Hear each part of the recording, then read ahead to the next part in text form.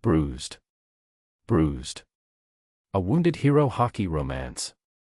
Arden Blackwell. Copyright 2026 Arden Blackwell. All rights reserved.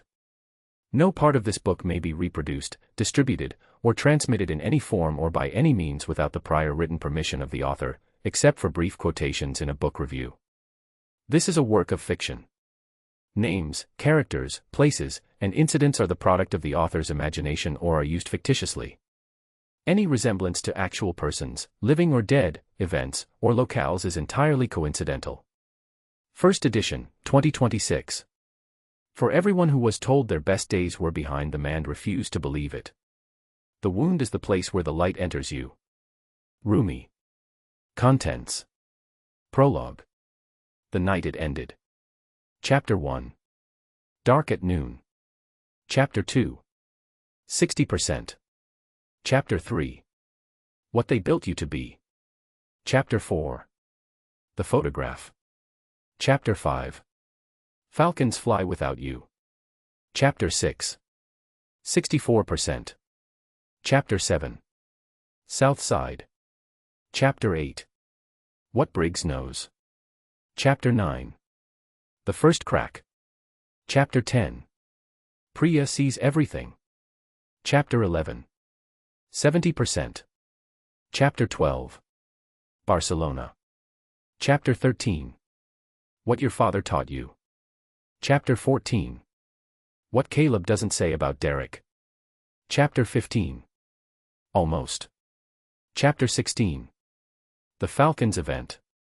Chapter 17. Aftermath. Chapter 18. The Room Without Her. Chapter 19. What Marcus Knows. Chapter 20. 85%. Chapter 21. Briggs Draws a Line. Chapter 22. What Happened on the Ice.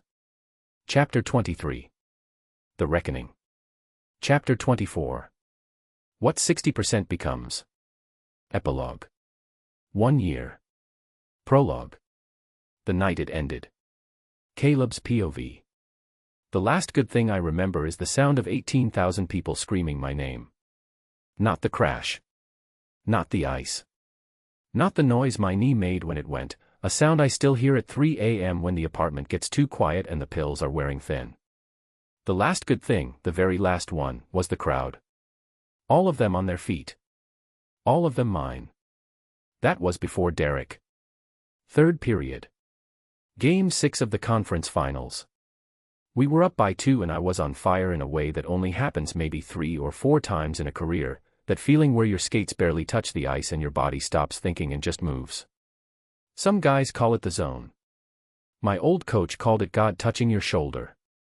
I called it the only time I ever felt completely right about being alive. I had 2 goals and an assist. I needed 1 more goal for the hat trick. I was 28 years old and I was the best player on that ice and I knew it without arrogance, the way you know your own name. I picked up the puck at center ice off a bad clear from their defenseman. The crowd surged. I could hear it change in pitch, that specific roar that means something is about to happen, and I dropped my head and drove hard toward the net. 40 feet. 30. My left leg was already shifting for the shot. I never got there. The hit came from behind and to the left, low and sharp, at an angle that made no sense for where the play was. It wasn't a body check. Body checks have weight to them, momentum, the natural collision of 2 people going for the same thing. This was targeted. This was a blade catching the back of my knee with surgical precision while everyone's eyes were on the puck. I didn't see it coming. I heard my knee first. That sound. I don't have words for it still, 214 days later. It wasn't a snap or a crack, those are the sounds you hear in highlight reels, in movie scenes, in things that happen to other people. This was deeper. Structural. Like something load-bearing giving way inside a building right before the walls decide which direction to fall. Then the ice came up and took me. I don't remember the impact. I remember the cold, my cheek pressed against the surface, the chill radiating up through my skin like the ice was trying to tell me something. I remember the roar of the crowd cutting out so fast it felt like someone pulled a plug. That silence. 18,000 people and you could have heard a skate lace drop. Someone was already kneeling beside me. A trainer's voice, urgent, professional, asking me to tell him where the pain was. I opened my mouth and what came out wasn't words. I tried to move my leg. I'm not going to describe what happened next. What I will tell you is this: I turned my head on that ice, cheek still cold, leg still wrong, and Derek was there. 3 feet away. Skating past me the way you skate past something that's already been decided. I waited for him to stop. Derek Holt. My center, my line mate, my best friend since we were both 19 years old and too stupid to know how brutal this sport could be. I waited for him to drop to his knee the way teammates do, the way I had done for him 3 seasons ago when his shoulder went in Pittsburgh. He didn't stop. He slowed for exactly 1 second and our eyes met. I know what I saw. I've gone over it every single night since, trying to find another explanation, trying to give it a different name, trying to be wrong. I wasn't wrong. It wasn't horror on his face. It wasn't guilt or panic or the wide-eyed shock of a man watching his best friend go down in the biggest game of their lives. It wasn't any of the things a face is supposed to do in that moment. It was relief. Quiet. Controlled. Gone in a blink, replaced by the correct expression, concern, hand on my shoulder, hang in there, brother, but I saw it. I saw what was underneath before he had time to cover it. I saw it and I didn't understand it.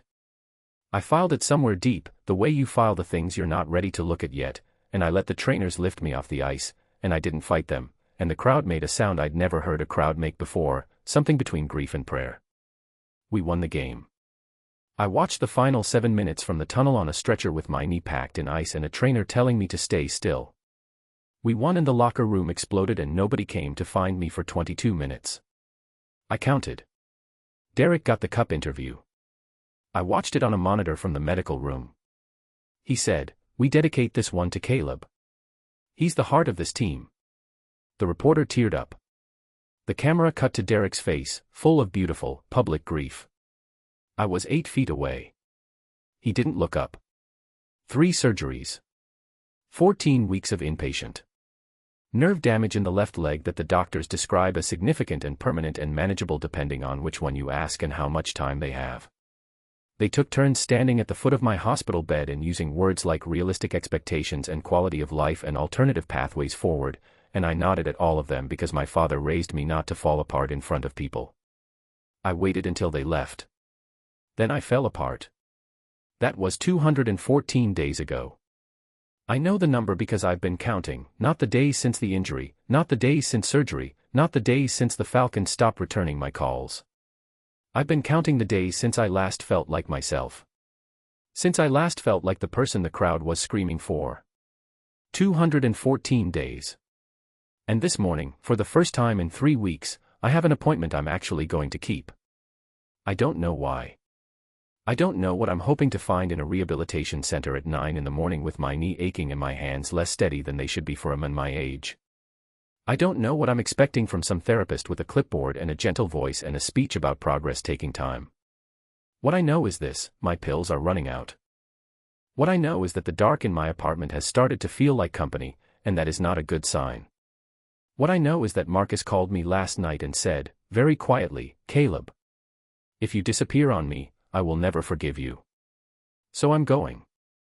Not for me. Not yet. For the kid who stood on a frozen lake in South Chicago at 8 years old and felt the ice beneath him and understood, with every cell in his body, that this was what he was for. I'm going because that kid deserves better than what I've made of him. I just don't know yet if there's anything left to save. I'm about to find out. Chapter 1. Dark at noon. Caleb's POV. I line them up every morning like they're something I'm proud of. 7 pills. White, oval, unremarkable. Sitting on the kitchen counter in a row while Chicago does whatever Chicago does outside a window I haven't opened in 8 days. I know the number. 8 days. I know because the takeout bags tell time better than any clock I own. There are 8 of them stacked by the trash can and I haven't had the motivation to carry them the 4 feet to the chute in the hall. I pick up the first pill. Put it back. Pick it up again. This is the game we play every morning, me and the pills. Some mornings it takes 30 seconds. Some mornings it takes 20 minutes. Today it takes whatever the time is between when the coffee finishes brewing and when I stop looking at my phone. The phone has 47 unread messages from the Falcons PR team. Something about a statement. Something about the league investigation. Something about my public image and how we navigate this together, as a family. The Falcons don't call me anymore. They text. That's how you know where you stand with people, whether they'll still put their voice on the line for you or whether they've moved to the safe distance of written words. There's one text that isn't from them. Pick up the phone, man. Please. Marcus. Sent at 11:47 last night, which means he was up late doing the thing he does, sitting in his kitchen in Southside thinking about me when he should be sleeping before his shift. My little brother. 24 years old and working a warehouse job and worrying about me like I'm the one who needs looking after. I don't call him back. I take the pills. Here is what I know about my apartment: it is too big, too quiet, and it costs more per month than Marcus makes in 3. I signed the lease when I was 26 and just signed my second major contract and the world felt like it had no ceiling. Corner unit, 23rd floor, floor-to-ceiling windows facing the lake. I used to stand at those windows on game mornings and feel the city under me like it was mine. I haven't stood at those windows in 8 days. The blinds are down. The lights are off except for the kitchen strip above the counter. The TV is on but muted, game tape from last season running on a loop because I started it 3 days ago and haven't found the energy to stop it. I watch myself sometimes without meaning to. Number 11 in white. Moving the way I used to move. I watch myself take a slap shot from the circle and score on a goalie I know by first name and I feel nothing except a low, dull pressure behind my sternum that I have also not found a name for. My left leg aches. It always aches. In the morning it's a background noise, constant but manageable, the kind of pain you can work around if you keep still enough. By afternoon it sharpens. By evening it's a conversation I have to have with the pill bottle whether I want to or not. The prescription says 1 every 8 hours. I take 2. I have been taking 2 since week 4 after the last surgery. Nobody asked. Nobody checked. Dr. Briggs' assistant calls every Wednesday to ask how my pain levels are on a scale of 1 to 10 and I say 6 and she says okay, that's noted and we hang up. Nobody asks what 6 means to a man who played through a separated shoulder for half a season and once finished a game with 3 cracked ribs because the playoffs wait for no one. 6 means, I'm still here. 6 means, don't look any closer than that. My physical therapy appointment is in 54 minutes. I have cancelled the last 4. The first time I said I had a fever. The second time I said the pain was too severe to travel. The third time I didn't call at all and nobody followed up until the following Tuesday, which told me everything I needed to know about how urgently they needed me there. The fourth time I picked up the phone, dialed the number, listened to it ring twice, and hung up. I don't know why today is different. I genuinely do not know. I sit on the edge of the kitchen counter and look at the muted TV, younger me, untouched me, blazing up the ice with no idea what was coming, and something shifts in my chest. Not hope. Nothing that clean. More like a splinter working its way out from under the skin. Uncomfortable. Insistent. I think about Marcus. Pick up the phone, man. Please. I think about the pill I just took, and how there are 6 left in the bottle, and how I haven't thought about what happens after those 6 in any serious way. I go to the bathroom and I look in the mirror. I stop looking after about 4 seconds. I get dressed. The drive to the rehabilitation center takes 20 minutes in light morning traffic. I don't listen to music. Music has been wrong since the injury, too loud or too soft, either way it gets under the skin and moves things I'm not in the mood to have moved. I drive in silence with the lake a gray strip to my left and the city fully awake and moving around me like it doesn't notice that one of its people has gone quiet. The Falcons rehab facility is attached to the main training complex on the north side. I've been in this building 100 times, ice time, film sessions, the particular smell of rubber and antiseptic that means work. Coming through the front doors now is different. I'm not wearing a jersey. I don't have a game tonight. I'm a civilian walking into a building that used to be my second home and I feel the distance of that the whole length of the lobby. The woman at reception looks up and then looks twice, the way people do when they recognize a face from a context they weren't expecting. She recovers fast and gives me the professional smile. Mr. Mercer. Good morning. Let me get someone to take you back. I know the way, I say. Of course. Room 4 is ready for you. I go down the hall. I've been in room 4 before, years ago, a pulled hamstring, 2 sessions, and it was done. I remember it as small, functional, nothing remarkable. I push the door open. The man I've been canceling on, soft-spoken, patient, the kind of therapist who narrates everything he's about to do before he does it, is not there. There's a woman instead. She's standing at the counter with my file open in front of her and she's reading it the way people read things they already disagree with. Her pen is uncapped and she's made notes in the margin. I can see that from the door, though not what they say. She hasn't looked up. I stand in the doorway for a moment. She turns a page. Close the door, she says. Still not looking up. You're letting the cold air in. I close the door. Where's Mitchell? I say. Mitchell was my assigned therapist. He left voicemails. Gentle ones. He's covering another patient. She turns one more page. Reads something. Her pen moves. I'm Nadia Vasquez. I'll be taking your sessions. Nobody told me that. I'm telling you now. She closes the file and turns around. She's younger than I expected, late 20s, maybe, with dark eyes that are taking me apart the same way she was taking apart my file. Professional. Precise. Not unfriendly exactly, but not warm either. Like a room with the lights on but no one inviting you to sit down. Caleb Mercer, she says. 4 missed sessions. Documented painkiller use above the prescribed schedule. Left knee mobility currently sitting at 60%, which is below where you should be at this stage of recovery. You played 10 seasons of professional hockey, 2 all-star selections, and you skated, she says it without pause, without apology, a 200-foot rink in under 14 seconds. She sets the pen down. And you've been canceling on a man who leaves you voicemails about the importance of showing up. I don't say anything. Why today, she says. Sorry. You canceled 4 times. Why did you come today? I look at her. She looks back. She isn't filling the silence the way people usually do, she's letting it sit between us with no discomfort, like silence doesn't bother her at all. Pills are running low, I say. It comes out before I can decide not to say it. Something about the way she asked, no softness to duck behind, no sympathy to perform for. She doesn't react the way I expect. No concerned face. No careful voice. She just nods once, like I confirmed something she already suspected, and says, okay. Take off the jacket and sit on the table. That's it. That's all you're going to say about that. What would you like me to say? I open my mouth. Close it. Jacket, she says. Table. She works without explaining herself, which is the opposite of Mitchell, who narrated every touch like he was training me to perform the procedure myself. Nadia moves with the efficiency of someone who has done this so many times it stopped being a conscious act. She doesn't ask me how the pain rates on a scale of 1 to 10. She watches my face when she moves the joint.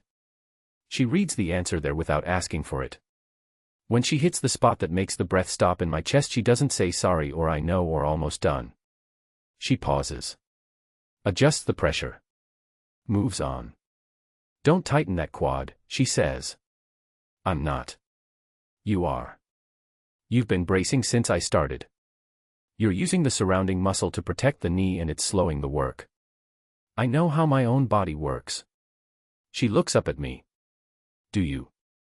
The question hangs in the air between us and I don't like what it implies. I don't like how accurate it feels. I don't say anything. She goes back to the work. 40 minutes later she hands me my jacket. I put it on. She goes to the counter and makes a note in my file, different from the one she was reading when I walked in. Her handwriting is neat and fast, small letters, no wasted space. Same time Thursday, she says without turning around. I might not be able to make Thursday. You'll make Thursday. You don't know my schedule. I know you don't have one, she says. She says it clean. Not cruel. Just true. Thursday. 9 o'clock. Don't be late. I take my jacket. I push my arms through the sleeves. And because I am apparently incapable of leaving without making one more attempt, you don't know anything about me. She turns around then. Looks at me with those dark eyes that have been reading me like a file since I walked in. I know you're angry, she says. I know you're in more pain than you're telling anyone. I know you came today because something scared you badly enough to get dressed, which means some part of you is still fighting, even if you're doing everything else to bury it. She picks up her pen. I know you played your best game on ice that was still half dark from the Zamboni lights. I know because I watched the footage. A pause. I also know that the person in that footage is still somewhere inside the men who just spent 40 minutes trying not to let me see his face. I stare at her. She looks back at the file. Thursday, she says. I walk out. I'm 3 steps down the hall before I remember I forgot my phone on the table. I go back. Push the door open. She's holding my jacket again, not mine. The jacket I came in with, which I set on the chair, not the one I put on. I reach for it. Her hand stills. 3 white pills sit in the inside pocket. Loose. Rolling against the lining. We both see them at the same time. The room goes very quiet. I wait for her to say something. To write something down in my file. To give me the look. She folds the jacket. Hands it to me. Our fingers almost touch. Thursday, she says again. Same voice. Not softer. Not harder. I take the jacket. I don't look at her as I leave. I sit in my car for 11 minutes before I drive anywhere. I don't know what just happened in there. I don't know what she saw in my file that made her look at me like I was a problem she'd already decided to solve. I don't know why she didn't ask about the pills. I don't know why the fact that she didn't ask feels more dangerous than if she had. I pick up my phone. I call Marcus. It rings once. Caleb. His voice, just my name, and something in my chest does that splinter thing again. Pushing out. Slow and real and uncomfortable. I went, I say. To the appointment. A beat. Yeah. Yeah. Another beat. How was it? I look at the training facility through the windshield. The gray sky above it. The city moving around me, not noticing. Different, I say. Marcus is quiet for a moment. Then, you going back Thursday? I don't answer right away. The pills in my jacket pocket make no sound at all. I don't know, I say. But I already know. Chapter 2. 60%. Nadia's POV. I read his file 3 times before he walked through the door and I still wasn't ready for him. That's the thing nobody tells you about this job. You can read every scan, every surgical report, every therapist note stacked 3 inches thick in a manila folder and still have no real idea what you're dealing with until the person is standing in front of you. Files are clean. People aren't. Files give you numbers and timelines and procedure codes. They don't tell you how a man carries himself when everything he was built to be has been taken from him. Caleb Mercer carries himself like a building that's been condemned but hasn't fallen yet. I knew the name before I got assigned the case. Everyone in sports medicine knows the name, 10 seasons, 2 all-star nods, the kind of forward that makes other teams restructure their defensive lines just to slow him down. I watched 20 minutes of game footage last night because that's how I work. I need to see the body doing what it was designed to do before I can understand what it means to have that taken away. What I saw in those 20 minutes was a man who moved like the ice had been made for him specifically. Pure instinct. No wasted motion. The kind of athlete who makes it look so easy that it fools people into thinking it is. What I saw in my office this morning was the wreckage of that. He was late by 4 minutes, which I counted because lateness tells me things. Not about character, I'm not interested in judging people for being late. Lateness tells me about state of mind. 4 minutes means he almost didn't come at all. 4 minutes means something shifted at the last second and he made a decision he wasn't fully committed to yet. I've seen it before. Athletes who show up to rehab like they're walking into a courtroom, present in body, defended in every other way. I kept reading the file when he came in. Not to be rude. To give him a moment to settle into the room without the weight of being watched. Some people need that. The observed feeling of being clocked and assessed from the second you walk in closes them up like a fist. I've learned to let the first minute happen without making it a performance. Besides, I already knew what I needed to know from the file. 3 missed callbacks. 4 cancelled sessions. Oxycodone prescription at 10 mg twice daily, currently being supplemented based on the pharmacy flag that Dr. Briggs has not seen fit to address. Left knee mobility at 60%, which is 14 points below where he should be 11 weeks post-surgery.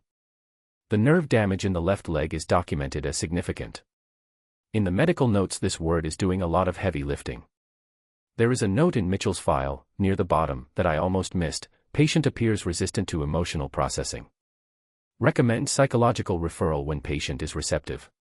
Mitchell used a lot of gentle language. That's his strength and his limitation.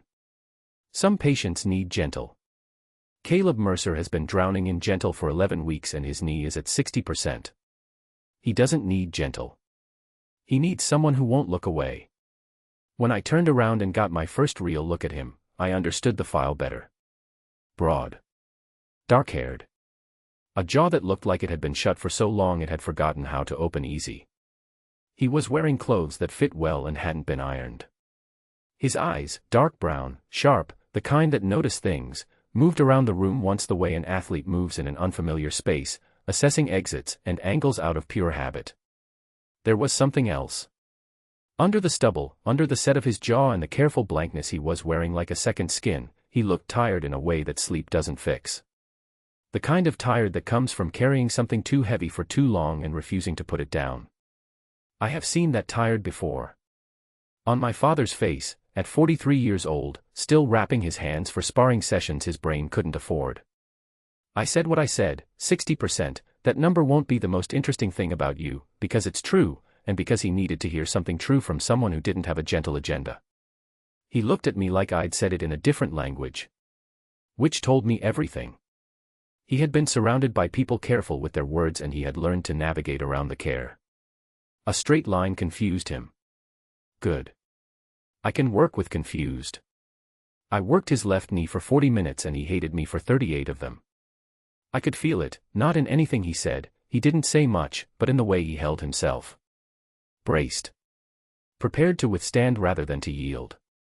Athletes do this. They turn rehabilitation into a competition with their own body, which is exactly backwards from what heals.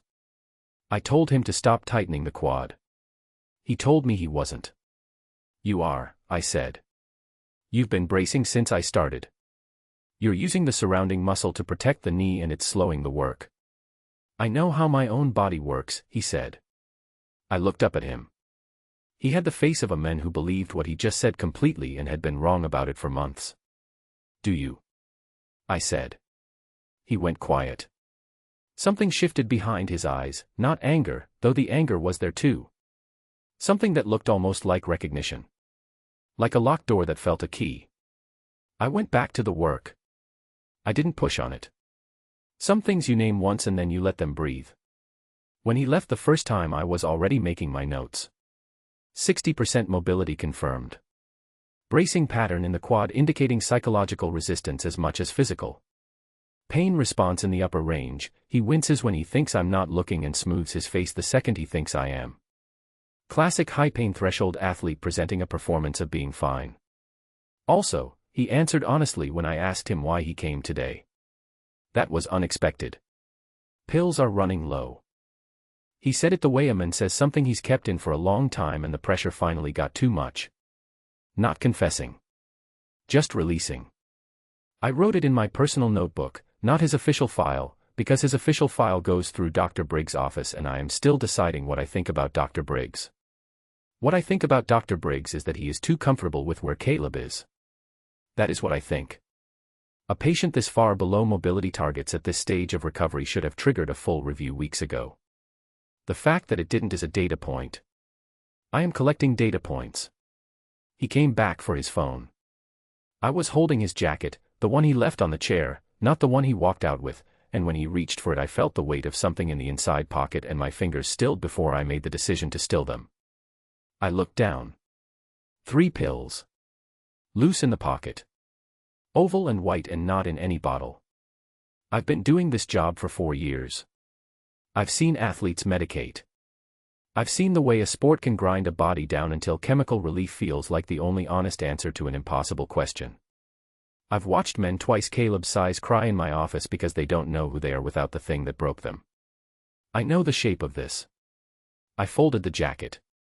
I handed it to him. I said Thursday. He took the jacket without meeting my eyes and walked out of my room, and I stood at the counter and did not log the pills in his official file. I don't know why. That's not accurate. I know exactly why. I just haven't decided yet if it's a professional decision or something else entirely, and until I know which one it is I'm keeping it in the notebook that only I read. Priya was waiting in the hall when I came out for lunch. Priya has been my colleague for 2 years and my friend for 1.5, and she has never in that time and a half learned to keep her face neutral when she thinks something is interesting. Her face right now is the opposite of neutral. Room 4, she says. I have a patient in room 4. I know.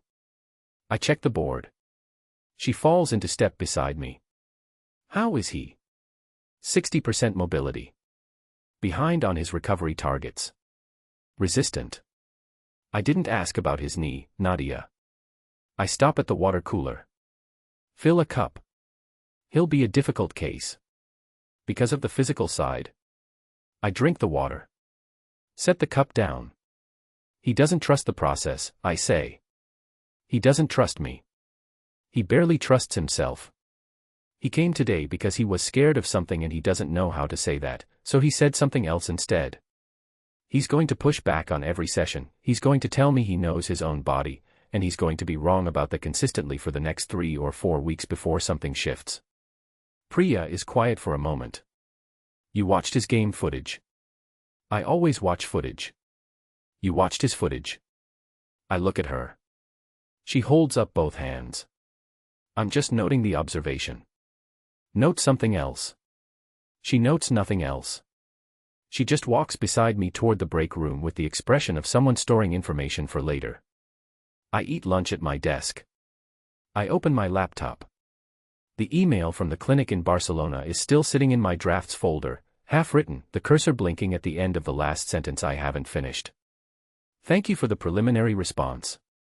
I am still considering the position and would appreciate. I close the laptop. I open Caleb's file again instead. I look at the mobility chart. The flat line where progress should be a curve. The prescription flags that nobody has acted on. The note at the bottom of Mitchell's file about emotional processing. I pick up my pen. I write Thursday, start from 0 in my personal notebook. Then I sit back. Outside my window the training facility is running a full afternoon session. I can hear the distant sounds of it, the faint echo of skates and coaches' whistles and the ordinary brutal machinery of professional sport grinding on without one of its parts. I think about a man sitting in a car in the parking lot below. I think about 3 pills in an inside pocket. I think about my father's hands, wrapped and ready, and the way he used to smile before he stepped into the ring like the world was something he could still win if he just hit it hard enough. I think, this is just another case. I think, this is not just another case. I close the notebook. I go back to work. Chapter 3. What they built you to be. Caleb's POV. She doesn't say good morning. She doesn't ask how I slept or whether the knee gave me trouble overnight or any of the other questions that Mitchell used to open with, the warm-up questions, the ones designed to make you feel like this was a conversation before it became a procedure. Nadia is already at the table when I walk in on Thursday, resistance bands laid out in a specific order, and she looks up just long enough to confirm I exist and then looks back at whatever she's measuring. Close the door, she says. I close the door. Take the shoes off. Sit. I take the shoes off. I sit on the edge of the table. The paper crinkles under me and the sound is unbearably clinical and I am already deciding I don't want to be here. How's the pain this morning, she says. Fine. She looks at me. Flat. Patient. The look of a woman who has heard fine used as a shield so many times she has stopped finding it interesting. Scale of 1 to 10, she says. I told you. I know what you told me. I'm asking anyway. I look at the wall behind her. 5. She writes something. You took the morning dose before you came. It's not a question. I don't answer it. The prescription says morning dose at 7, she says. You took it earlier. How do you know that? Because you've been awake for at least 3 hours and you're still presenting a 5. She sets down the pen. If you'd taken it at 7, this close to the session, you'd be presenting a 3 at most. Which means you took it earlier, which means you were awake earlier, which means you're not sleeping through the night. I stare at her. That's a lot of conclusions from one number, I say. That's what the number told me, she says. Lie back. She starts with range of motion work. Slow, deliberate, rotating the joint in small degrees while she watches my face for the information I'm not giving her voluntarily. I keep my face flat. I learned to keep my face flat at 16 years old in a junior league locker room where showing pain was the same as showing weakness, and nobody has managed to untrain that in me in 12 years. Nadia comes close. She hits a point, 40 degrees of flex, the same point that took my breath during the last session, and this time she doesn't adjust the pressure. She holds it. Not cruelly, exactly, but without apology. She needs to know where the resistance is. She needs to feel the edge of what the joint will give before she can know how to push past it. I grip the edge of the table. I don't make a sound. Tell me something, she says. Like she's trying to redirect my attention. It's a technique. I know it's a technique. It works anyway. Like what? Anything. How old were you when you started skating? I breathe out through my nose. 5. South Side. Lake Michigan. Outside. We didn't have an indoor rink until I was 9. We used the lake in winter and the parking lot of a grocery store in fall. A beat. I hear myself keep talking, which surprises me. My dad used to flood the parking lot with a hose overnight when it was cold enough. Management hated us. Something shifts at the corner of her mouth. Almost something. Gone before it finishes arriving. She adjusts the angle. A degree higher. I tighten my grip on the table edge. I used to skate 200-foot rink lengths in under 14 seconds, I say. It comes out different than I intended, harder, more defensive, like I'm making a case to someone. Full rink. 14 seconds. One of the trainers clocked it 3 seasons ago. He said it was the fastest he'd seen in 15 years. She moves the joint another degree. I don't care what you used to do, she says. I stop. Excuse me. I care what you can do in the next 40 minutes. She doesn't look up. That number, 14 seconds, it's not going to help either of us right now. What you were at 26 doesn't tell me anything about what you are at 28 with significant nerve damage in your left leg. Those are 2 different bodies and 2 different baselines, and if you walk in here every Thursday comparing yourself to who you were, you will be disappointed every Thursday, and that disappointment will slow your recovery. She settles the leg back to neutral. So I need you to leave that number in the parking lot. It'll still be there when you come back out. I am quiet for a long time. That's easy to say, I say finally. I know it is. She picks up a band. It's also true. I almost walk out at the 30-minute mark. She has me doing lateral resistance work, band around both ankles, side steps along the length of the room, and the left leg is screaming by the 3rd rep in a way that the pills have only half addressed. I stop in the middle of the room and I put my hands on my knees and I breathe through my teeth and I look at the floor and I have a very clear image in my head of the door. I know exactly what's on the other side of the door. My car. The highway. My apartment with the blinds down. The 6 pills I have left, which are now 5, and after 5 are gone there is a conversation I have been avoiding with Dr. Briggs' assistant and her scale of 1 to 10. I know what's on the other side of that door and part of me wants it badly. I don't move. I stay on the floor looking at my own feet and I wait for Nadia to say something. You okay? Take a break, let's slow down, any of the things Mitchell would have said, the things that would have given me permission to stop. She doesn't say anything. I hear the sound of her pen moving. She's turned her back. She's writing something at the counter and she's not watching me struggle in the middle of the room, and I understand, with a clarity that catches me off guard, that she is doing this on purpose. She's giving me space to fall apart without an audience. She doesn't say it. She doesn't make a gesture of it. She just turns her back and writes in her notebook and lets me have the 4 feet of floor between us as something private. I don't know when someone last did that. I stand up. "Keep going," she says. Without turning around. "Yeah," I say. "Keep going." I do 4 more reps, the last one is the worst. I don't stop. 61%, she says when we're done. I'm sitting on the table. My left leg is a low, steady burn from hip to ankle and I'm sweating through my shirt, and I have managed to gain 1% mobility in 40 minutes. 1%, I say. 1% is not nothing. 1% feels like nothing. 1% after 11 weeks of no progress feels like a great deal. She makes the note. Same time next Thursday. What if I make it to 65 by then? She looks at me. First time in 20 minutes she's looked directly at me. There's something in her face I can't read, not warmth exactly, but not the professional blankness either. Something in between. Something considering. "Then I'll admit that you surprised me," she says. I put my shoes on. I pick up my jacket. I'm at the door when she says, "Caleb." I stop. "The parking lot," she says. "Leave it there." "What you were?" "Leave it in the parking lot." I don't turn around. "Yeah," I say. "Working on it." I sit in my car for 7 minutes. My knee aches in the specific way it aches after the joint work, sharp for the first 10 minutes, then settling into a background roar that I've learned to navigate around. I reach into my jacket pocket. I take out the prescription bottle. I shake 2 pills into my palm. I look at them. I tell she wrapped both hands around her own coffee. She has a particular silence, not uncomfortable, not pointed, just patient in a way that makes you feel the weight of what you haven't said yet. It's genuinely irritating. "It's nothing," I said. "It's always nothing," she said, "right up until it's everything." I looked at her. She looked back. Serene. Unbothered. Completely certain she was right. "He's a patient," I said. "I know.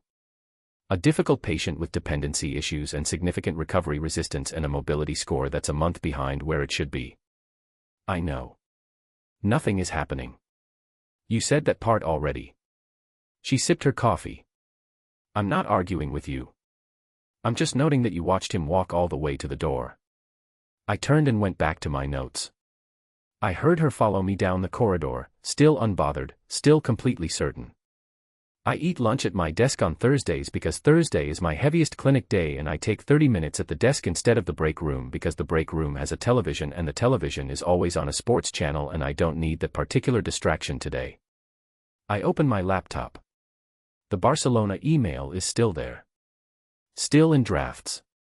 The clinic sent a follow-up this morning, formal, professional. "We are pleased to inform you that your application has moved to the secondary review stage," and I read it twice and closed it without responding. The secondary review stage means an interview. The interview means a decision. The decision is one I've been framing as hypothetical for 6 weeks, and it is becoming, with every passing week, less hypothetical. Barcelona is a sports medicine clinic attached to a major football club, professional, well-funded, progressive. The lead physio there was at a conference I attended 2 years ago and watched me present a paper on nerve recovery patterns in contact athletes, and afterward handed me his card and said, with the directness of someone who doesn't waste words, "When you're ready to work somewhere that takes this seriously, call me." I took the card. I didn't call for 2 years. I called 5 weeks ago. I don't know what changed. Except I do know, and I don't want to look at it directly yet, because looking at it directly means admitting that I applied for a position on another continent because something in the city started to feel like the walls were coming in. Not the job. Not the clinic. Something smaller and less professional than that. The feeling of standing in a corridor and watching a person walk through a door and knowing exactly what expression they're carrying. My father had that face. At 51 years old with brain damage that had already taken his short-term memory and was working on his long-term, he still had that face when someone mentioned boxing. That unreasonable, unconditional, this is what I was built for face. Caleb Mercer had it in the photograph on his phone case. He used to have it on the ice. I don't know what happens to a person when the thing that gave them that face gets taken from them. I know what happened to my father. I am not interested in watching it happen again to someone standing 6 feet away from me 3 times a week. That is the professional concern. That is the concern I'm logging. The other one I'm not logging anywhere. I close the Barcelona email without responding. I open Caleb's file. 61%. 1 point of progress in a session where he almost stopped 3 times and didn't. He thinks I didn't see that, the 3 times he paused, hands on knees, looking at the floor with the expression of a man doing math on how much more he has left. He thinks I turned my back because I was writing notes. I was writing notes. I was also watching him in my peripheral vision the entire time. He got up all 3 times. That is the data point that matters. Not the 61%. Not the mobility chart or the prescription flags or Mitchell's notes about emotional resistance. The fact that he got up all 3 times without anyone telling him to. Whatever built that into him is still there. Under the dark apartment and the missed sessions and the pills he thinks nobody has noticed. Under the careful blankness he wears like a second skin. It's still there. I write Thursday, 61% in my personal notebook, and underneath it, after a moment, I write, still fighting, doesn't know it. My phone buzzes. Barcelona email notification. I turn the phone face down. I go back to the file. Chapter 5. Falcons fly without you. Caleb's POV. Derek brings good whiskey because Derek has always known the difference between doing something and doing something right. He texts first, in the area, got highlights from Tuesday, mind if I swing by? And I say fine because saying anything else would require energy I don't have, and because Derek is the last person from the team who still shows up in person. The others text. The front office emails. My agent calls once a month with the careful voice of someone managing down an expectation. Derek comes. He arrives at 7 with a bottle of Blanton's and his playbook iPad and the particular energy he's always had. Big in a room, the kind of presence that makes spaces feel smaller just by filling them. He looks good. He looks like a man at the peak of something. I notice that the way you notice weather, without feeling anything about it.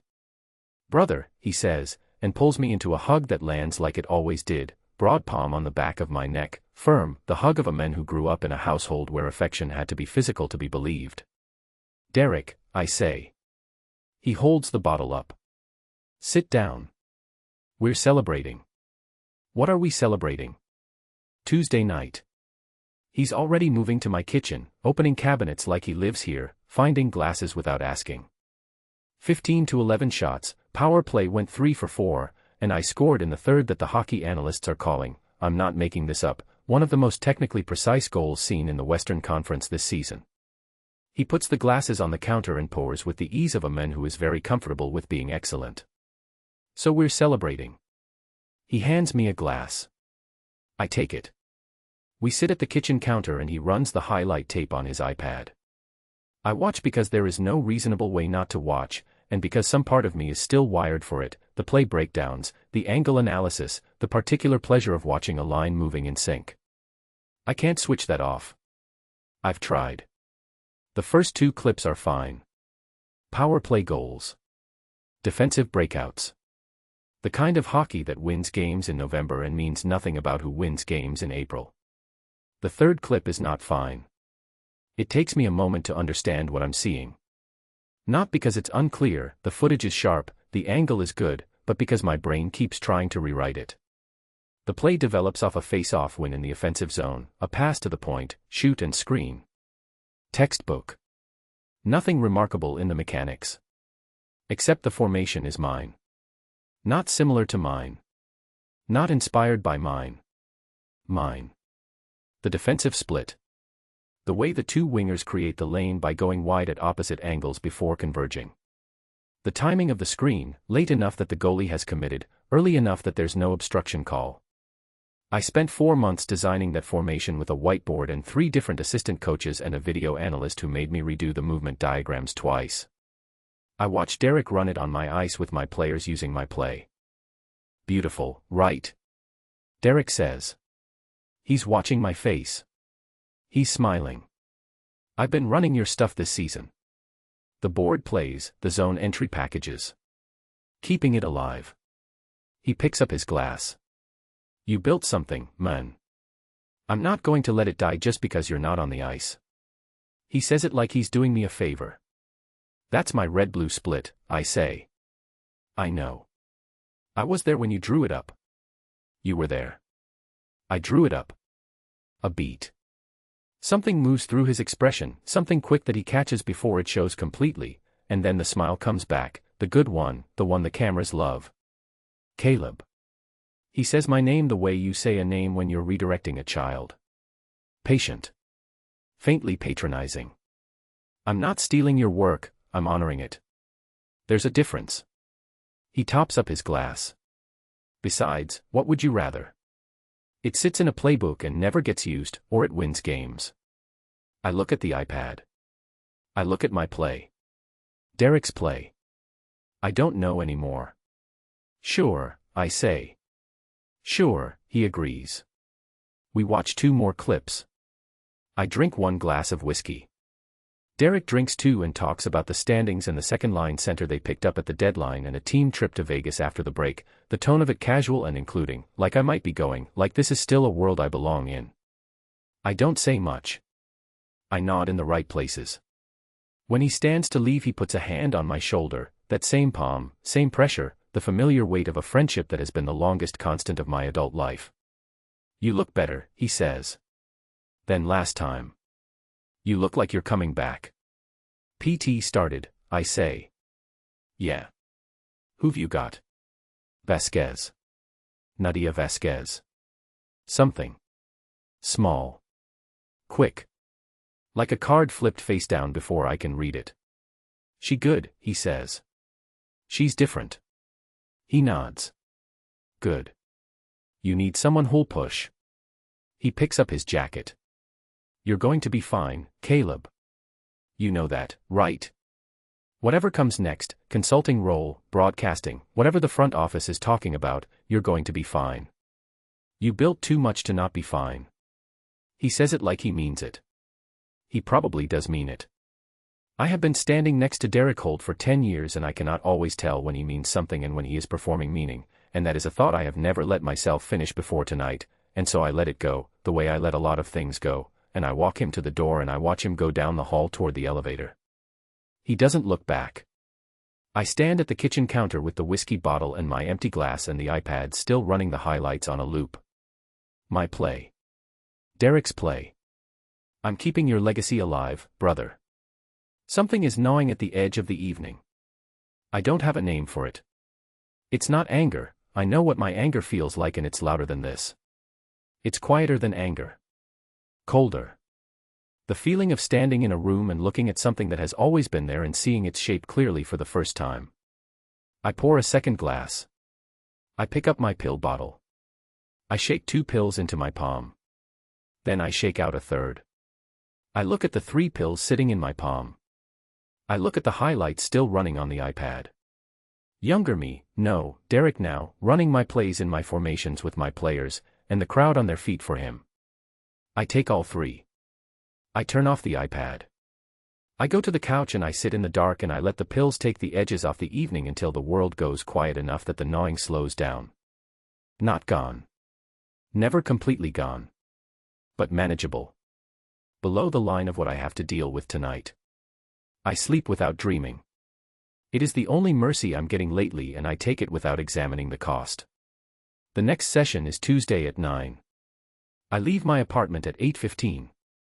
I'm in the parking lot of the training facility at 8:44 and I sit in my car for 30 seconds before I realize I am 15 minutes early, which has not happened at a single appointment in the 4 months since the injury. I didn't plan to be early. My body apparently made the decision before my brain got involved. I sit in the car and look at the building. I don't examine the reason. I get out. The woman at reception looks up when I come through the door. Same double take as before. Same professional recovery. Mr. Mercer, she says.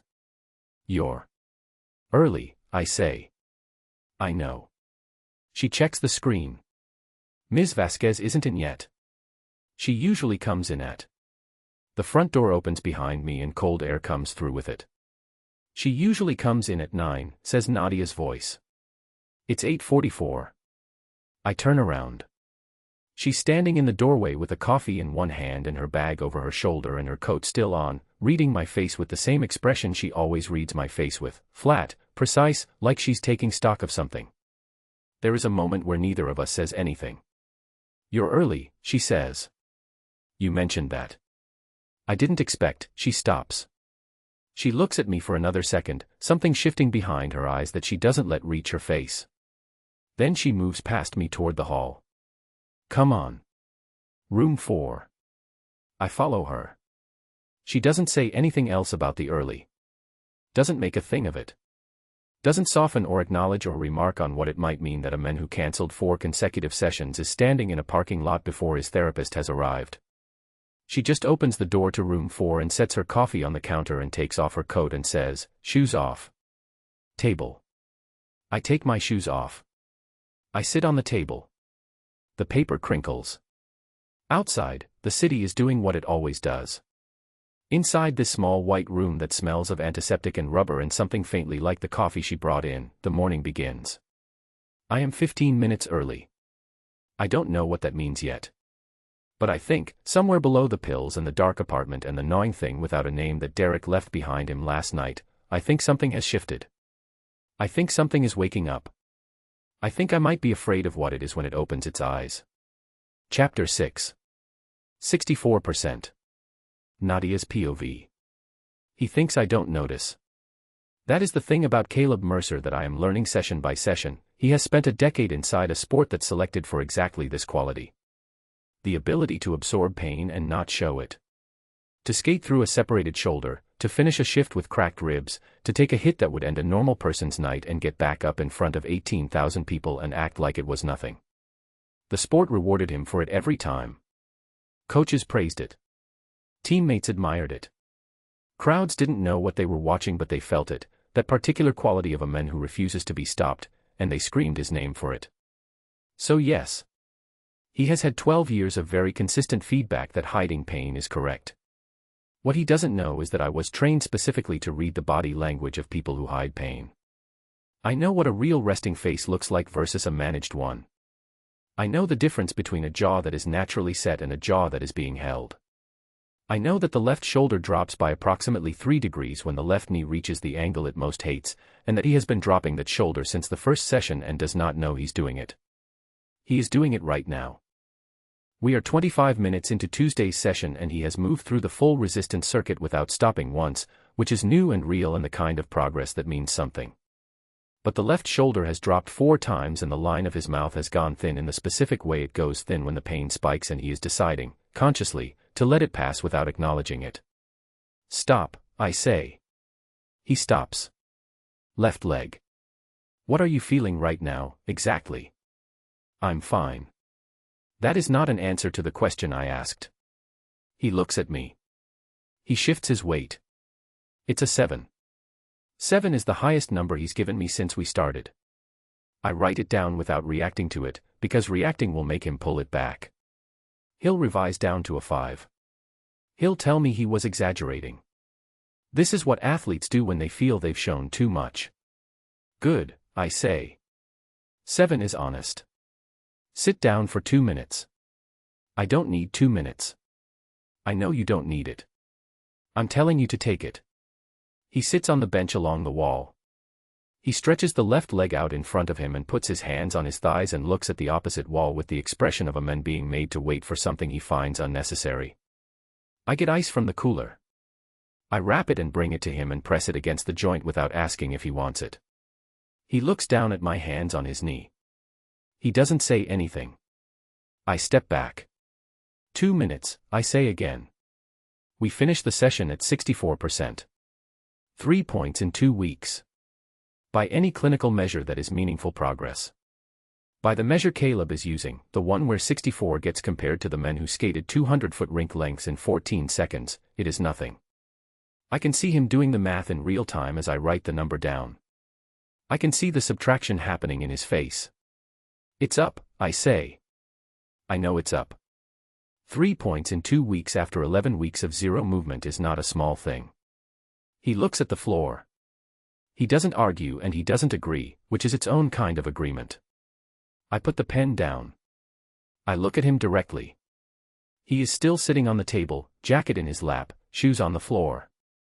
There is a particular quality to the room right now, a stillness that happens sometimes at the end of sessions when the work is over and the guard is slightly lower than usual. I have learned to use these moments carefully. Caleb. He looks up. Are you taking the Percocet on the schedule Dr. Briggs prescribed? He doesn't blink.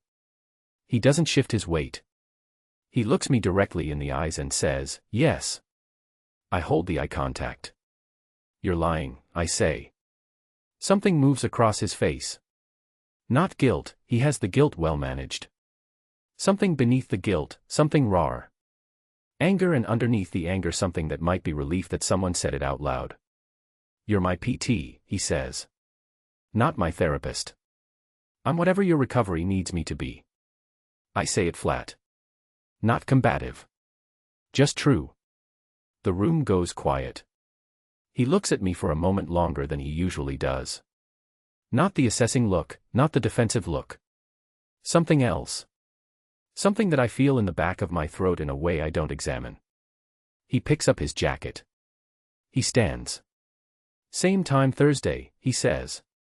Same time Thursday, I say. He walks out. I write 64% in his file. I open my personal notebook and I write watch the dosing in letters clear enough to read in low light and I underline it twice.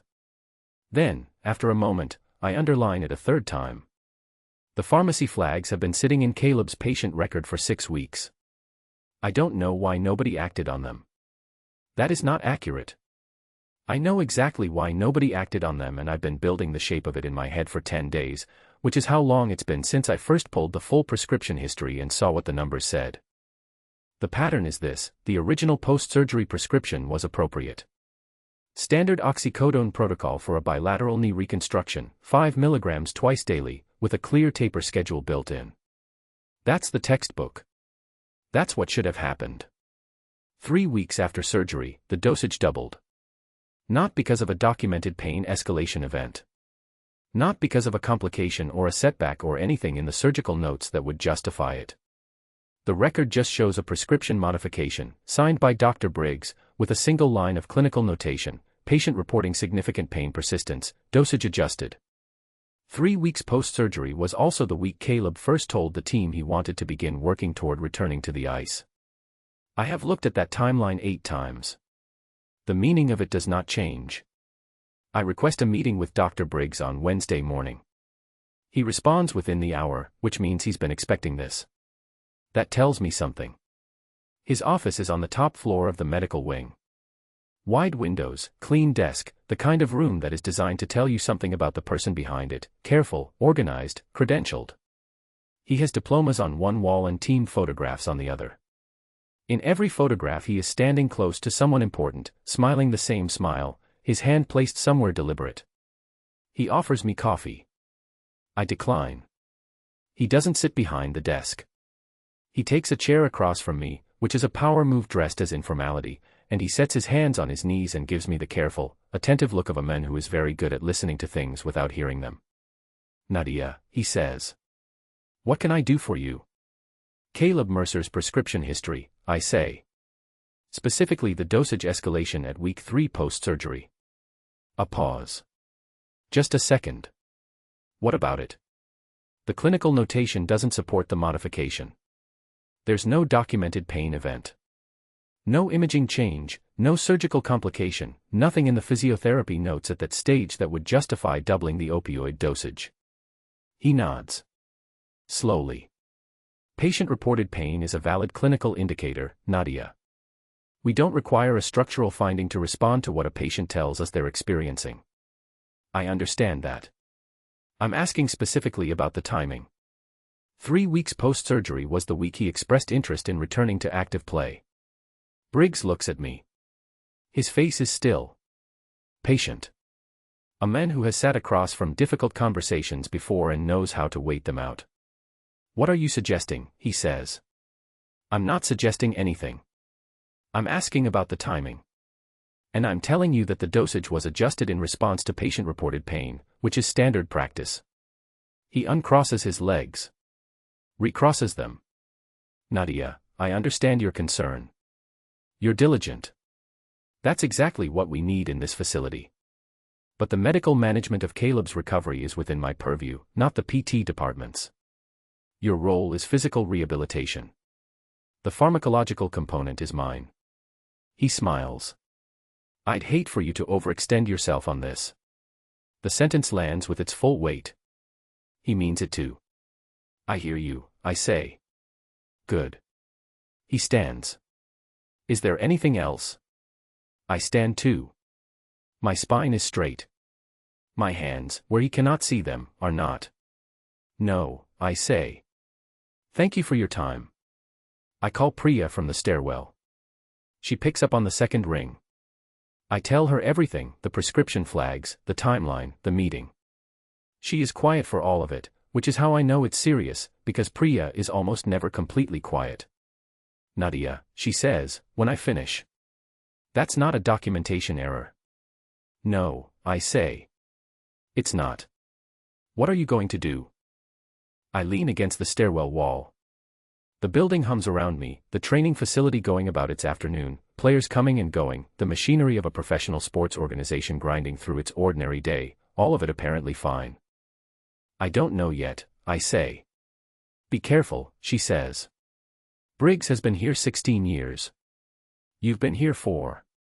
I know. I mean it, Nadia. Be careful. I know, I say again. I hang up. I stand in the stairwell for a moment longer. I take out my phone. There are 2 emails I haven't answered. One from Barcelona. One from my mother.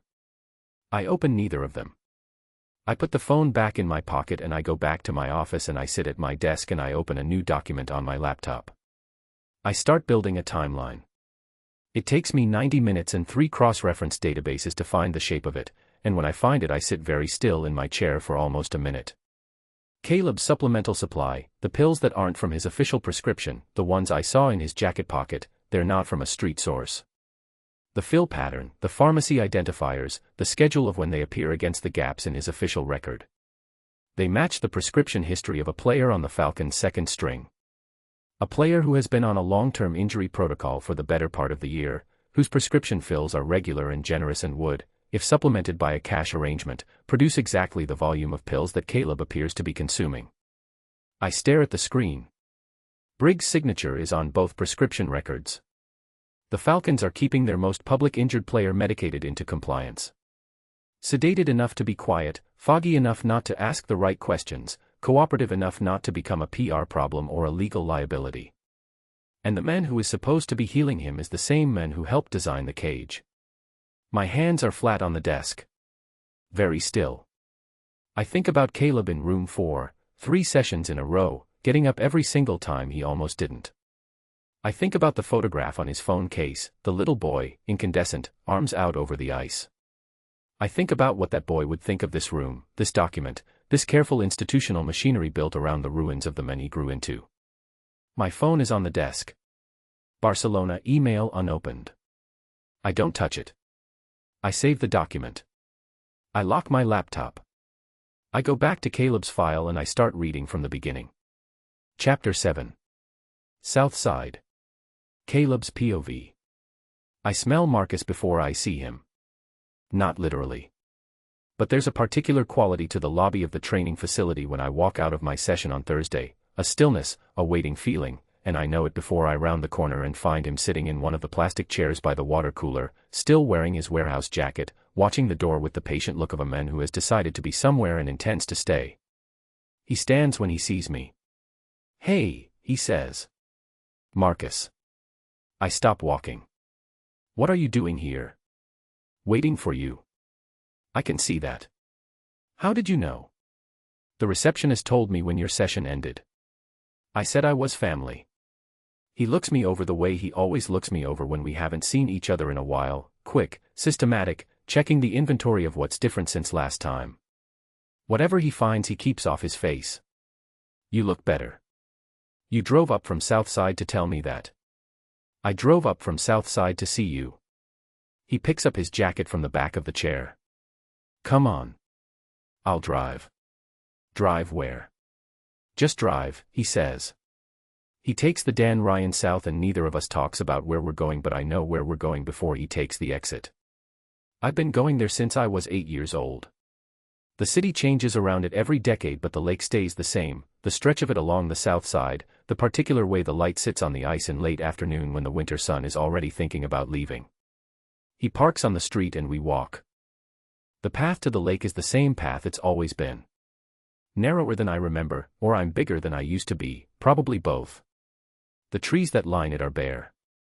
The ground is frozen solid under our feet, and I can feel the cold coming up through the soles of my shoes because I didn't dress for this. I dressed for a PT session and a drive back to my apartment and whatever the evening brings in the dark with the blinds down. I didn't dress for the South Side in February. I don't say anything about it. We stand at the edge of the lake. The ice is thick out toward the middle, gray-white and solid. Close in, near the bank, you can see the texture of it where it's formed in layers over the season. When I was a kid I used to lie flat on the ice and press my face against it and look at the layers underneath. I thought the ice had memory. I thought if you looked close enough you could see everything it had been before. I'm standing on the bank in my inadequate shoes looking at the same lake I've been looking at since I was 5 years old, and I cannot find a single word for what I feel. Marcus stands beside me. He doesn't rush it. He never rushes anything, Marcus, which is the quality of his I have always been most grateful for and most unable to explain. He just stands there in the cold with his hands in his pockets and lets the silence be whatever it needs to be. She pushes you, he says eventually. The new PT. Yeah. Mitchell didn't. Mitchell was careful. You don't need careful. That's what she said. I watch a crack in the ice where a thin line of water shows through at the near edge, moving slowly, black against the white.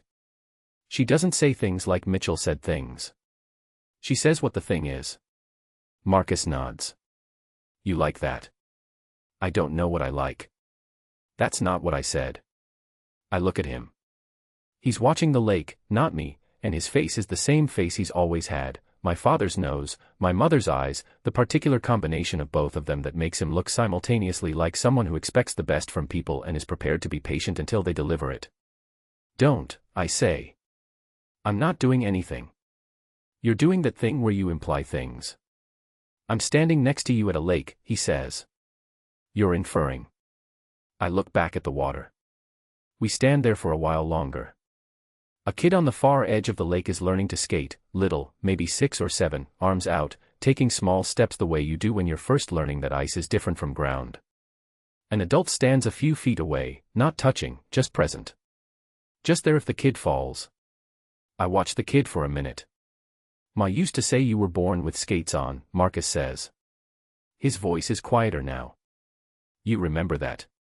She used to tell people, the grocery store lady, the women from church, whoever would listen. Caleb was born with skates on, he'll die with them on. He pauses. She didn't mean it to be a hard thing. She thought it was love. It was love. I know it was. He turns to look at me for the first time since we got here. But you can't die with them on, Caleb. The skates are gone. So what I want to know is, he stops. Starts again, like he's been thinking about how to say this for a long time and he's still not sure he has it right. What are you going to be born with now? The wind comes off the lake. I open my mouth. I close it. I don't have an answer. I've been walking around with a version of this question in my chest for 7 months and I have not gotten close to an answer. I don't know who I am without the ice under my feet and the crowd in my ears and the particular certainty of a man who has always known exactly what he was built for. I don't know what's left underneath all of that. I'm not sure I want to find out. I don't know, I say. Marcus nods. Like that's okay. Like not knowing is a place you can stand while you figure it out. We walk back to the car. I'm looking out the passenger window when he opens the glove compartment for the parking card. He finds the prescription bottle first. I see it happen in my peripheral vision, his hand on the latch, the The glove compartment falling open, the bottle sitting right there on top of the registration and the insurance card. White plastic. Child-proof cap. The kind of bottle you see in every medicine cabinet in every house in the country, except this one is not in my medicine cabinet and it is not in my name. The name on the label is Tyler Kowalski. I know that name. Second string left wing. Was on a long-term protocol after a back injury. Not a friend, not more than a nod in the hallway relationship, but a name I know from the Falcons roster. Marcus looks at the bottle. He does not pick it up. He takes the parking card from beside it and closes the glove compartment. He puts the parking card in the machine and takes the ticket and folds it and puts it in his jacket pocket. He drives. Neither of us says anything for the entire 40 minutes back to my building. Not the kind of silence that needs filling. Not a fight waiting to happen. Just two people sitting in a car with a thing between them that has been named by finding it and does not need to be named again with words. He pulls up outside my building and puts the hazards on. I reach for the door. He gets out of the car too. I turn. He comes around the front of the car and he puts his arms around me. Not the way Derek hugs, not the broad palm performance of it. The way our mother used to hold us when she didn't have words for what she was feeling. Both arms, full contact, his chin at the top of my head the way it's been since he grew 2 inches taller than me at 17. He doesn't say anything. He doesn't have to say anything. He holds on for a long time and I let him because I am 28 years old and I am standing on a street in Chicago and I am more afraid than I have been since the ice came up to meet me, and the thing I am afraid of is not the pills or the knee or the career that is over. What I am afraid of is the look on my brother's face when he saw that bottle. Not anger. Not shock. Recognition. He recognized it the way you recognize something you've been waiting to find and hoping you wouldn't. He lets me go. He gets back in the car. He doesn't look at me as he drives away, and I stand on the sidewalk in the cold and watch his taillights until they turn at the corner and disappear. My phone has 2 unread texts from Derek. I don't open them. I go upstairs. I look at the pill bottle for a long time. I don't take anything. I sit on my kitchen floor with my back against the cabinet and my knees up and my left leg aching in the particular way it aches at the end of a day, and I think about Marcus's face when he found the bottle, and I think about a question I can't answer yet, and I think about a woman in a small white room who said I'm whatever your recovery needs me to be and didn't look away from me when she said it. I sit there until the light changes. Chapter 8. What Briggs Knows. Nadia's POV. There are exactly 2 kinds of men who smile when they're cornered. The ones who are nervous and the ones who are dangerous. The difference is in the eyes. Nervous men smile with everything they have because they want you to believe the smile. Dangerous men smile with just their mouths because the eyes are busy doing something else entirely. Dr. Harlan Briggs has been smiling at me for 6 minutes and his eyes have not moved from my face once. I asked for a second meeting. This time he kept me waiting 12 minutes in the hallway outside his office, which is not an accident. 12 minutes is specific. Enough to make a point without being unprofessional, long enough to be deliberate, short enough to deny later. He opened the door with the same careful, welcoming expression as last time and offered me coffee again and I declined again and we sat down in the same chairs as before. Nadia, he said. Twice in 1 week. I found something I thought you should see. Of course. He leaned back. Comfortable. Waiting. What have you got? I had printed the documents. The prescription histories laid out side by side, Caleb's official record and Tyler Kowalski's. The fill dates highlighted. The dosage patterns marked. The timeline that starts 3 weeks post-surgery and goes in one direction. I put them on the coffee table between us. He looked at them. He didn't reach for them. The smile stayed exactly where it was. Tyler Kowalski is a patient of mine as well, he said. I'm not sure I see what you're suggesting. The fill patterns align, I said. Kowalski's prescriptions are filled on a regular schedule, but his reported pain level over the last 3 months has been low. Low enough that the volume doesn't fit the clinical picture. I paused. Caleb Mercer's official prescription has gaps. Gaps that align with the excess volume from Kowalski's fills. Briggs was quiet for a moment. Not uncomfortable quiet. Thinking about his response quiet. Nadia. He said my name the same way he said it the first time, that patient, redirecting tone.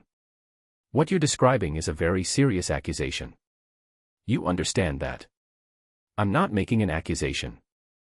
I'm presenting data and asking you to explain it. I don't think I need to explain my medical decisions to the PT department, he said. Clean. Final.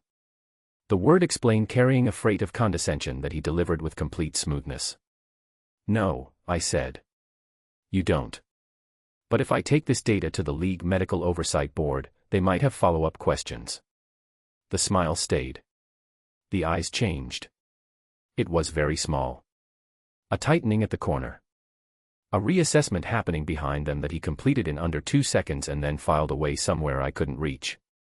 That would be a significant step, he said carefully. I know that.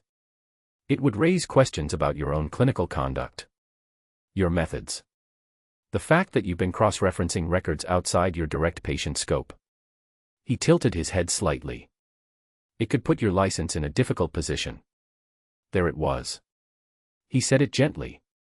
Conversationally, almost.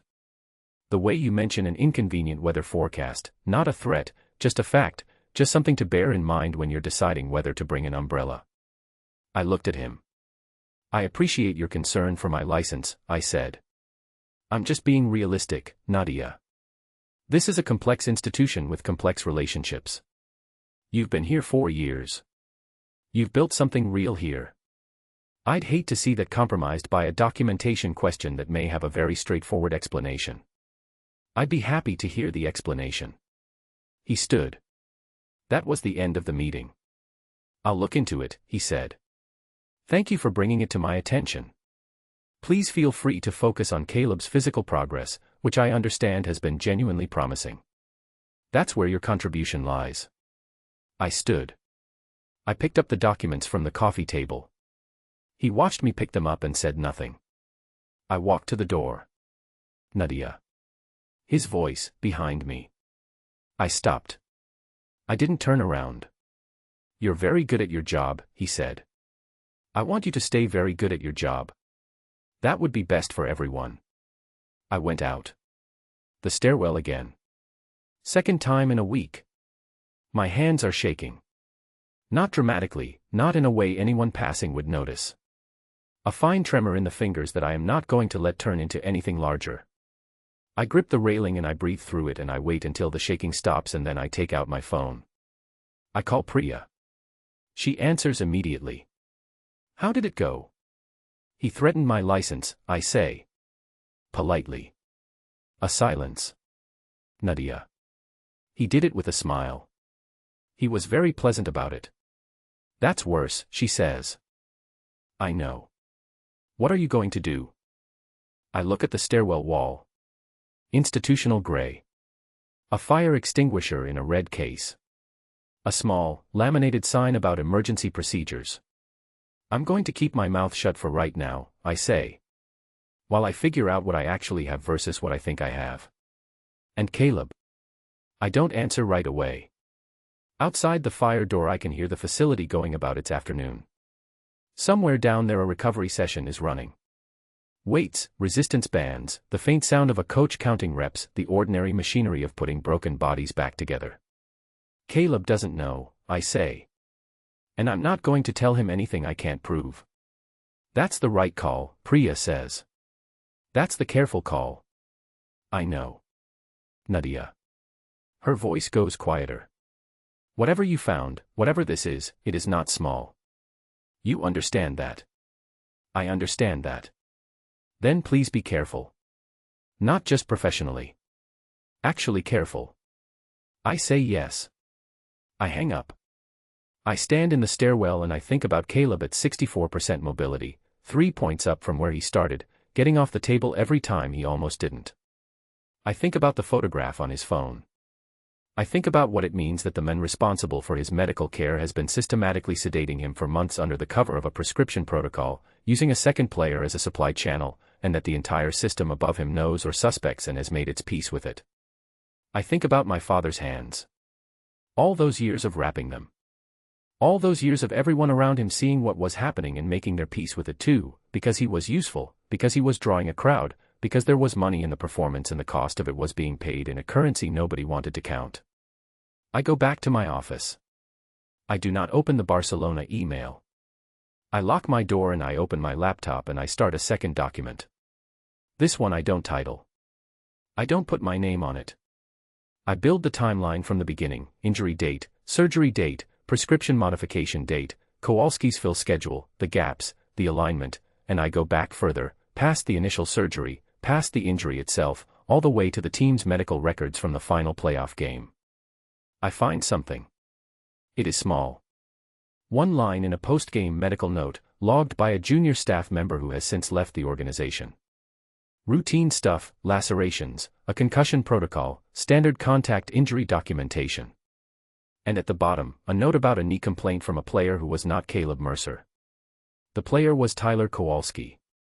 Logged the same night as Caleb's career-ending injury.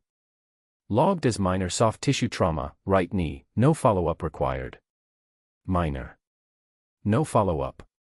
I read the note again. I think about angles. The angle of the hit. The way the blade caught the back of Caleb's knee. The way a minor soft tissue trauma in a right knee could happen if that knee made contact with another player's left knee at the exact wrong moment. I sit very still. Then I reach for my phone. I don't call Priya this time. I sit with the phone in my hand and I think about what it means to be careful, and what it means to be complicit, and where exactly the line falls between the two. My next session with Caleb is Thursday at 9. He will be early. I am already certain of that. Chapter 9. The first crack. Caleb's POV. She doesn't ask me how I'm doing. I've noticed this about Nadia, the absence of it. Every other person in my life since the injury opens with that question. Teammates, the front office, the physical therapist before her, my agent, the woman at the reception desk who has started remembering my coffee order.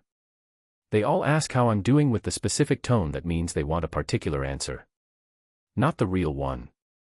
The one that lets everyone relax and move on. Nadia doesn't ask. She looks at me when I walk in, 1 full second of reading my face like it's a document, and then she moves to whatever she's set up and says, shoes. Table. I have started to understand this as its own kind of care. Today is different though. Today the table is not laid out with resistance bands and ice packs. There's a chair beside the table.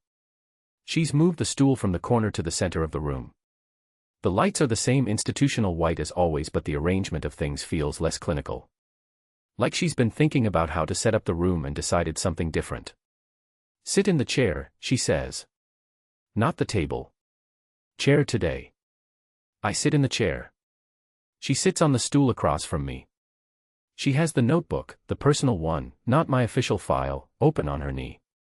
She clicks her pen once. We're doing something different today, she says. I figured. Your mobility is responding. The physical work is working. But recovery isn't only physical, and I think you know that, and I think you've been hoping we wouldn't get here. She looks at me steadily. We're here. I look at the wall behind her. I thought you said you weren't my therapist. I'm not. I'm your PT. And the whole person is part of the physical recovery whether either of us likes it or not. She clicks the pen again. You can leave if you want. I'm not going to chase you. I don't leave. I look back at her. Fine, I say. Fine, she says back. She starts with easy questions. The kind with solid floors under them. When did I start skating? What was my first professional season like? What does a game day routine look like from the inside? I answer them without difficulty. This is territory I know. This is the interview version of myself, the press conference version, the version I have given so many times it comes out like muscle memory. She listens without writing anything down. You're not taking notes, I say. Not yet. Why not? Because you're giving me the version you give everyone. She says it without judgment. I'm waiting for the other version. I go quiet. She waits. She is very good at waiting. She sits there with her notebook on her knee and her pen in her hand, and she gives me the time to decide what I'm actually going to say without rushing me toward the easier answer.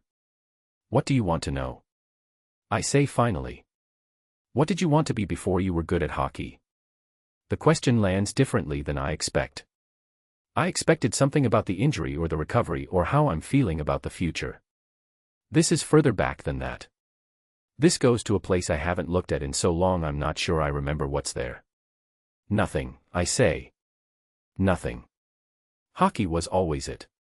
From the first time I was on the ice. I never wanted anything else.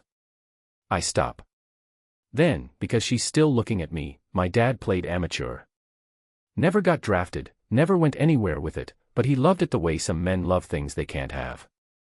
He built me for it. Not in a bad way. He wasn't one of those dads. He was just convinced that I was going to be the version of himself that made it. He told me that when I was 9 years old. Sat me down at the kitchen table and told me like it was a fact. You're going to make it, Caleb. You're made for it. And I believed him. I look at my hands. I never stopped believing him long enough to wonder what I was made for if it wasn't that. Nadia writes something in the notebook. So there was no fallback, she says. There was no need for one. Until there was. Until there was, I say. She looks at what she wrote. Looks back at me. Then we have a lot of work to do that has nothing to do with your knee. Something happens in my chest. A sudden uprising of, I don't have the right word for it. It's not amusement. It's not even real humor. It's the sound of something true landing so accurately that the body responds before the brain can stop it. I laugh. Short, involuntary, the kind that gets out before you close the door on it. It surprises me more than it surprises her. It shuts off fast. 3 seconds, maybe. But the room is very different afterward, the way a room is different after lightning, same walls, same ceiling, same 2 people, but the air has changed composition. Nadia is looking at me. I look back. She drops her eyes to the notebook. She writes something. She angles the page away from me with the smooth, practiced motion of a person who does not want to be caught. What did you write? I say. Notes. About what? About your recovery. She clicks the pen cap on. Same time Thursday. You could just tell me. I could. She stands. I'm not going to. I drive home thinking about what she wrote. I turn it over the whole 40 minutes. She could have written anything, a clinical observation, a follow-up question, a flag about the emotional resistance she's been documenting since session 1. She could have written that the laugh was a sign of progress, or a deflection mechanism, or nothing more significant than a man reacting to an unexpected sentence. I know none of those are what she wrote. I know it the way I know when a play is going to work 3 seconds before it does, not from logic, from something else. Some read of the situation that lives below the level of thought. I don't know what she wrote. That's the thing that keeps me awake until 2 in the morning, not the pills. For the first time in months I'm not thinking about the pills, just the closed notebook and her hand angling the page away and the expression on her face in the half-second before she thought to manage it. Like she wrote something she needed to be true. I sit up at 2:30 and turn the lamp on and look at my apartment. I have been living in here for 7 months in a state of deliberate blindness. The blinds, the dark, the low light, the takeout bags, the pill bottles lined up on the counter like a team I'm still picking. I look at all of it and I try to see it the way someone else would. The way Marcus sees it when he comes. The way Nadia would see it, if she ever came here, which she wouldn't, which is not something I'm thinking about. What did you want to be before you were good at hockey? Nothing. Hockey was always it. I sit with that answer. I let myself actually sit with it instead of moving on the way I usually move on, to the next thought, the next pill, the next episode of someone else's game tape to watch in the muted dark. I was 9 years old when my father told me what I was made for. I am 28 years old and he has been right every day of my life until the day the ice came up and took me. What does a person do with 19 years of being correct about themselves? What does it cost to start from a different question? I don't know the answer. I didn't have one in the room with Nadia and I don't have one now. But I think, and this is new, this is different from the numbness of the last 7 months, I think I'm starting to want one. I think that wanting something is different from not wanting anything. I think that might be where it starts. I open the blinds. The city is out there, lit and moving in the way a city moves at 2:30 in the morning, quieter than the day but not quiet, never completely quiet, always some part of it still going. Lake Michigan sits dark and wide beyond the glass. The city on one side, the water on the other, and me in the middle of it finally looking out. I leave the blinds open. I go to sleep with the lights of Chicago on my ceiling. Chapter 10. Priya sees everything. Nadia's POV. I wrote, he didn't know there was anything before the ice. That's what I wrote in the notebook that I angled away from him. 6 words that are both a clinical note and something else that I have been refusing to name for 2.5 weeks. Something that has been sitting in the back of my professional mind and making itself increasingly difficult to ignore. I wrote it and I felt him watching me write it, and I moved the page and said same time Thursday, and he didn't push me further than that, which I was grateful for, because if he'd pushed I am not certain I would have had the correct answer ready. This is the problem. I always have the correct answer ready. The break room on Friday morning is empty except for the coffee machine and the evidence of other people's lunches in the refrigerator and Priya, who is leaning against the counter when I come in with the specific posture of a woman who has been there longer than a coffee break explains and is not going to pretend otherwise. Good morning, I say. You stayed an hour and a half past your shift yesterday, she says. I had notes to finish. You had 1 patient in the afternoon slot. 1 session, 40 minutes. You stayed until 6:15. She pours a second cup without asking and holds it out. That's not notes. I take the coffee. I go to the small table by the window and I sit down. I'm aware that sitting down is a mistake, it concedes time and position, but I'm also tired in the specific way that comes from a week of thinking too hard about things I'm not supposed to be thinking about, and I need to be sitting down. Priya sits across from me. You look at him like he's a problem you're afraid to solve, she says. I don't know what that means. Yes, you do. I stare into my coffee. The coffee does not offer any useful alternative perspectives. He's making progress, I say. Real progress. 3 points in 2 weeks after 11 weeks of zero movement, and yesterday we went to a talking session and he stayed in the room for the whole thing, which, I stop. He laughed. Priya blinks. He laughed. At something I said. Involuntary. Brief. It was the first time since I started his sessions that anything has come out of him that wasn't managed. I wrap both hands around the cup. It was significant from a recovery standpoint. The emotional barrier is directly connected to the physical resistance. When the emotional work starts moving, the physical. Nadia. I stop. She's looking at me with the expression she uses when she's about to say the thing I'm not saying myself. You stayed an hour and a half, she says again. For him. I look out the window.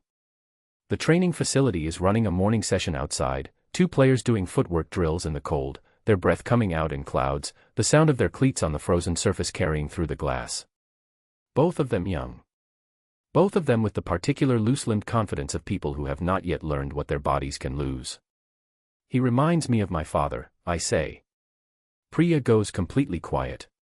This is the silence I knew was coming. The one that understands without being told what those 5 words contain.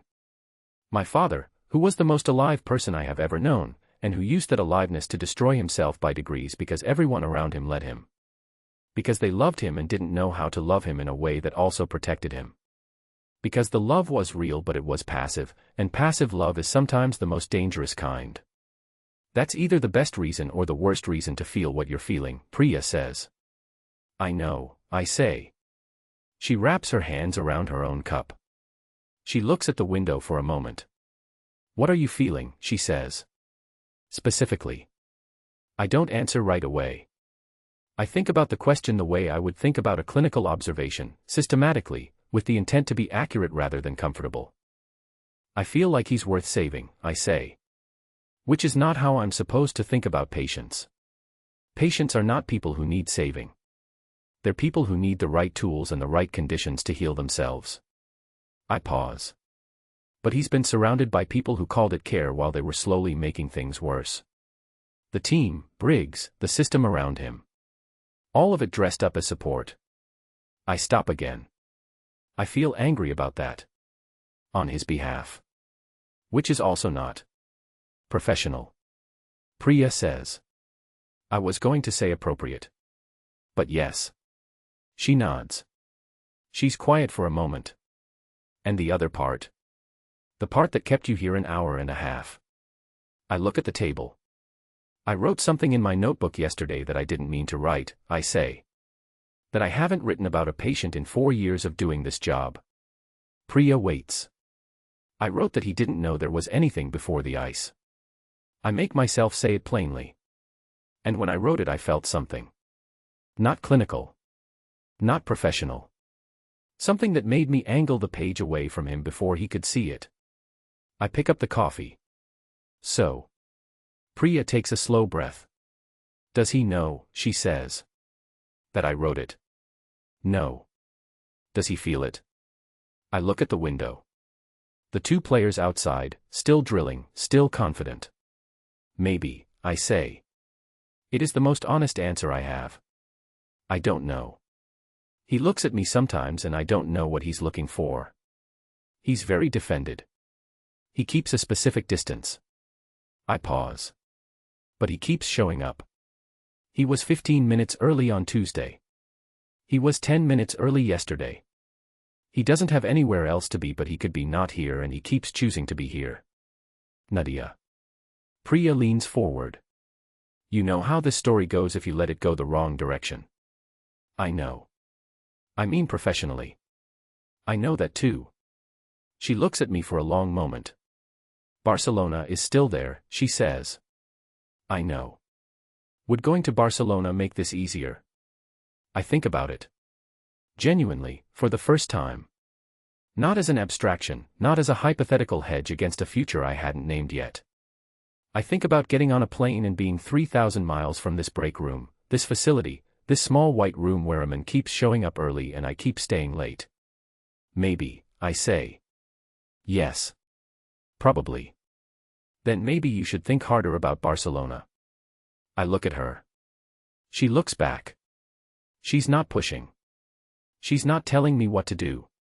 She's being the thing she's always been, the person in the room who sees clearly and says it plainly and then gets out of the way.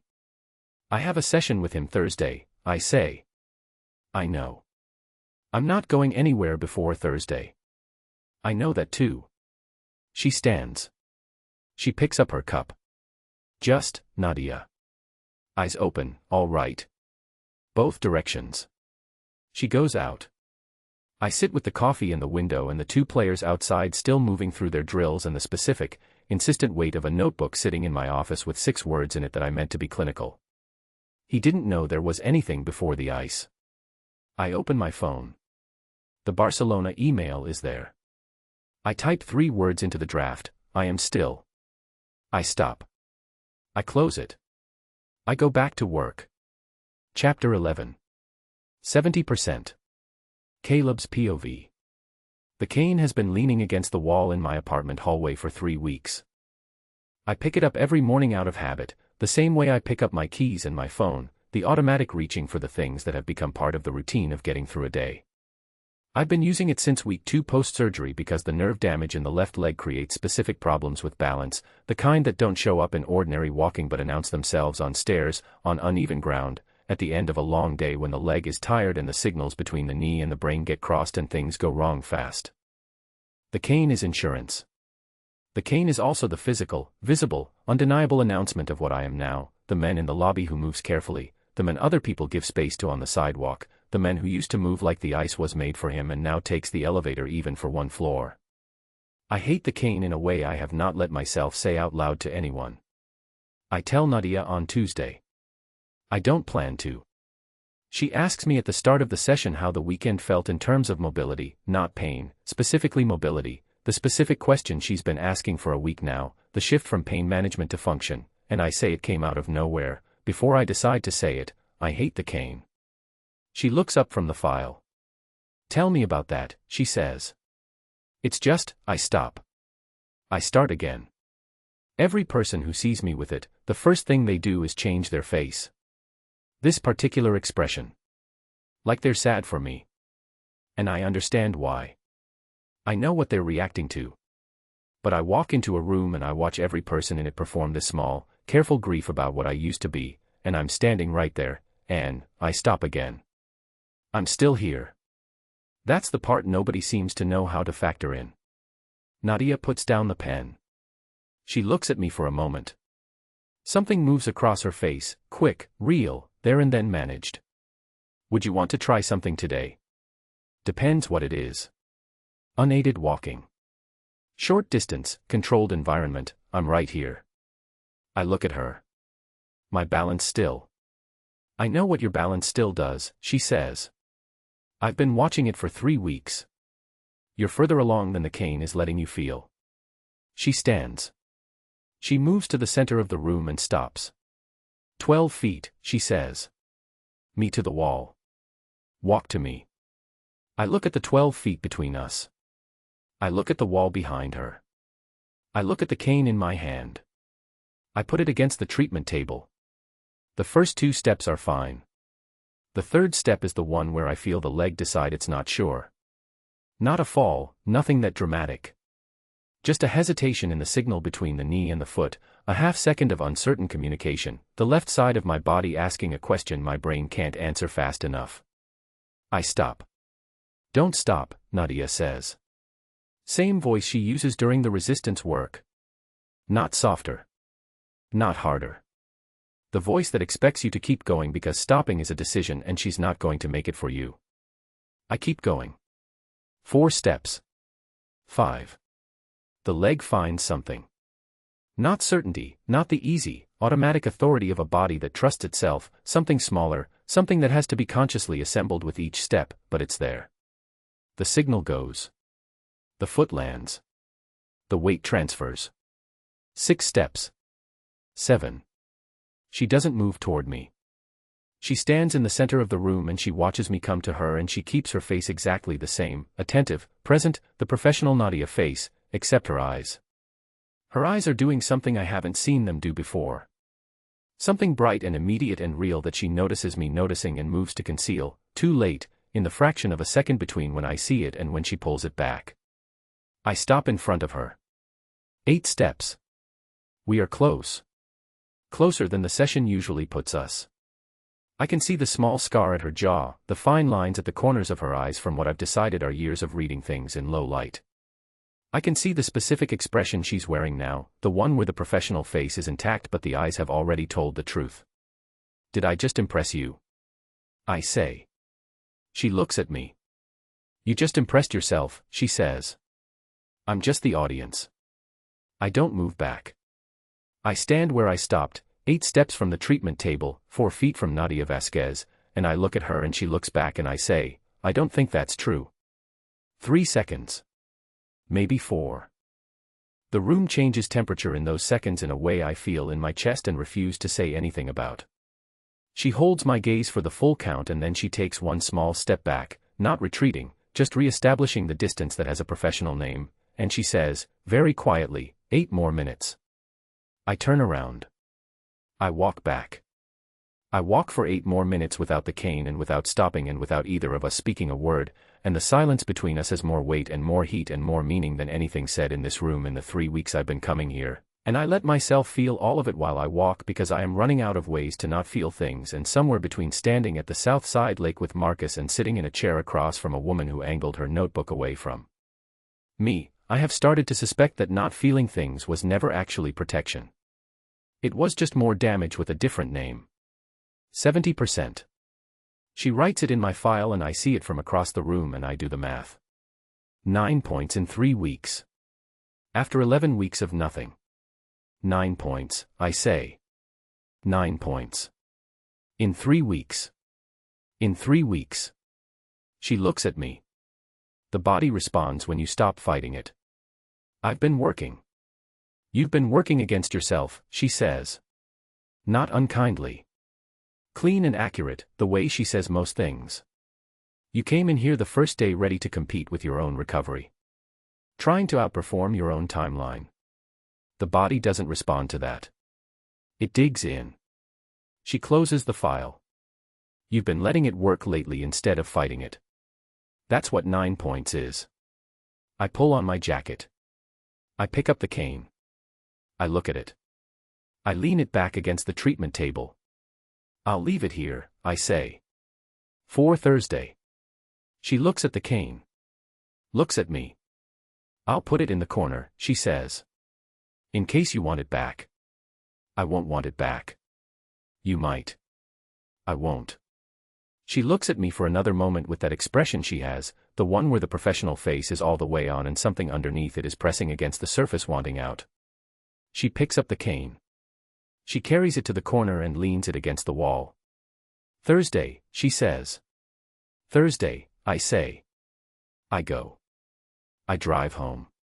I park in my building's garage and I sit in the car for a while. Not 11 minutes like before. 7. I've been reducing the parking lot time by a few minutes each week without meaning to, and tonight I notice it consciously for the first time. I go upstairs. I go to the kitchen.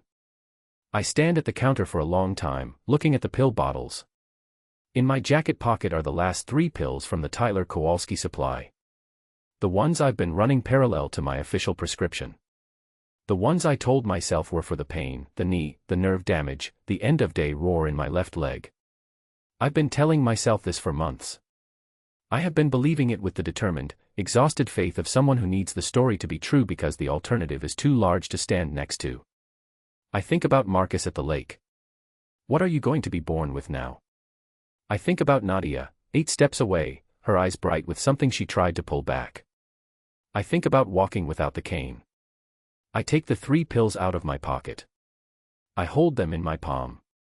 I walk to the trash can under the counter and I open it. I drop them in. I close the trash. I stand at the counter with my hands at my sides and I breathe through the feeling of having done that, not easy, not clean, not the simple heroic gesture it might look like from the outside. Inside it's something much messier. Relief and fear in the specific, terrifying openness of having closed a door you've been leaning on. I haven't thrown away the prescription bottle. I'm not ready for that. But this. 3 pills in a trash can. It is the smallest beginning of a thing. I know that. I don't ask it to be bigger than it is. I just stand in my kitchen with my hands at my sides and the blinds open and the lake lit by the city outside my window, and I let it be the beginning of something without knowing yet what it's the beginning of. Some part of me thinks she'd understand that. Some part of me thinks she already does. Chapter 12. Barcelona. Caleb's POV. I'm 3 blocks away when I remember the water bottle. It's not worth going back for. It's a water bottle, gray metal, the kind they give out at team events with the Falcons logo on the side, one of about 12 I own because athletes collect them the way other people collect things they actually want. I have no reason to go back.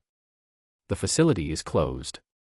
The session ended 40 minutes ago and I drove to a diner around the corner and ate something resembling dinner for the first time in 3 days, and now I'm heading home and the water bottle is sitting on the bench in room 4 and it is genuinely, objectively, not worth the turn.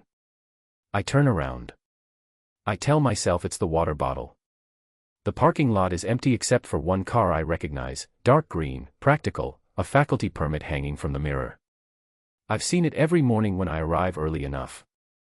I've noticed it the same way I notice the coffee order, the notebook, the specific way a room feels different when she's been thinking about how to set it up. The front door is unlocked. The reception desk is dark. The hallway lights are on their overnight dim setting, just enough to move through. I go down to room 4. The water bottle is where I left it. I pick it up. On my way back up the hall I see the light. Her office is the 3rd door on the right, a room I've walked past 12 times without looking in because I've been focused on room 4 and what happens in it. Tonight the door is half open and the desk lamp is on and she's not at the desk. She's standing at the window with her back to the door, phone to her ear. She's speaking in Spanish.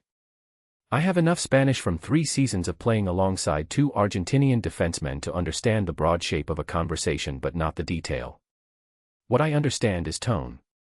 And the tone coming out of Nadia Vasquez right now, in a language she keeps separate from her work, is a tone I have never heard her use before. Animated. Warm.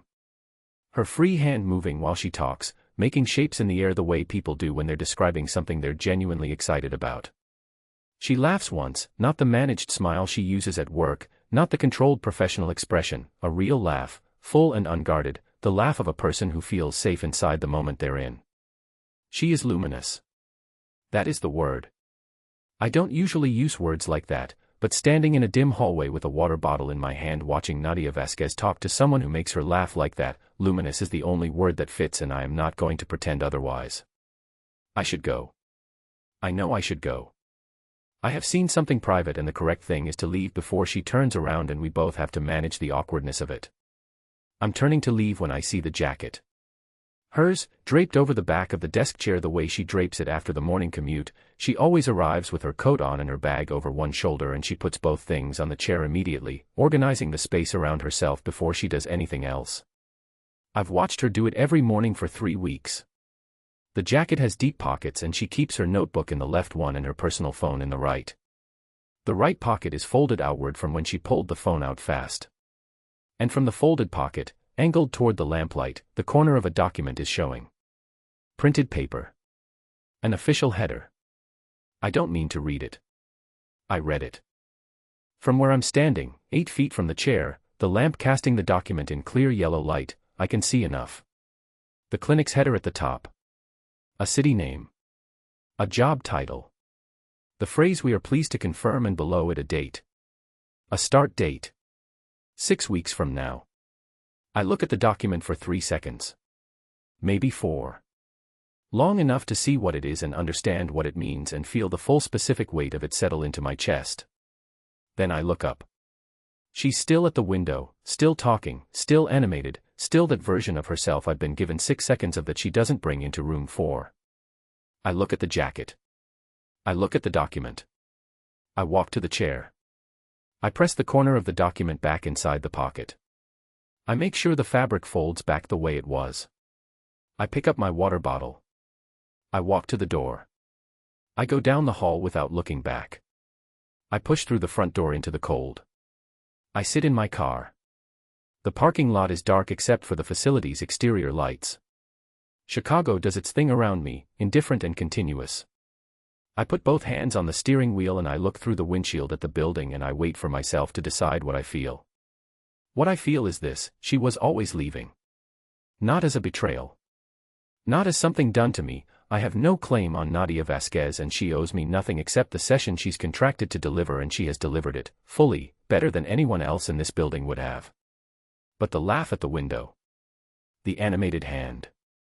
The start date 6 weeks from now on a document in a jacket pocket in an office in a building she has already mentally left and I didn't know it. I have been walking into that room every Tuesday and Thursday for 3 weeks and getting up earlier each time and driving home thinking about a closed notebook and a pair of eyes going briefly bright, and I did not know she was already looking at a door that opens somewhere else. That is the silence.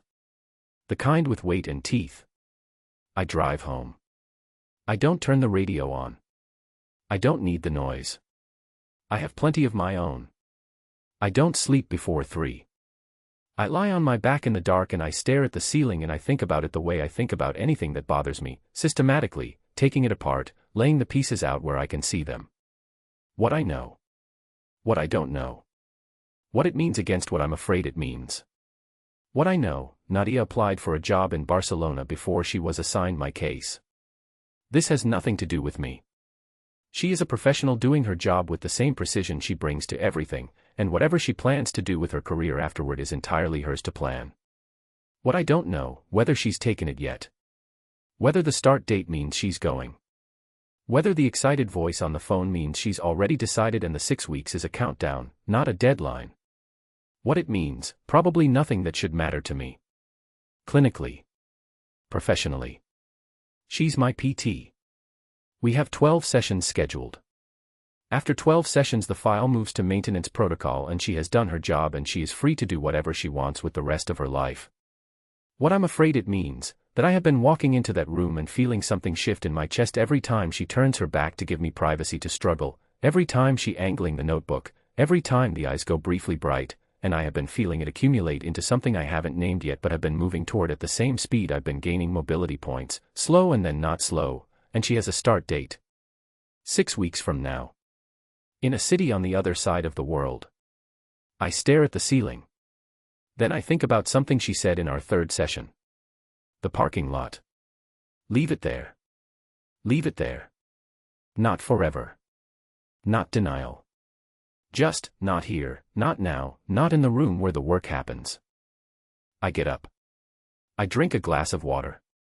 I stand at the window with the city below and the lake dark beyond it. She doesn't know what I saw. She's going to walk into room 4 Thursday morning and set up the session and click her pen and say shoes, table, and she is not going to know. That is my call to make. Not hers. I go back to bed. I decide, somewhere between the ceiling and sleep, warmer. Starting Thursday. Not obvious, not a performance. Just, less defended. Less of the managed distance I've been keeping as protection against something I didn't know I needed protecting from. If she has 6 weeks left in this building, 6 weeks of room 4 and notebooks and the eyes going briefly bright when I do something she didn't expect, then I'm not spending those weeks behind the same glass I've been hiding behind since the injury. The ice took everything else. I'm not letting it have this too. Thursday. 8:41. She comes through the front door at 8:54 and I'm already in the lobby. She sees me and does the quick read of my face she always does, and something in her expression shifts almost imperceptibly, not concern, not surprise, something more careful than either of those. "You're early," she says. "You mentioned that's becoming a pattern," I say. Something almost reaches her face. Almost. "Room 4, she says. "I know the way," I say. She glances at me once more. Like she's looking for the source of something she can hear but not locate. Then she goes ahead of me down the hall and I follow and the morning session begins. I am warmer than I've been with her. Not performing it. Not announcing it. Just the glass down, the managed distance gone, answering her questions more directly and asking one or two of my own, and when she says something that almost reaches her face I let her see that I notice it. She keeps glancing at me. She doesn't know what changed. I do. Chapter 13. What your father taught you. Nadia's POV. Something is different about him today and I can't locate the source, and that bothers me more than I wanted to. 3 weeks into a difficult case, I know my patients. Not intimately, not in the way that crosses lines, but professionally, accurately. I know their pain patterns and their resistance patterns and the specific ways they manage discomfort. I know where their walls are and roughly what they're made of. I know what a session will feel like before it starts because the body carries its history into the room with it, and I've learned to read that history before a single word is spoken. Caleb Mercer walks into room 4 on Thursday and the history his body is carrying is different from what it carried on Tuesday. Same posture. Same careful movement. Same left leg bearing weight in the compensating pattern I've been working to correct. But the quality of his attention has changed. He answers my opening questions without the usual delay, the half beat he takes before each response, the small tactical pause of a man deciding how much to give. Today he just answers. He asks me how my morning was, which he has never once done.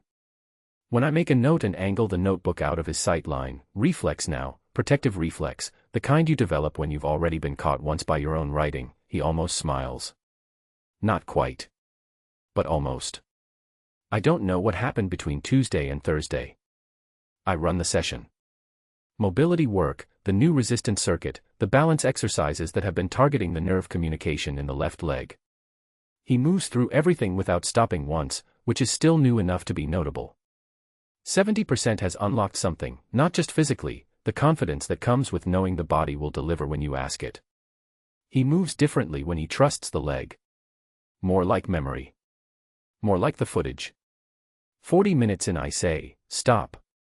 Rest 2 minutes. I want to try something. He stops. He sits on the bench.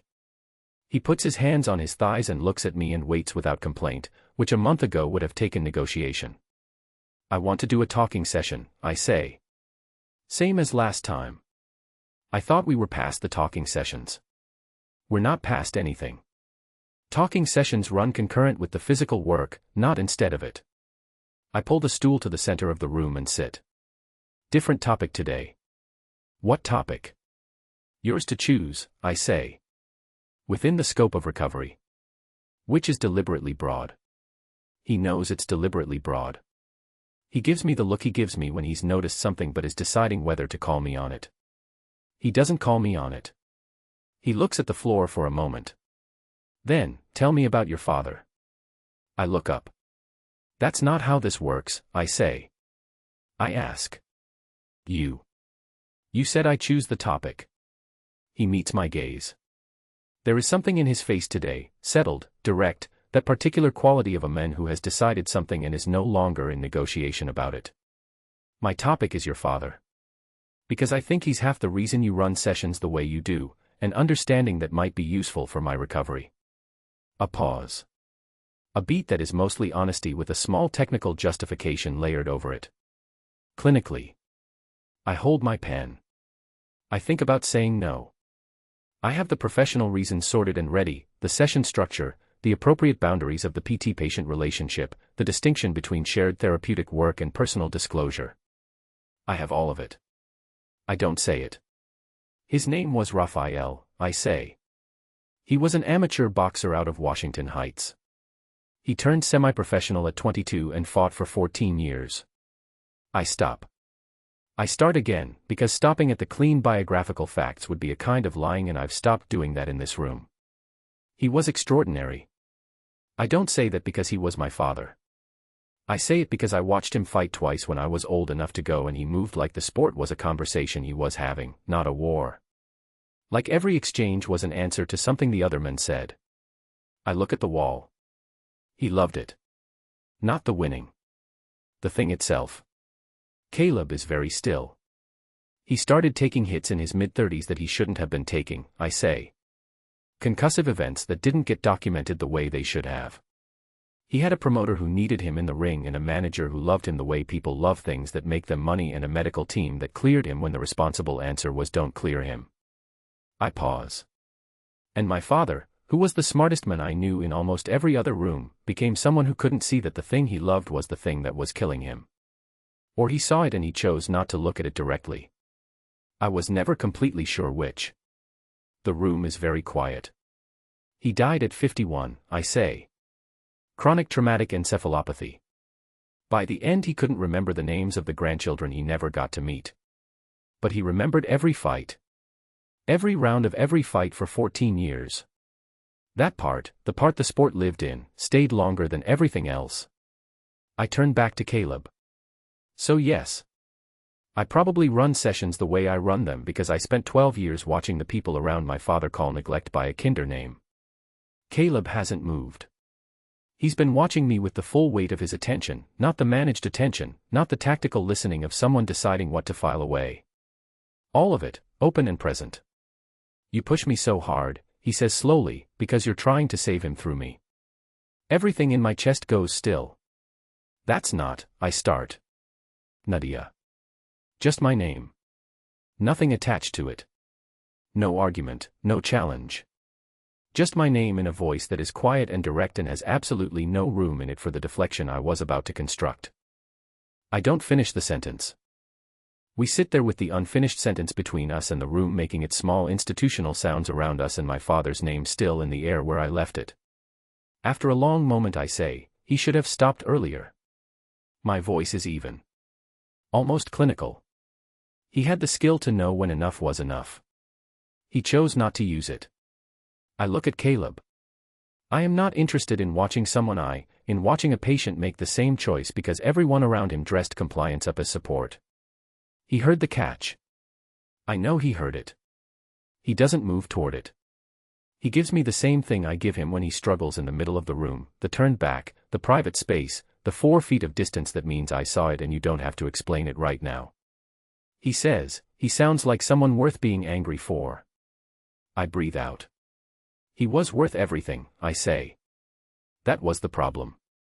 We finish the session in near silence, but it's the kind of silence that happens after something real has been said, not empty, not uncomfortable, just full. He works the last circuit without my direction, knowing the sequence by heart now, and I watch his left leg and write in the notebook and let the room be what it is. At the end he sits on the bench to cool down and he says, he would have liked this. Who? Your father. He looks at the floor. Someone who loved a thing that much. He would have understood the work. I look at him. I think about my father's hands, wrapped and ready.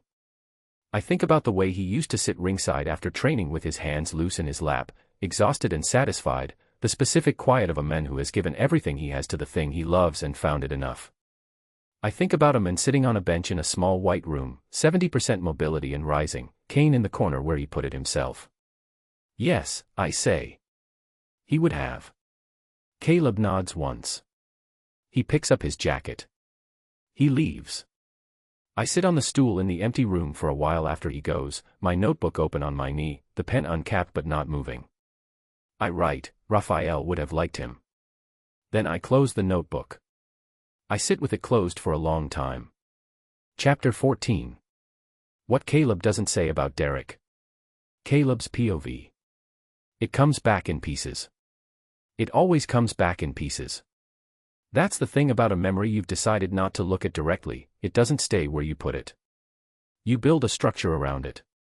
Habits, routines, the small daily machinery of getting through the day without landing on it. The pills helped with that. The pills were excellent at keeping the edges blurry enough that the memory stayed in the middle distance where you could manage it. The pills are less present now. The structure is thinner. The memory is closer. It starts on Sunday night. I'm watching old game tape, not my game tape, someone else's, a playoff series from 3 years ago that I've seen 100 times and can watch without it meaning anything personal. I have it on in the background while I eat and it's just noise until the third period of Game 5 when the camera angle changes to the wide shot and I see the formation. Left winger high. Right winger wide. Center dropping back late to create the lane. My formation. My play. The one Derek ran at the charity gala with his easy smile and I'm keeping your legacy alive. Except this tape is 3 years old. I put down my fork. The formation in the tape is a different team. Different players. Different era. It has nothing to do with me. Lots of teams run variations of this, I know that, I knew it when I designed my version, every play in hockey has ancestry, nothing gets invented from nothing. But the specific version. The timing of the screen. The angle of the drop. I watch the clip 4 times. Then I pull up Derek's highlights from Tuesday on my phone and I run them side by side. They're not identical. Of course they're not identical, there are variables in execution that change with every player and every game. But the bone structure of the play, the architectural decision underneath it, the choice that makes this version different from every other version of this formation.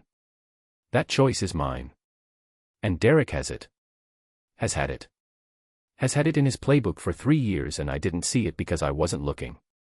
Because Derek is my best friend and you don't forensically examine what your best friend does with the plays you drew up together at the whiteboard. Except I drew them up. He watched. I put my phone down. I sit at the kitchen counter and I watch the ceiling and I let the piece I've been not looking at get one fraction closer. Tuesday morning. Room 4.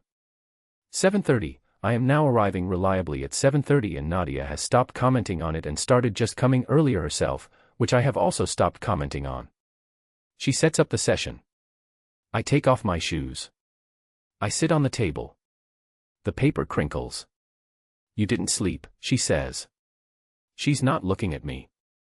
She's arranging resistance bands in the order she uses them. I slept fine. Your left shoulder is doing the thing it does when you haven't slept. My left shoulder doesn't. 3 degrees below neutral. You've been holding it that way since you walked in. She picks up the first band. What were you thinking about last night? I look at the wall. Old game tape, I say. She waits. Derek, I say. Something very small happens in the room. Not a sound. A quality of attention, maybe. She keeps moving through the setup but I feel the change in it, the way a room feels different when someone stops doing one thing and starts doing another thing that looks identical from the outside. What about Derek, she says. Nothing specific. Which is not a lie exactly. What I have is pieces, not a whole thing. The memory I won't look at directly is still at the edges, the angle of the hit, the micro-expression on Derek's face before he managed it into the correct shape, the relief I named and buried and haven't been able to unbury since the night Marcus found the bottle in my car. Pieces. Not the whole thing. Not yet. The play formations, I say. He's been running mine this season. He says he's honoring my legacy. Keeping it alive. I stop. But I found the same play, his version of it, on tape from 3 years ago. Nadia is still for a moment. The same play, she says.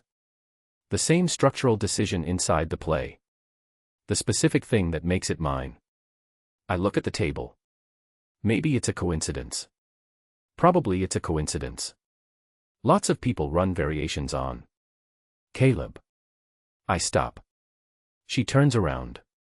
She looks at me with those eyes that read documents and faces with equal efficiency. You don't think it's a coincidence, she says. I don't answer. She doesn't push. She picks up the first resistance band and says, shoes. Table, even though I'm already on the table, which makes me understand she's giving me an out, a way to move from what I just said back to the physical work without having to decide what it means yet. I take the out. We work for 50 minutes. It's the hardest session since we started. Not because she pushes harder, she pushes the same, but because I'm carrying the Sunday night ceiling staring in the Derrick formation and the piece at the edge of the memory, and I put all of it into the work instead. I drive the resistance circuit without stopping. I hold the balance poses past the point of comfort. I walk the length of the room twice without the cane, back and forth, the left leg delivering what I ask it to deliver because somewhere in the last 2 weeks something resolved between me and my own body and we are, tentatively, on the same side. 73%. She writes it in the file and I feel the number differently than I felt the earlier ones. Not the subtraction, not myself at 26 minus myself now. Just the number by itself, for what it is. 73. A fact. Mine. Sit down, she says. I'm going to ice it. I sit on the bench. She brings the ice wrap from the cooler and crouches in front of me and presses it against the knee with both hands, holding the cold steady against the joint. This is part of the routine now. 12 minutes of compression cold at the end of every session. Clinical, necessary, no different from any other step in the protocol. I look at the top of her head while she holds the ice in place. She's focused on the knee. Both hands flat against the wrap, pressure even and consistent. I can see the line of her jaw, the scar at the edge of it. Her hair is back today in a knot at the base of her neck and a single piece has come loose on the right side. She hasn't noticed it. She's fully in the work. 30 seconds in, her hands stay. Standard protocol is a single sustained hold. Both hands, steady pressure, she lets the cold do the work. Today she adjusts once, small repositioning, smoothing the wrap against the inside of the knee where the nerve damage is densest, and her right hand pauses in the adjust. Stays. Not dramatically. Not long enough to call a moment on its own. But longer than the adjust requires. Her right hand resting against the inside of my knee through the wrap, not moving, and she is still looking at the joint, still in the work, but the hand stays and I feel it through the cold like a specific kind of warmth. Neither of us says anything. Both of us notice. I know she notices because after another 2 seconds she completes the adjust and lifts both hands and stands and goes to the counter and writes in her notebook and the professional face is fully on and doing all the work it was built to do. I look at the floor. I think, if she goes to Barcelona I'm not going to have anywhere to put this. Then I think, and that is exactly the wrong way to be thinking about someone going to Barcelona. Then I think about the memory. The piece is still at the edge of it. The angle of a hit. An expression managed too late. Relief, underneath the correct face, for 1 clear second. I think about what I'm still not saying. I think about the hard drive in my apartment. Some things you bury because you're afraid of what naming them will cost you. Some things you bury because you're afraid of who you'll be when you're not their teammate anymore, not their guy, not the player who never complained. I know what I saw on the ice. I have known for 7 months. I'm not ready yet. But I'm closer than I was last week. I think that's what this is, the sessions, the 73%, the cane in the corner, the 3 pills in the trash. All of it pulling me toward the place where I'm ready. I stand up. I put on my jacket. Thursday, she says. Thursday, I say. I leave. I drive home. I go straight to the desk in the second bedroom, the room I've been using as storage since the injury, boxes and gear bags and things I haven't touched in 7 months. I open the bottom drawer. I pull out the hard drive in its padded sleeve, the one I took from the team's media archive 2 weeks before I was officially discharged from the facility. The one I've been keeping the way you keep something you're not ready to open. I put it on the desk. I look at it. I don't plug it in. But I take it out of the drawer and I put it on the desk where I can see it, and that is the thing I can do tonight. Tomorrow I might be ready for more. Chapter 15. Almost. Nadia's POV. I don't usually walk patients to their cars. I want to be precise about that. In 4 years of doing this job I have said goodbye at the door of room 4, or at the reception desk, or occasionally in the lobby when the conversation ran past the session and into the hallway. I have not walked anyone to their car. It's not a rule I ever had to make consciously, it was just a natural line that nobody ever tested. Caleb doesn't test it. He doesn't ask. He just falls into step beside me when I'm pulling on my coat after a Thursday session, both of us heading toward the exit at the same time, and I don't stop walking and he doesn't stop walking and we go through the front door together into the beginning of a rain that hasn't decided yet how serious it wants to be. We stop under the awning. The parking lot is gray and wet. His car is further than mine. The rain is that specific Chicago February rain that isn't quite sleet but wants to be, fine and cold and determined to get under whatever you're wearing. You're parked closer, he says. I know. He doesn't say anything else. He stands beside me under the awning and we watch the parking lot get wet, which is not a particularly compelling thing to watch but neither of us moves. His shoulder is 4 inches from mine. I am very aware of the 4 inches. I had a patient, I say. I don't know why I start talking. Something about the rain, maybe, or the specific quality of standing next to someone in a doorway with nowhere to be in the next few minutes. Early in my career. Swimmer. Division 1, genuinely gifted, the kind of athlete who could feel the water changing around her body and adjust in real time. Like the sport was a language she'd been born speaking. What happened? Rotator cuff. Significant tear, the kind that requires a full stop, surgery, proper rehabilitation. The timeline followed exactly as prescribed. I put my hands in my pockets. She didn't stop. She came back early. She competed at nationals 3 months before her shoulder was ready and she did well enough that she convinced everyone, including herself, that she'd been right to come back. I pause. Then she competed again. And again. Every time the shoulder told her no she found a way to make it yes. Her coach let her. The program needed her. And everyone called it toughness. I stop. And Caleb says. She's 29 now. She can't lift a grocery bag above her head. She coaches swimming from the pool deck because getting in the water hurts too much. I look at the rain. She could have had 10 more years of loving the water. 10 years of actually swimming, not just surviving in it. Instead she chose to spend 5 years pretending she was still who she was at 22. Caleb is quiet. I can feel him thinking beside me the way he does, not loudly, not with a lot of visible machinery, but the quality of his attention shifts when something lands. He goes still in a specific way. What would you have told her, he says. If you could go back. I think about it. Not the clinical answer. I have the clinical answer on immediate access. I've given it in various forms to various patients for 4 years. I think about the real answer. The one underneath. That love for something and identity aren't the same thing, I say. That you can love swimming with everything you have and still be a whole person who stops when stopping is the right thing.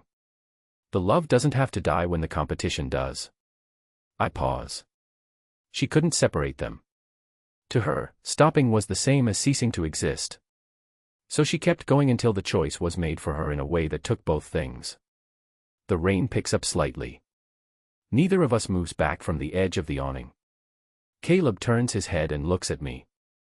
You should tell yourself that too, he says. It lands before I can prepare for it. Not a surprise exactly. Some part of me knew it was where we were going, the swimmer, the story, the specific choice of this story on this evening in this doorway. I knew while I was telling it that I was also telling it about someone else. What I didn't expect was for him to name it that cleanly. Without cruelty. Without agenda. Just the fact, placed in the air between us, the same way I place clinical observations in front of him, because it's true and because he believes, like I do, that true things deserve to be said out loud. I look at him. He looks back.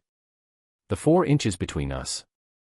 I feel the moment arriving from 3 seconds away, and I recognize it the way you recognize weather, the pressure drop, the change in quality of the air, the specific way everything goes very still right before something happens. I pick up my bag from where I set it against the wall. I pull my keys out. I say, Thursday. He says, Nadia. I keep moving. Not fast. Not obviously retreating. Just the key in my hand and the car key selected and one foot already on the wet asphalt in the direction of my parking space. He says my name and I hear everything in it, no accusation, no plea, just my name in the voice of a man who has learned in the last 3 weeks to say exactly as much as he means and no more. I get in my car. I close the door. I sit behind the wheel for a moment and I don't look back at the awning. Then I start the car. I pull out of the parking space. I take the exit to the street and merge into the flow of Chicago on a wet Thursday evening, anonymous and moving, one car among 10,000. My hands are steady on the wheel. That is the lie I tell myself on the drive home, that my hands are steady. They're not. They are the same fine tremor hands I had leaving Briggs' office, except the source of the tremor is completely different and significantly more difficult to write in a notebook and call by a clinical name. I make tea when I get home and I don't drink it.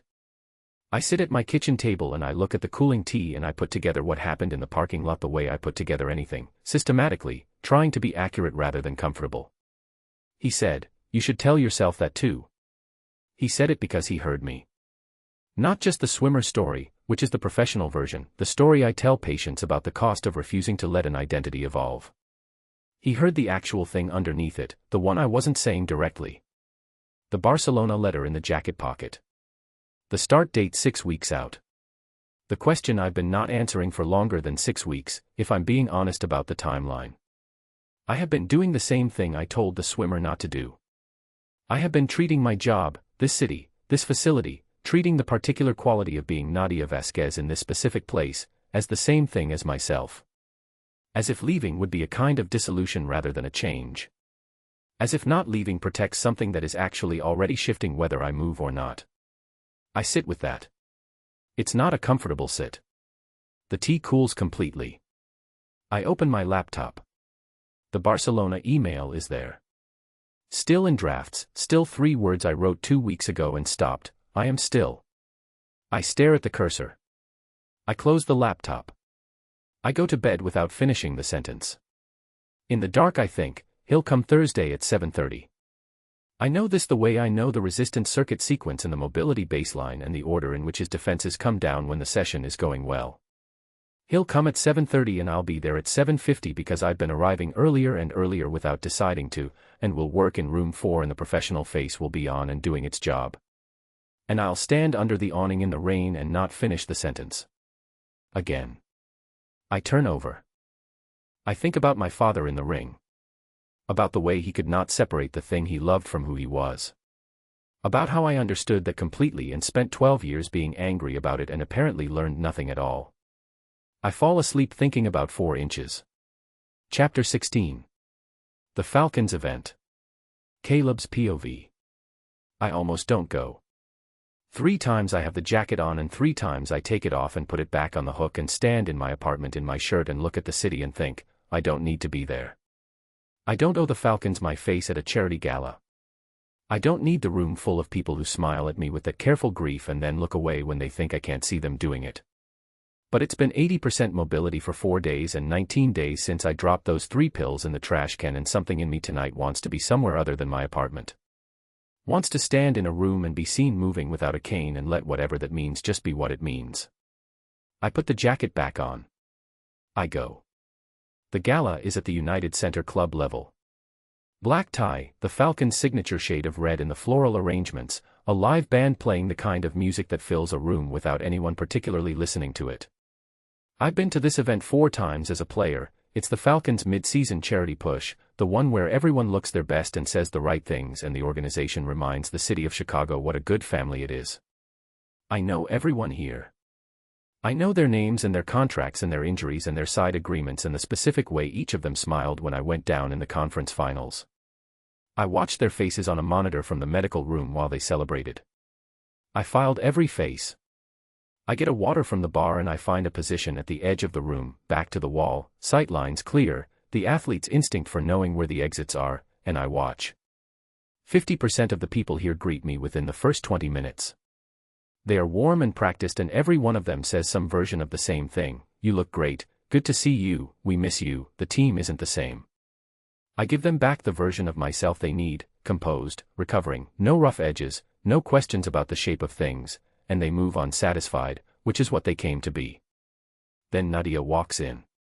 She's with Priya and 2 other members of the medical staff, all of them in the staff capacity. The Falcons invited the full rehabilitation team as a goodwill gesture, which is the kind of thing organizations do when they want to appear to care about the people who work inside their walls.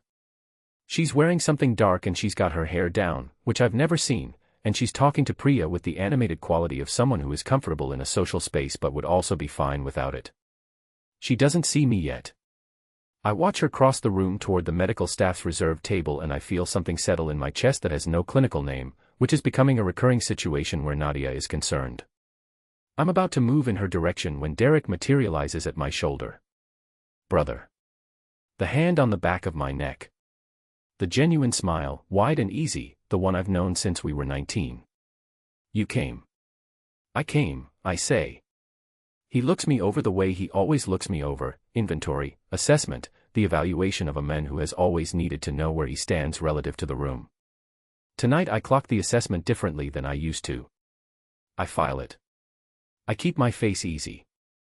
You look almost like yourself, he says. I hear the almost. Getting there, I say. He reaches to the passing server's tray. 2 glasses, champagne, the reflex of a man for whom social occasions and easy drinking are part of the same smooth gesture. He holds one out to me. To coming back, he says. I take the glass. The old Caleb, the one who filed things without examining them, who chose the loyalty of not looking over the discomfort of seeing clearly, that Caleb would have drunk without thinking. Social armor. The ease of performance. The way you accept a drink at a function because refusing it is the move that requires explanation and accepting it isn't. I drink without thinking. Force of habit. I don't taste anything wrong. The wrong thing starts 40 minutes later. It starts as familiarity, the room softening at the edges in the way it softens after a drink, which should be normal, should be 1 glass of champagne working exactly as champagne works. Except I've had 1 glass and the softening is too much. The edges are too soft. The sounds of the room are reaching me slightly delayed, slightly displaced from the mouths making them, and I am a man who has been managing his own chemistry carefully enough for 19 days to know the difference between a drink and something that is not just a drink. I put the glass down on the nearest surface. I look at the glass. I look at my hand. I take a careful breath. No. I think, no. I think, I know what this is. I think, I've been here before and I know where this goes and I'm not. The room tilts. Slightly. Just slightly. The band is too loud and then too quiet and back again. I move toward the wall and the wall takes longer to reach than it should. My left leg is fine, Nadia's leg, the leg she's been building back 1% at a time, it holds fine, nothing wrong with the knee. What's wrong is above the knee. What's wrong is the specific chemical softening that I have been in negotiation with for 7 months and thought I was winning. I find the corner. I put my back against the wall. I breathe.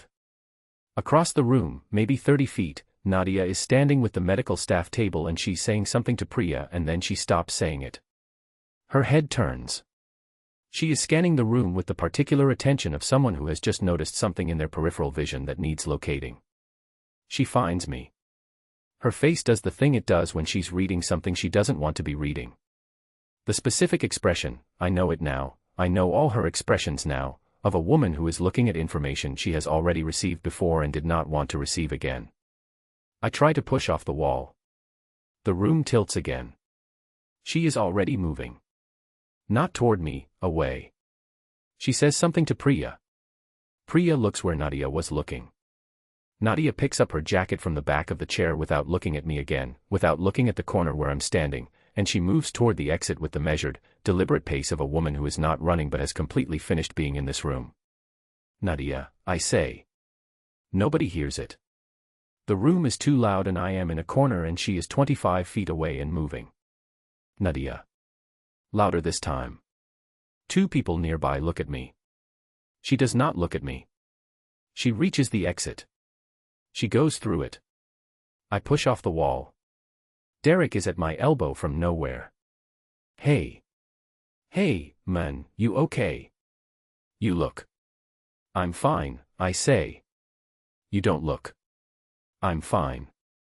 I get my balance. I stand without the wall. I look at the exit she went through and I know, with the absolute certainty of a man who has been learning to read her face for a month, exactly what she put on it before she left. She thinks I chose this. She thinks the soft edges and the corner and the glass I'm no longer holding are a choice I made tonight. She thinks the 19 days were nothing. She thinks she saw, from 30 feet across a room, the answer to something she didn't want to know. She doesn't know about the glass. She doesn't know it was Derek's glass. She doesn't know I didn't taste anything wrong. She doesn't know that whatever is in my blood right now was put there by someone else's hand and not my own. I know all of these things. And I am standing in a corner of the United Center Club level with my balance uncertain and the room tilted and my left leg solid beneath me, the one good thing in an evening that has gone completely wrong, and I cannot reach her in time to explain any of it. She's gone. I call an Uber. I don't drive. That much I know. I sit in the back of a stranger's car and I watch Chicago go by through the window and I let the chemical fog do what it's going to do without fighting it, because fighting it alone in a car is not the battle I should be picking right now. The phone buzzes. Marcus. I don't answer. The phone buzzes again. Priya's name on the screen. I answer. Where are you? She says. Car. Going home. A pause. Are you safe? Yes. Another pause. Longer. Nadia saw you in the corner. I know she saw me. She thinks. I know what she thinks. I look out the window. It wasn't, Priya, the drink wasn't, I stop. I don't have language for this yet. The thing that happened is still assembling itself in my head and the chemical fog isn't helping. Something was in the glass, I say. I didn't put it there. Silence on the line. Caleb, Priya says carefully. Are you sure? I've been sober 19 days, I say. I know what one glass of champagne feels like. I know what this feels like. They're not the same. A very long pause. I believe you, she says, and she means it. I can hear that she means it, and it means something that she means it. I'll talk to her. Don't. Caleb. Don't, I say again. Not tonight. Not like this. I look at my hands. Steady now, mostly. The fog is thinning. I need to be able to say it right. I need to be standing up straight when I say it. Priya is quiet. Okay, she says. Okay. I hang up. I ride the rest of the way home in the dark and the fog thins and I sit with the specific, clarifying cold of understanding what just happened and understanding exactly who arranged it and understanding that I have been standing next to the answer for 10 years without being ready to look at it straight. I'm ready now. The hard drive is on my desk where I left it. Tonight I'm going to plug it in. Chapter 17. Aftermath. Nadia's POV. I get home at 9:15 and I don't turn the lights on. I put my keys on the table inside the door and I put my bag on the floor and I stand in the dark of my own apartment for 2 minutes doing nothing except breathing and waiting for the thing in my chest to become something I can name precisely enough to deal with. It doesn't cooperate. I turn the lights on. I sit at the kitchen table. Here is what I know clinically. I observed a patient at a social event presenting markers consistent with opioid intoxication. Unfocused gaze, compromised balance, peripheral positioning, slowed response. I have seen these markers before. I have documented them in his file as a risk factor since session 1. Tonight I saw them in a room full of people and a glass in his hand and Derek Holt at his shoulder, and I know in the cellular, bone-deep way of someone who has watched this movie before, what all of those things together mean. He chose it. He was 19 days clean and he chose it. I sit with that. I sit with it until it becomes the thought I don't want it to be, which takes exactly 4 minutes. He reminded you of your father and you let yourself feel that, and now he is your father and you should have known. I stand up. I go to the counter. I make tea because making tea is a physical action that requires steps, and steps require attention, and I need to be doing something with my hands before the thing in my chest turns into something louder than I want to deal with tonight. I make tea. I don't drink it. I sit back down at the table and I open my laptop and I look at the Barcelona email and I look at the 3 words in the draft. I am still. Still what? Still here. Still deciding. Still standing in doorways under awnings in the rain, not getting in my car because a man says my name and I can hear everything in it. Still arriving early to a job I told myself I was leaving because there is a patient in room 4 who gets off the table every time he almost doesn't and writes something on the ceiling at 2 in the morning instead of taking pills and throws 3 of them in the trash when nobody is watching. And I close the laptop. I press both hands flat on the table. He chose it. That is the fact. That is the clinical observation documented in my professional judgment. I saw what I saw. 30 feet in a crowded room between us, but I know what I was looking at. I have been looking at the markers in his face and his body and his behavior for 10 weeks. I know the shape of it better than anyone in that building, and what I saw tonight was not ambiguous. I think about my father. I think about the last clear year before the damage accumulated past the point of managing it. I think about sitting across from him at the kitchen table in Washington Heights watching him eat dinner and already knowing, not fearing, knowing that the man across from me was disappearing piece by piece and could not be stopped. I think about how I became a physical therapist. Not despite watching my father fail to be saved. Because of it. Because I thought that if I understood the mechanics of what happens to a body in a sport, if I understood it precisely enough and got to patients early enough and pushed hard enough in the right directions, I could save the people I couldn't save then. Caleb Mercer is not my father. He is a patient. A patient who I was specifically trained not to project onto and who I have been projecting onto since week 2 of his sessions, when I wrote 6 words in a notebook and angled the page away from him. A patient I stayed a full hour and a half past my shift for. A patient whose parking lot I stood in when I should have gotten in my car. A patient whose name sounds different in my head than every other patient's name has ever sounded, and that is a fact I have been managing for weeks and doing a poor job of it. This is what poor management produces. A table in a Chicago apartment with 2 cold cups of tea at 10:30 at night and a draft email with 3 words in it and a professional decision I've been putting off for 6 weeks while I let something accumulate that I had exactly no business letting accumulate. I am at the facility at 7 the next morning. Priya isn't there yet. Good. I need 30 minutes without Priya's face reading everything I'm doing and storing it. I go to my office. I sit down. I open Caleb's file. I look at it for a long time. I think about the 73%. I think about the cane in the corner. I think about the laugh in session 9 that came out before he could close the door on it. I think about him walking 8 steps without a cane in the center of room 4 and asking if he impressed me and the truth of what I felt when he did. I think about the corner of the gala. The soft edges. The glass. I pick up my pen. I write Mitchell's name on a transfer request form. Mitchell is good. Patient, skilled, the right energy for the maintenance phase. Caleb is past the crisis point in his physical recovery, 73%, cane-free, the nerve communication improving week on week. Mitchell can take him through the final phase. The technical work doesn't need me specifically. It never needed me specifically. I made it need me specifically, and that was the mistake, and this is the correction. I fill out the form. Clean handwriting. Clinical language. I do not explain my reasoning beyond caseload management because caseload management is a reason that requires no follow-up questions. I leave the transfer form at the front desk in an envelope with Mitchell's name on it.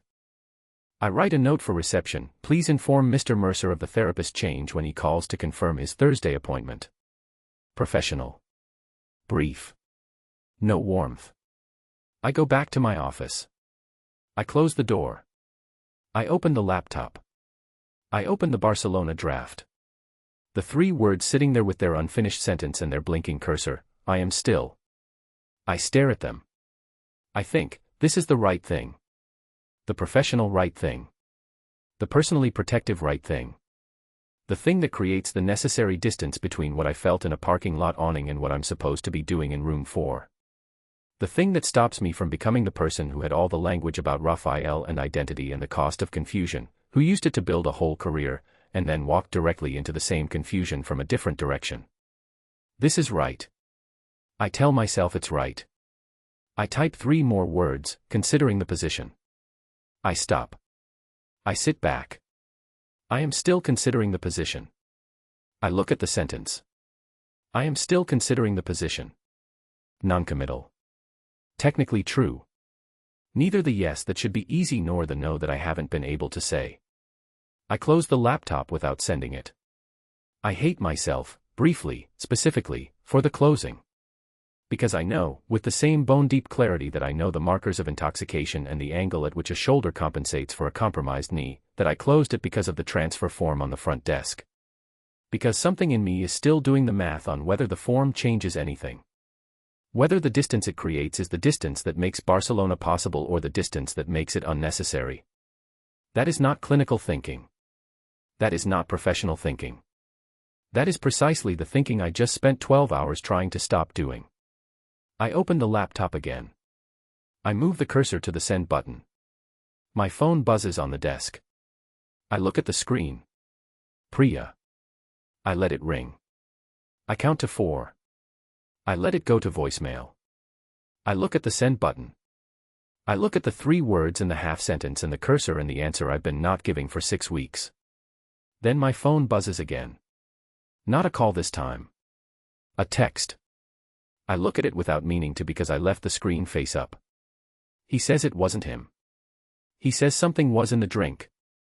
I believe him. Just, before you do anything this morning. Just wait. I set the phone face down. My hand is not steady.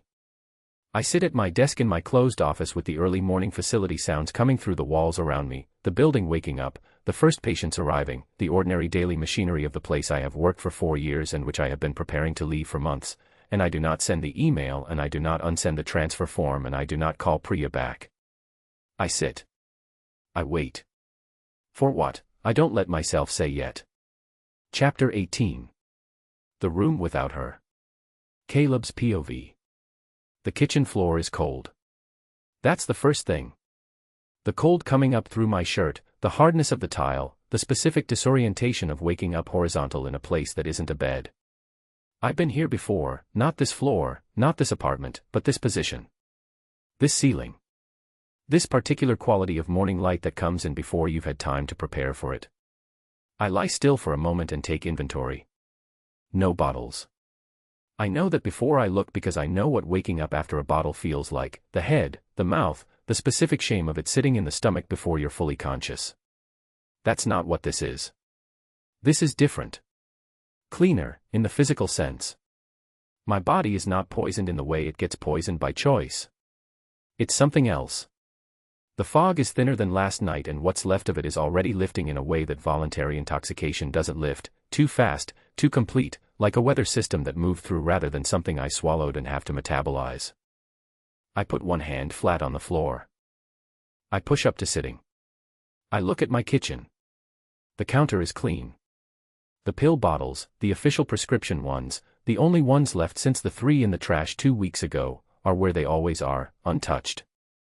The glass from last night, the water I poured when I got home, is sitting in the sink. Full. I didn't drink it. I look at my hands. Steady this time. Completely steady. I sit on the kitchen floor and I do what I've done since the ice came up and took me. I review the night with the bleak, methodical attention of a man who has trained himself to look at what happened without looking away from it. The gala. Derek's hand with the glass. The champagne I took without thinking because that is what 10 years of habit looks like, taking without thinking, Derek's hand extended and mine already reaching. 1 glass.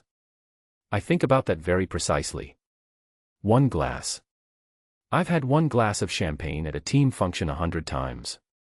I know what it does and doesn't do to a man my size with my history and my body chemistry. What happened last night in that corner with the tilted room and the soft edges, that is not what 1 glass does. Not to me. Not at my weight, not with the tolerance I've built, not with the specific and particular way that alcohol moves through my system. Something was in that glass. I know it the way I know when a play is going to go wrong before it does. The signal is clean. The certainty has no doubt in it. I sit with that certainty for a long time on my kitchen floor. Then I call Marcus.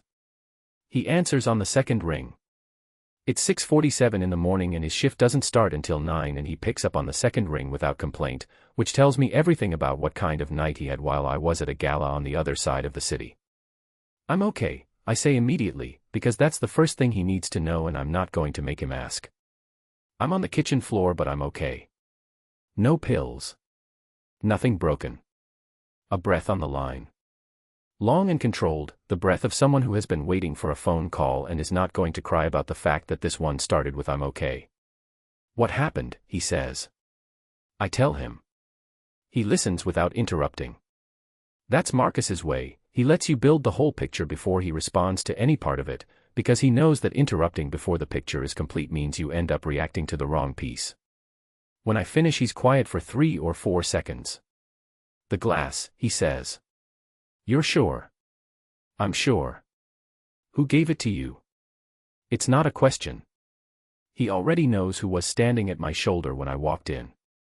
He's been knowing Derek in the same peripheral way Marcus has always known the people around me, not intimately, but accurately, the way a younger brother knows his older brother's friends by how they make him carry himself. "Yeah," I say. Another silence. I hear him breathe. "I need you to do something," he says. "Before I come over there." "Before anything else." "What?" "Call your sponsor." I close my eyes. The sponsor is a man named Carl who I called every week for 6 months after the Falcons first put me on the pain management protocol, and who I called once a month for a year after that, and who I have called exactly twice since the injury, both times from the parking lot of a bar I didn't go into. He answers at any hour. He told me that on day 1. Any hour, Caleb. The call is the thing that counts. "I'll call," I say. "Before I get there." I said I'll call. "Good." A pause. "I'll be there in an hour." He hangs up. I sit on the floor for another 2 minutes. Not paralysis, more like the specific stillness of a man who is allowing himself to be exactly where he is before he stands up. I have been running from one state to another for 7 months, from the ice to the medical room to the hospital to this apartment, never fully landing anywhere. Never staying in the moment long enough to feel it. I feel this one. Cold floor. Steady hands. The specific, sober clarity of a man who was drugged without his knowledge and woke up intact. I call Carl. Carl talks for 12 minutes and I don't say much. He doesn't need me to say much. He has been listening to men in bad positions since before I was born, and he knows that what they need in the first conversation of a hard morning is not advice or diagnosis or questions. They need a voice. They need someone whose voice sounds like the world is still navigable. Carl's voice sounds like that. When we hang up, I make coffee and drink it standing at the counter, and I watch the city through the window I've been keeping open since the night I threw the 3 pills away. The lake is gray-blue this morning, early light catching the water, Chicago doing its ordinary thing below me with no knowledge of what happened in my kitchen last night. I pick up the phone again. I call the facility. The reception desk picks up on the 3rd ring. The morning voice, not the woman who does double takes, a different one, the one who works the early desk. Falcons Rehabilitation Center, good morning. It's Caleb Mercer. I have a session scheduled Thursday with Nadia Vasquez. I need to confirm. A pause. Brief but present. Mr. Mercer. Yes. Actually, another pause, this one longer, and something in it lands wrong before the sentence even finishes. Ms. Vasquez has transferred your care. Going forward, your sessions will be with Mitchell Rowan. You should be receiving a confirmation email. I stand at the kitchen counter. The city does its thing outside the window. My coffee goes cold. I don't say anything for long enough that the receptionist says, "Mr. Mercer. Did you hear?" "I heard," I say. "Thank you." I hang up. I put the phone on the counter face up. I look at it. I look at the ceiling.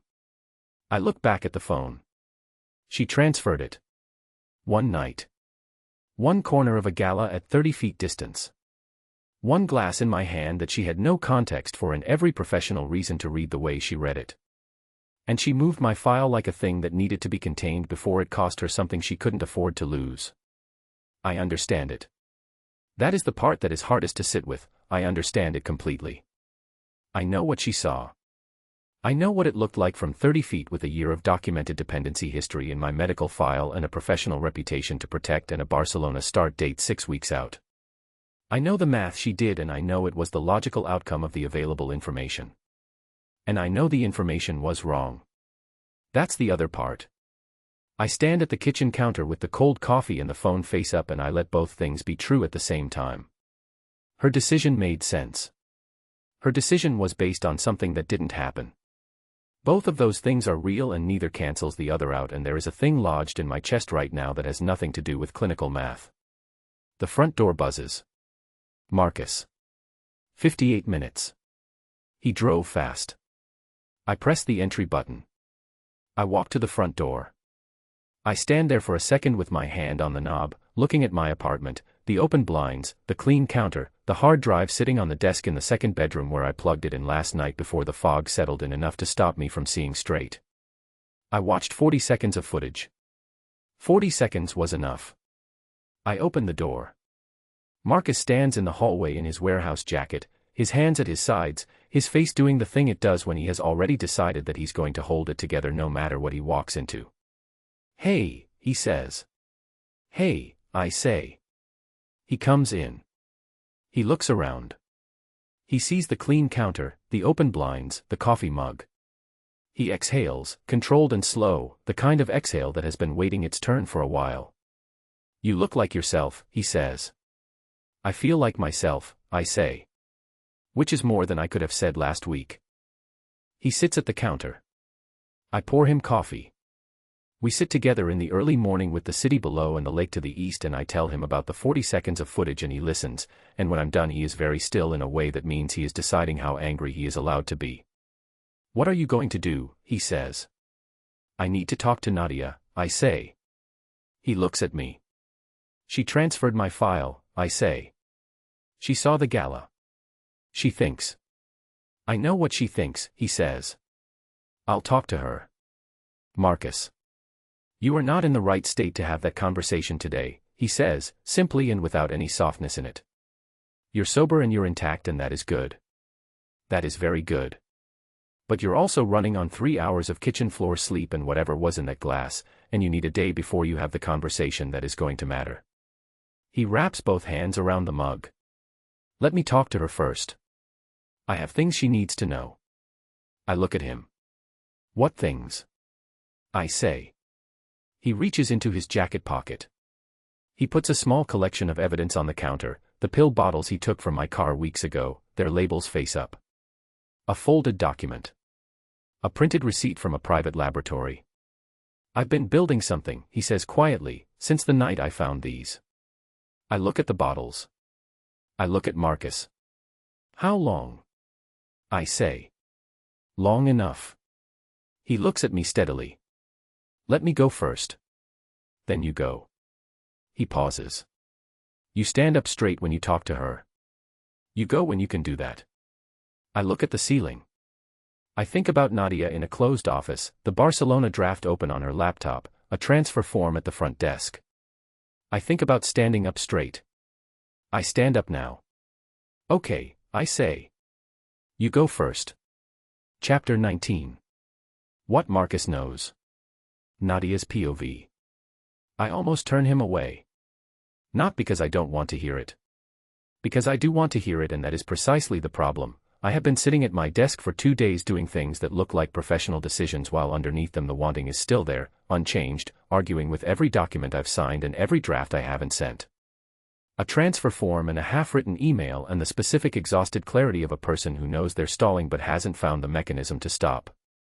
When the receptionist calls to say a Marcus Mercer is in the lobby asking to speak with me, I sit with my hand on the phone for 10 full seconds. Then I say, "Send him back." He is taller than I expected. Caleb is broad where Marcus is lean, a different build from the same raw material, the same jaw, the same dark eyes that look at you and wait to see what you're actually going to do before they decide anything about you. He comes through my office door in a warehouse jacket and work boots, and he sits in the chair across from my desk with the quiet dignity of a man who has thought very carefully about what he's about to say and has decided all of it is worth saying. "Thank you for seeing me," he says. "You can have 15 minutes, I say. Not because I mean 15 minutes. Because it is the professional thing to say, and I am hiding behind professional things today the same way Caleb used to hide behind fine, and we both know it and neither of us says so." "Okay," he says. He puts both hands on his thighs.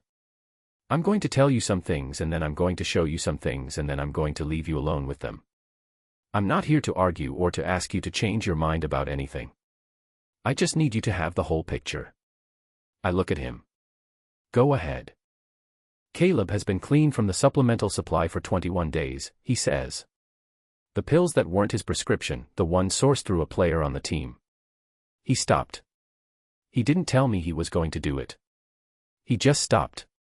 He reaches into his jacket pocket. I know because I've been documenting it. He puts 3 prescription bottles on my desk. The labels face me. I read the names. Tyler Kowalski on 2 of them. A third name I don't recognize, also a Falcons roster player. I look at the dates. I look at the pattern. "I took these from his car and his apartment over the past 2 months, Marcus says. I told him I was taking them. He didn't stop me. He unfolds a handwritten document, a log, dated entries, clean and systematic, the kind of record-keeping that takes discipline to maintain. This is everything I observed and documented over 8 weeks. Dosing patterns, behavior markers, the dates the pattern changed." He slides it across the desk. The pattern changes 21 days ago. I look at the log without touching it. He could have gotten more, Marcus says. The supply channel was still open. He chose not to. I look at him. "You built this on your own," I say. "He's my brother," he says. Like it explains everything, which I suppose it does. I look at the bottles. I look at the log. I look at the wall behind Marcus for a moment because I need somewhere to look that isn't his face, which is being extraordinarily precise right now in the way of a man who has practiced being this precise in preparation for this room. "The gala," I say. "The gala." He reaches into the jacket again. This time what he puts on my desk is a folded document with a laboratory header. "I was there," he says.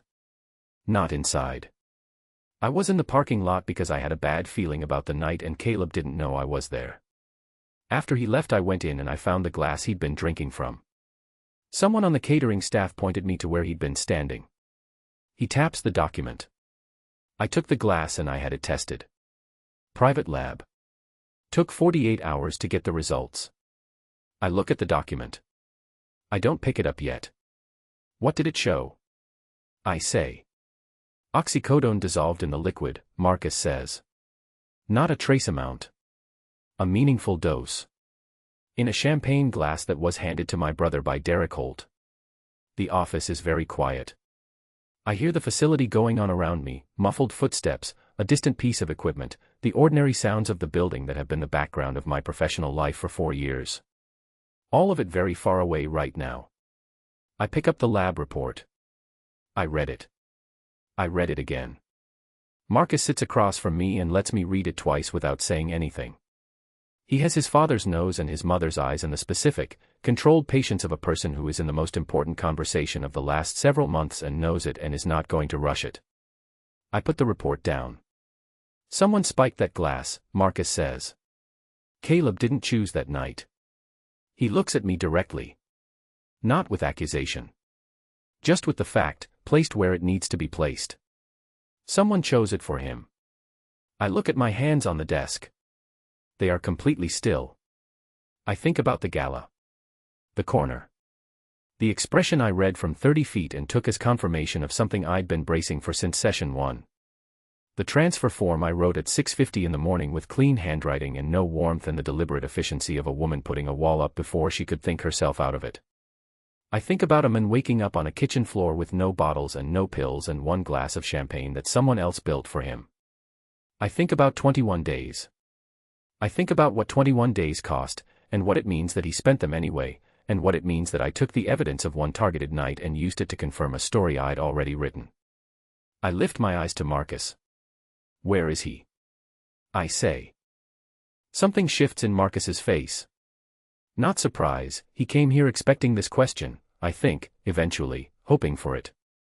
But the shift is real. It's relief, and it's the particular kind that only comes when you've been carrying something for a long time on someone else's behalf and someone finally takes part of the weight. The lake, he says. South side. He goes there when he needs to stand somewhere solid. I'm already standing. Leave the documents, I say. I'll leave copies, he says. I'm keeping the originals. Smart, I say. He nods. He stands. He looks at me for a moment across the desk, the man who loves his brother the way I loved my father, completely and practically and without the luxury of pretending the damage isn't happening. He doesn't know I'm here, he says. He told me to go first. He said he'd wait until he could stand up straight. I think about Caleb saying that. I think about what it costs a man who has been building himself back 1% at a time for 10 weeks to make that decision, to sit still, to let someone else go first, to wait for the moment when he can say the thing properly. I look at Marcus. He's standing up straight, I say. Marcus looks at me. Something in his face that is not quite a smile but is in the same family. Yeah, he says. I know. I don't go back to my desk. I get my coat from the hook behind my door. I pick up my bag. I walk out through the facility and past room 4 with its door closed. Mitchell is in there with someone. I can hear the low murmur of a session already running, and through the lobby and out the front door into the February air. My car is in its usual space. I stand beside it for a second. I think about the transfer form sitting at the front desk. Still there. Not recalled. Not cancelled. A document with my name on it that represents a decision I made at 6:50 in the morning before Marcus walked into my lobby with a lab report and 21 days of clean documentation. I get in the car. I think about Barcelona while I drive. I think about it plainly, without the deflection I've been using to look at it sideways. I think about what I said to Caleb about the swimmer. She could have had 10 more years of loving the water, and I think about what he said back. You should tell yourself that too. I have been treating staying and going as an identity question when they are not. I have been treating the pull toward room 4 as a threat to who I am, when it is just a pull. A real thing. A thing that can coexist with being Nadia Vasquez, PT, who is very good at her job and who makes clear-eyed professional decisions and who is also, separately, and without canceling any of that out, a person who drove to the south side on a Friday morning because a warehouse worker put a lab report on her desk. I take the Dan Ryan south. The city opens up around me and then becomes familiar as I get closer to the old neighborhoods, smaller buildings, the particular streets Marcus would have grown up on, the geography of a life built before anyone had a billboard on the I-90. I park on the same street Marcus described. I walk the path I've never walked but know from the stories told in a small white room over 10 weeks of sessions, the narrow path, the bare trees, the ground frozen solid. I see him before I reach the bank. He's standing at the edge of the lake. Street shoes, no ice on the bank near him, the water moving slowly where the freeze hasn't quite taken hold at the shore. His hands are in his pockets. His left leg is straight and weight-bearing, the cane nowhere in sight. 85%, I think. The number in my file, the last number I entered before I filed the transfer form. I walk to the bank and I stand beside him. Chapter 20. 85%. Caleb's POV. I hear her before I see her. Not footsteps, the ground is too frozen for clear footsteps. A quality of the air changing at my left side, the particular way the cold moves differently when there's a person in it. I've been standing at this bank for 40 minutes and the morning has been very empty and then it isn't. I don't turn around. She stops beside me. We stand at the edge of the lake the way Marcus and I stood here 2 months ago, same water, same bare trees, same city doing its thing behind us without particularly caring about what happens at the shore. Except this time there are 2 of us and neither of us is saying what we came here to say yet because the cold morning is still doing its work and the lake is still doing its work and some things need a moment before they can be handed to someone else. A long moment. The ice creaks near the middle, that deep, structural sound that means it's holding but it's aware of being asked to hold. I didn't choose that night, I say. I know, she says. I turn to look at her. She's looking at the lake. Her coat is buttoned to the throat, her hair down the way it was at the gala, the color in her cheeks from the cold. She looks like a person who drove here from somewhere else in a hurry and is still catching up to the fact that she did. Then why, I start. She turns to face me. Because I was looking for a reason to run, she says. I look at her. She says it clean. No hedging, no professional language softening the edges. Just the fact, direct and unmanaged, the way she says the clinical things, because it's true and because she has decided it deserves to be said out loud regardless of what it costs to say it. I knew what the transfer form was before I filed it, she says. I knew it wasn't entirely about you. I used what I saw to do something I'd been preparing to do for weeks, and the thing I saw wasn't even real. She stops. Starts again.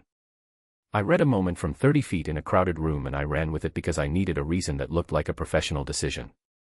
I look at her face. I have been learning her face for 10 weeks, the managed expressions and the unmanaged ones, the ones she angles away from me and the ones that get out before she closes the door. Right now there is nothing managed on it. Right now it is just Nadia, cold-cheeked, standing at a frozen lake, having driven here from the north side without a cane or a notebook or a professional frame to put between herself and what she's saying. You were scared, I say. I was scared, she says. Yes. Of what specifically? She looks at the lake for a moment. Of being my mother, she says. My mother loved my father the way you love a fire, fully and without thinking about what you're standing next to. She stood next to him for 30 years while he burned. I watched her do it and I decided I was going to be different. I was going to see clearly. I was going to be the person who looks at damage honestly and doesn't let feeling get in the way of the clear thing. She looks back at me. And then you started showing up 15 minutes early, she says, and I stopped sending the Barcelona email and I stayed past my shift and I wrote things in a notebook I didn't want you to see, and I thought, here it is. Here is the thing I built a career to avoid doing. I step toward her. One step. The frozen bank holds us both. And now. I say. Now Marcus put a lab report on my desk and I understood that I used something that wasn't true to justify something I was going to do anyway. She exhales. The breath comes out in a cloud in the cold air. I confused protecting myself with protecting you. They're different things. Yeah, I say. They are. She looks at me. The full look, nothing managed, nothing angled away. The look she gives the file before she decides what the data means. Except she's not deciding what I mean. She already knows what I mean. She's deciding whether she's going to let herself stand in the same room with what I mean and not run from it. The ice creaks again. Neither of us steps back from the edge. I owe you 3 sessions, she says. Mitchell has my transfer form. I need to call it back. You don't owe me anything. I'm not doing it because I owe you. She holds my gaze. I'm doing it because you're at 85% and the nerve communication in your left leg has 3 to 4 more weeks of active work before it stabilizes, and Mitchell is good but he doesn't know the specific pattern of your compensation behavior the way I do, and walking away from an active case because I'm afraid is exactly what I spent 10 weeks telling you not to do. I look at her. Something is happening in my chest that I am done trying to name clinically. Is that the only reason? I say. A beat. No, she says. The word lands between us on the frozen air and stays there, clear and simple, the way true things stay when they've been waiting a long time to be said. I look at her face. I look at the lake. I look back at her. I watched 40 seconds of footage last night, I say. From the gala game. Before the fog got too thick. I stop. I know what happened on the ice. I've known for 7 months. The angle of the hit. The way Derek's skate came in from behind. The eye contact. I look at the water. I've been carrying it around like something I could put down whenever I wanted, except I couldn't put it down. I just got better at not looking at it. She is very still beside me. I have it on a hard drive, I say. Game footage from that night. I took it before they discharged me from the facility because I knew, some part of me knew even then, that I was going to need to see it clearly before I could do anything with it. I look at her. I'm not afraid of looking at it anymore. She watches my face for a moment. Reading what's there. What changed, she says. I think about it. The real answer, not the easy one. I started getting up, I say. Off the table. Out of the corner. Off the kitchen floor. I pause. It gets easier every time. The getting up. And once it gets easy enough, the things you've been leaving on the floor to avoid standing next to them, they stop being so large. She is quiet. The lake does its work around us, that deep stillness of a body of water that has been here longer than the city built around it and will be here after the city is done. I grew up next to it. I learned everything I know about cold and about holding weight in the middle of cold and about how surfaces that look solid can surprise you on this bank. The lake has never once been gentle with me. I learned to skate anyway. I learned to love the cold anyway. Barcelona, I say. She looks at the ice. The email is still in drafts, she says. Still the same 3 words. Don't send it on account of me, I say. I mean that. Don't stay or go based on. I'm not, she says. I won't. A pause.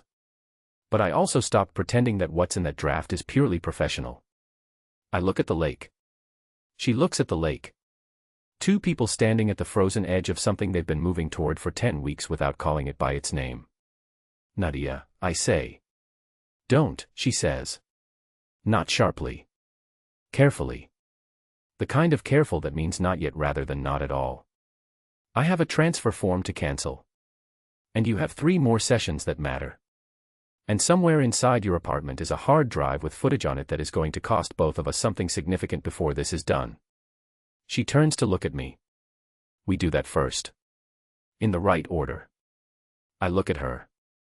I think about the right order. Thursday, I say. Thursday, she says. 7:30. She says it before I say it. Like she already knows I'll be there. She's been knowing that for weeks. I almost smile. She almost smiles back. She doesn't wait for the almost to finish.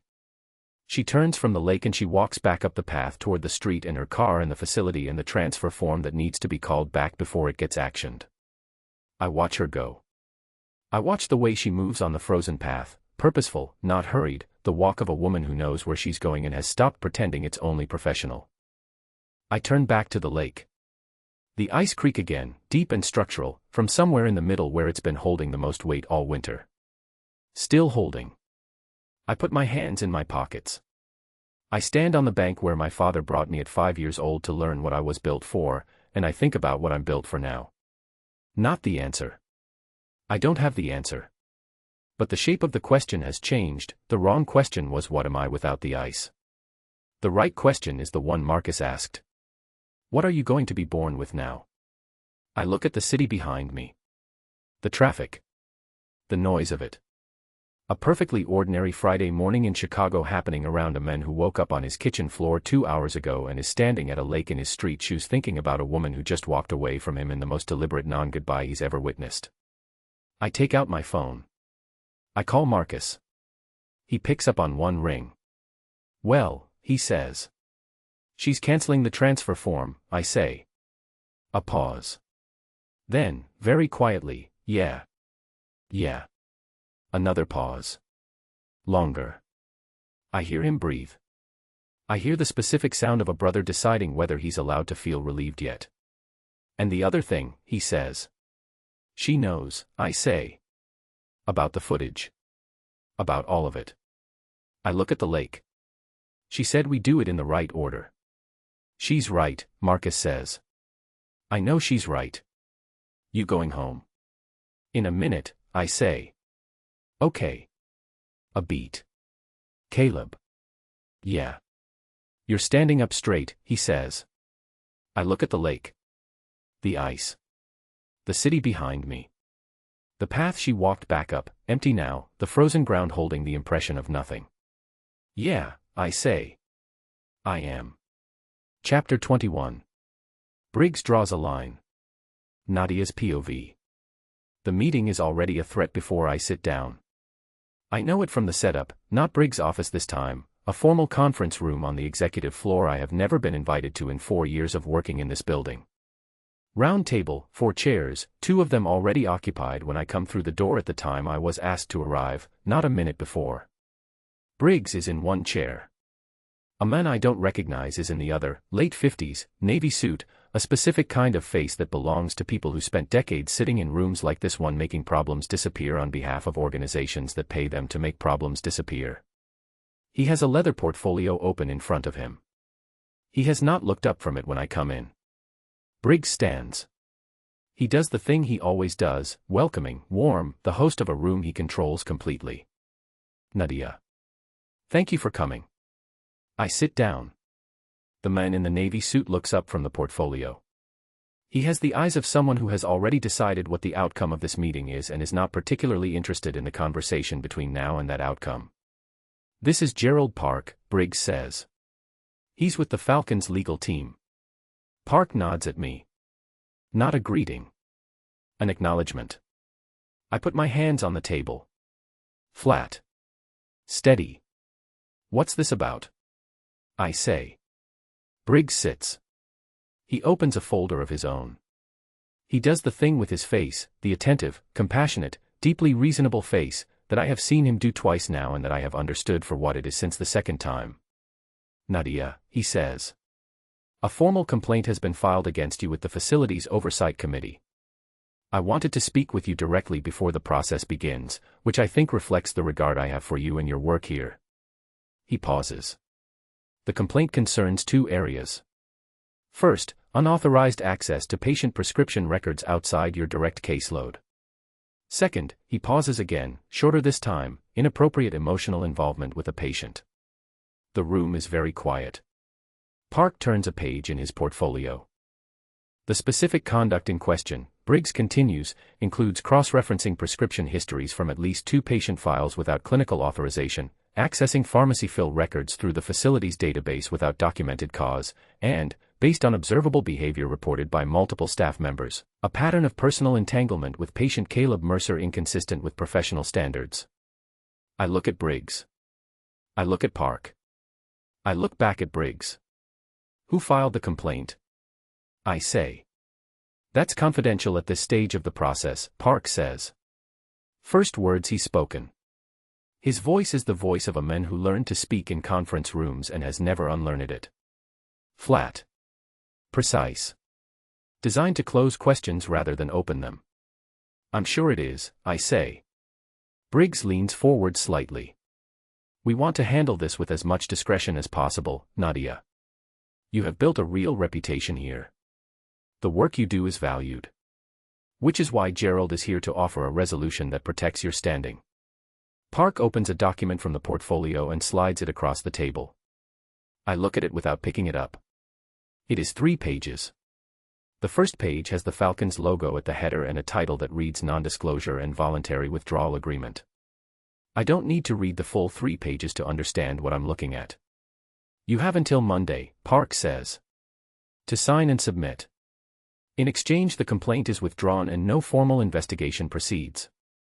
And if I don't sign, I say.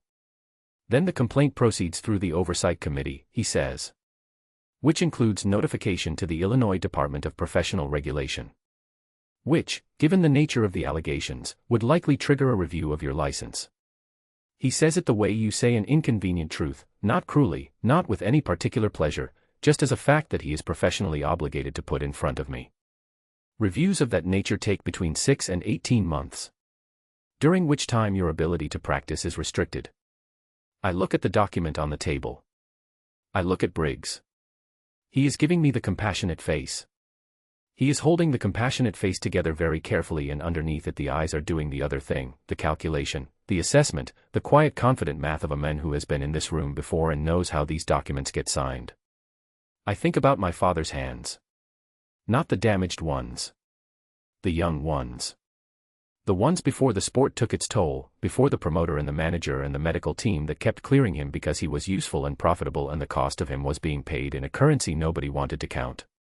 My father's hands, wrapped and ready, in a gym in Washington Heights at 22 years old, before he understood that the system around him had already decided what his body was worth and what it was worth spending. He never said no. That was the thing. He was the bravest man I knew, and he never said no to the room that made the decision for him. He said yes to every fight, every clearance, every schedule extension, every one more round that the people with portfolios and conference rooms put in front of him, and I spent 12 years building a career out of the anger that left behind. I look at the document. I look at the room. No, I say. Briggs blinks. Just once. The compassionate face holds, but something shifts underneath it. Park looks at me for the first time with something other than professional disinterest. Not surprise. Recalculation. Ms. Vasquez, he says carefully, I want to make sure you understand the implications.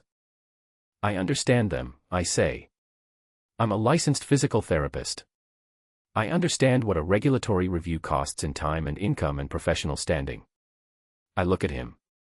I also understand what I found in those prescription records and why this room exists. I pick up the document from the table. I hold it for a moment. The prescription escalation at week 3 post-surgery. The parallel supply through Tyler Kowalski. The dosage in the champagne glass at the charity gala, which has been independently tested and documented. I put the document back down. I understand all of that too. The room is a different kind of quiet now. Park's pen has stopped moving. Briggs is very still. If that documentation becomes part of a formal investigation, I say, it won't be an investigation into my prescription access habits. I stand up. I'll need a copy of the complaint for my own records. You can send it to my work email by end of day. Park says, Ms. Vasquez. Monday, I say. You said I have until Monday. I pick up my bag. I walk to the door. Neither of them says anything else. I go out. I take the stairs because I need the movement, and the 4 floors give me exactly enough time to let the shaking in my hands become controlled again before I reach the ground level. I go out the side exit, not the lobby, not through the main corridor, because I need 2 minutes of cold air before I do anything else. I stand outside the building on the service entrance side, which overlooks the parking structure, and I breathe. Then I take out my phone. Jamie Reyes has been covering professional hockey for the Tribune for 11 years. I met her at a league rehabilitation conference 4 seasons ago, and we've stayed in touch in the way that 2 women in male-dominated fields stay in touch: periodic texts, occasional coffees, the reliable knowledge that the other person understands certain professional landscapes without needing them explained. She gave me her direct number 2 years ago and said, if you ever see something that matters, call this one. Not the paper's number. This one. I dial it now. She answers on the 3rd ring. Nadia. I have something, I say. It's significant. It involves a current player, a former player, and a team physician. I have documentation. I pause. I need to know if you're the right person. A beat. Then, yes, she says. I'm the right person. When can you meet? Tomorrow morning, I say. I'll send you a location. I'll be there, she says. I hang up. I look at my phone for a moment. Then I call Caleb. It rings twice. Nadia. He says my name the way he always says it, without decoration, without distance, just the word placed where it needs to be with the weight it actually carries. Briggs called a formal meeting, I say. Legal was there. They have a complaint filed. They want me to sign an NDA by Monday, or they go to the regulatory board with my license. Silence on the line. Not the shocked kind. The processing kind, the quiet of a man taking in information and immediately moving to what it means and what comes next. Are you going to sign it? He says. No, I say. A beat. Are you sure? I've been sure since about 30 seconds into the meeting. I look at the parking structure. A car pulls out slowly, navigation its turns. I called Jamie Reyes at the Tribune. Another silence. Longer. Caleb, I say. The footage. What's on the hard drive? We need to talk about timing. I know, he says. I know you know. I'm asking, I stop. Start again. I'm asking what you want to do. Not what the story needs. Not what my situation needs. What you want. The wind comes down the alley between the buildings. He is quiet for long enough that I think he's deciding what the true answer is, as opposed to the easy one. I want it out, he says. All of it. I want the right people to have the right information, and I want to stop being the person who knows something and keeps quiet about it because I'm afraid of what I'm not going to be on the other side. He pauses. I've been practicing being that person for the last 2 months. I think I can do it. I close my eyes. I open them. Come over tonight, I say. Bring the hard drive. A beat. Okay. I'll order food, I say. And you're going to tell me everything. All of it. From the beginning. Okay, he says again. Caleb. Yeah. I canceled the transfer form this morning, I say. The wind. The parking structure. The city around me, going on as cities go on. I know, he says. Priya told me. Of course she did. I am going to have something to say to Priya about that, and also I am not, because she was right to tell him and we both know it. 7 o'clock, I say.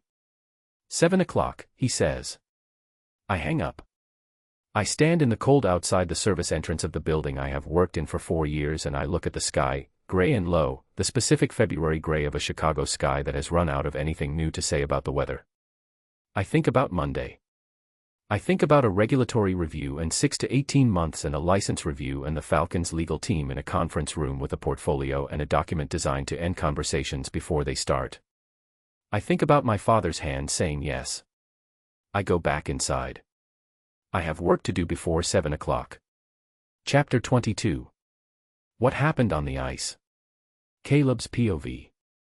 She opens the door before I knock. Not because she heard me coming, I'm quiet on the stairs, old athlete's habit, but because she was ready. The apartment is lit warmly, something on the stove that smells like her mother's kitchen might smell, a table cleared to working space with 2 chairs and her laptop open. She has been doing what she does when something matters, organizing the space around herself before she sits down in it. She looks at the hard drive in my hand. She looks at my face. Come in, she says. Her apartment is the first real thing I've learned about her outside of room 4. Not the apartment itself. I've been inside it for 6 minutes and I'm already certain it tells me things I've been filling in from fragments for months. Books stacked on every surface with the particular ownership of someone who has actually read all of them. A corkboard above the small desk in the corner covered in photographs, her mother, a man I recognize as her father from the quality of aliveness in his face, and a younger Nadia standing ringside at a boxing match with the expression of a person who is memorizing something. Notes written in her handwriting on post-its, not in neat rows but wherever there was space, the writing of a mind that moves faster than systems. A single photograph of a man in a physical therapy clinic, older, white coat, the kind of photograph you put up because the person in it changed how you think about what you do. She's made rice and chicken and put it on the table without ceremony, and I sit down and I eat some of it and she eats across from me, and neither of us rushes toward the hard drive because we both understand that the hard drive will be there when we're ready for it, and the food is something ordinary and human that this evening needs before it becomes what it's going to become. After a while she says, "Tell me first. The way you remember it. Before we watch anything." I put my fork down. I look at the table. The hit came from behind and to the left, I say. Third period. I had the puck and I was driving the net. I had 2 goals and an assist and I was 3 points from the hat trick and the crowd was already up. I wasn't watching my left side. I had no reason to watch my left side because Derek was behind me and to the left, and Derek is my line mate. Derek doesn't come at me from that angle. I stop. He came at me from that angle. Nadia is very still across the table. The blade caught the back of my knee, I say. Precisely. Not the way a hit catches you, not impact, not collision, not 2 people going for the same space. It was targeted. Surgical. The kind of contact that requires intention and specific placement. I look at my hands. I've thought about the mechanics of it maybe 400 times in 7 months. I know where a skate has to be and how the foot has to move to produce what happened to my knee. It's not an accident position. It's not even a reckless position. It's a deliberate one. I stop. She waits.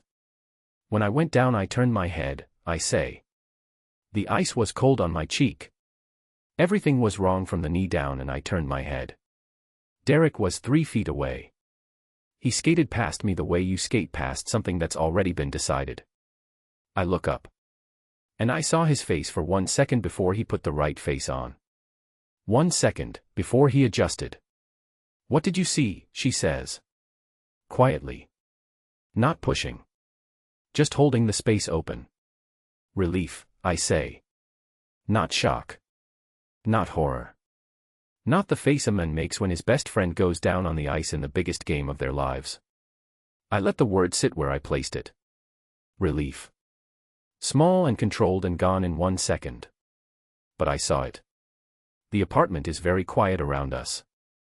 The city outside the windows. Her refrigerator making its small domestic noise.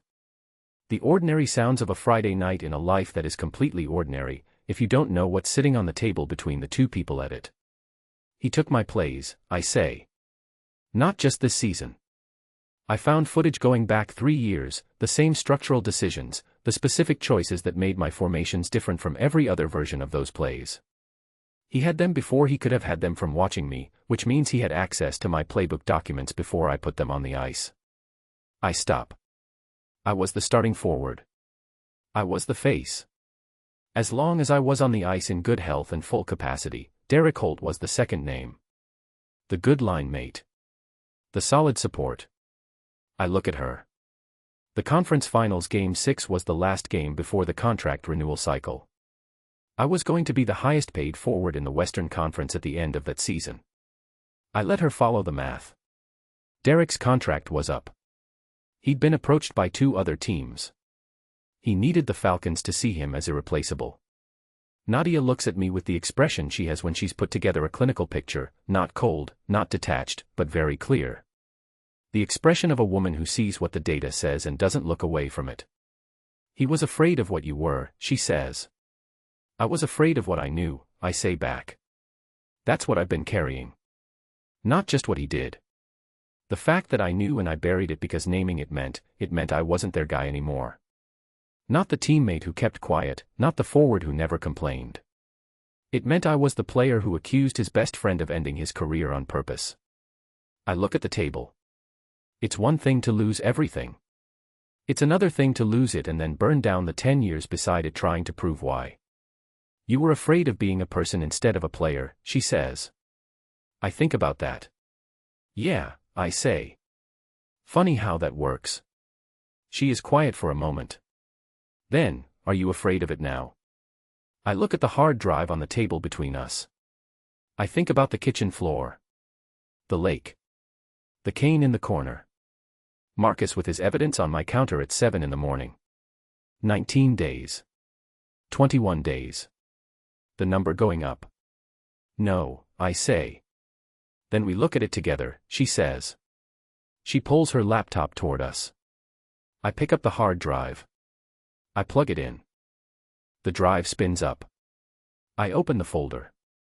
There's only one file in it, the footage I pulled from the archive, the conference finals Game 6, the full game, unedited.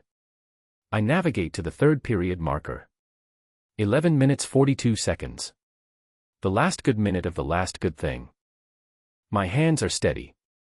Nadia's shoulder is touching mine. We are both leaned toward the screen and her shoulder is against mine and neither of us has acknowledged it and I'm not going to break it. I press play. The crowd comes through the laptop speakers, tinny and compressed, but you can still feel the size of it, 18,000 people at the top of something. I watch myself pick up the puck. I watch the number 11 in white moving up the ice with the particular ease of a body doing what it was built to do. I watch the crowd rise. Then the angle.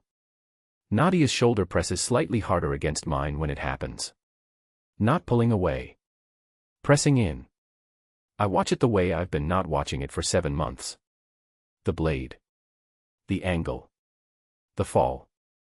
The specific, terrible sound that the arena microphones catch even through the crowd noise, the sound that I've heard at 3 in the morning 100 times and finally stopped hearing when the pills started working well enough. I watch my own face turn on the ice. I watch Derek's face for the 1 second before he finds the right expression. Nadia doesn't say anything. She reaches over and she stops the playback. We sit in the stillness of the paused footage, Derek's face, mid-adjustment, the wrong expression caught between what it was and what he needed it to become. "That's enough," she says. "Yeah," I say. "That's enough." She closes the laptop. We sit at her kitchen table with the evidence between us and the city outside the window and her shoulder still against mine, and I let myself feel the full weight of what I just did, not showing it to Jamie Reyes, not the league investigation, not the morning this becomes something the city talks about. Right now, just this, I looked at it. I showed someone else. I put it in a room and let it be seen. 7 months. It took 7 months to get here and it feels like the most normal thing in the world. "What does it cost you?" she says. "When it goes public." I want you to say it out loud. I think about it. "The friendship," I say. "What's left of it?" "Which may already be gone." I pause. The idea of myself as someone who was loyal. Who kept things inside the circle. I stop. And whatever small part of me still wanted to be wrong about what I saw. She nods. "Is it worth it?" she says. I look at the closed laptop. The paused footage inside it. "Yeah," I say. I've been standing next to something that wasn't true for 7 months and calling it loyalty. It wasn't loyalty. It was convenience dressed up as something bigger. I look at her. "You said it at the lake." I was afraid of being a person instead of a player. A player keeps things inside the circle. A person tells the truth about what happened in his own knee. She looks at me. "Tomorrow I meet with Jamie Reyes," she says. "I'll take what Marcus documented, the toxicology report, and the prescription records.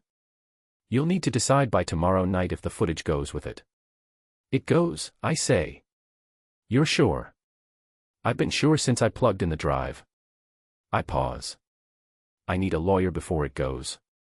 "Marcus knows someone." "Good." She nods. "Make the call tonight." She stands. She takes the plates to the counter. She runs the tap, and the sound of the water is domestic and ordinary and exactly what this evening needed to become at the end of what it was. I sit at the table for a moment longer. I look at the hard drive.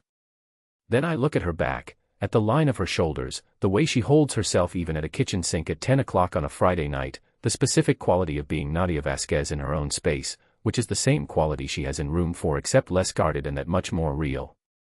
"Nadia," I say. She turns off the tap. "Thank you," I say. "For the lake. And the transfer form.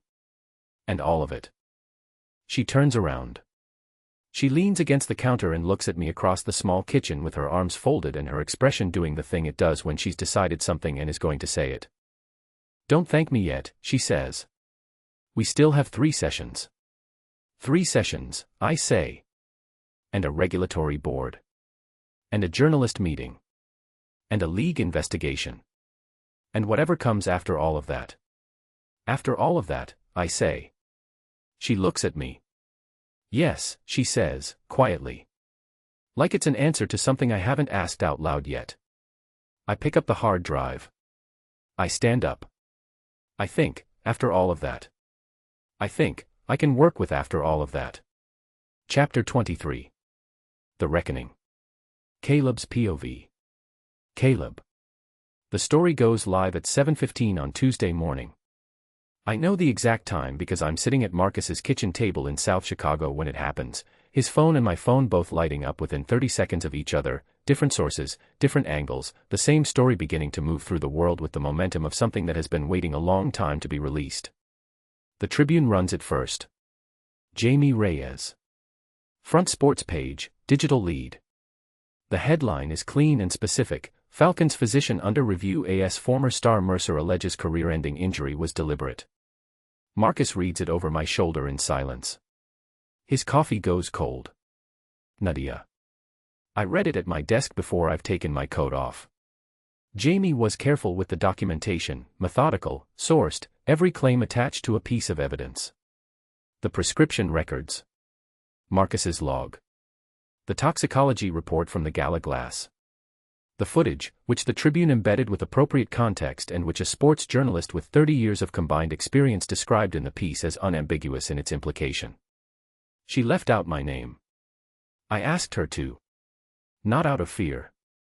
Because the story is Caleb's and making it about the physical therapist turns it into something different and I'm not interested in being something different. Priya comes into my office at 7:45 and puts a coffee on my desk and sits in the chair across from me without being invited. The regulatory board called, she says. The complaint from Dr. Briggs has been suspended pending the independent investigation. I look at her. Suspended, not withdrawn, she says. But suspended. Okay, I say. Also Mitchell is asking if you're taking back room 4. I look at the laptop. The Tribune article still open on the screen. Yes, I say.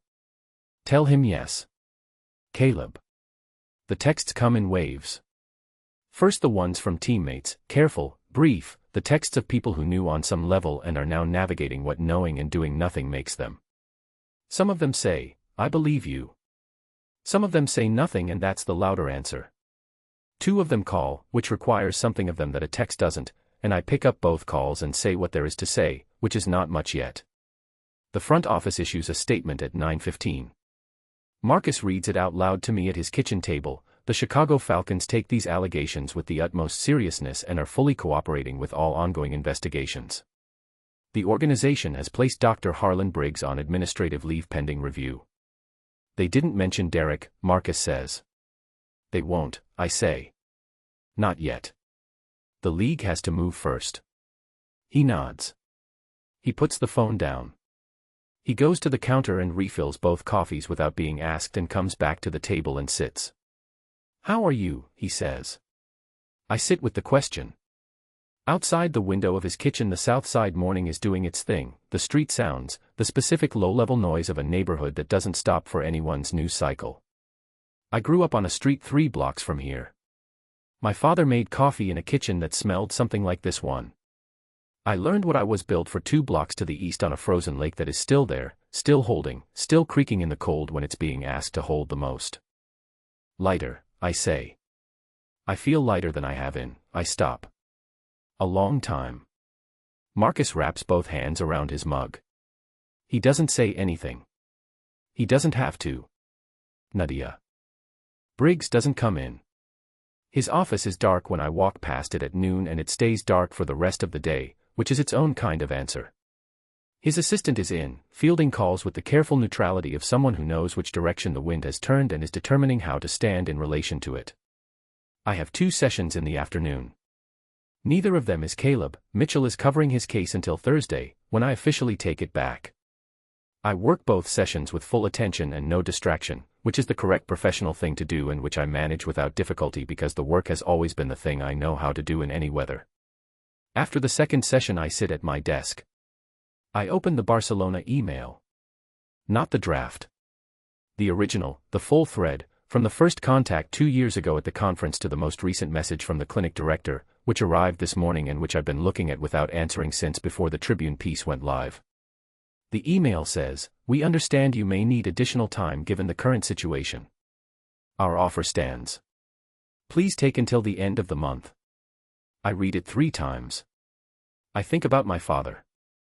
About identity and love being different things. About the swimmer and 10 years of loving the water. About standing in a doorway under an awning in the rain and understanding that not getting in my car wasn't weakness. I close the email without responding. I pick up my phone.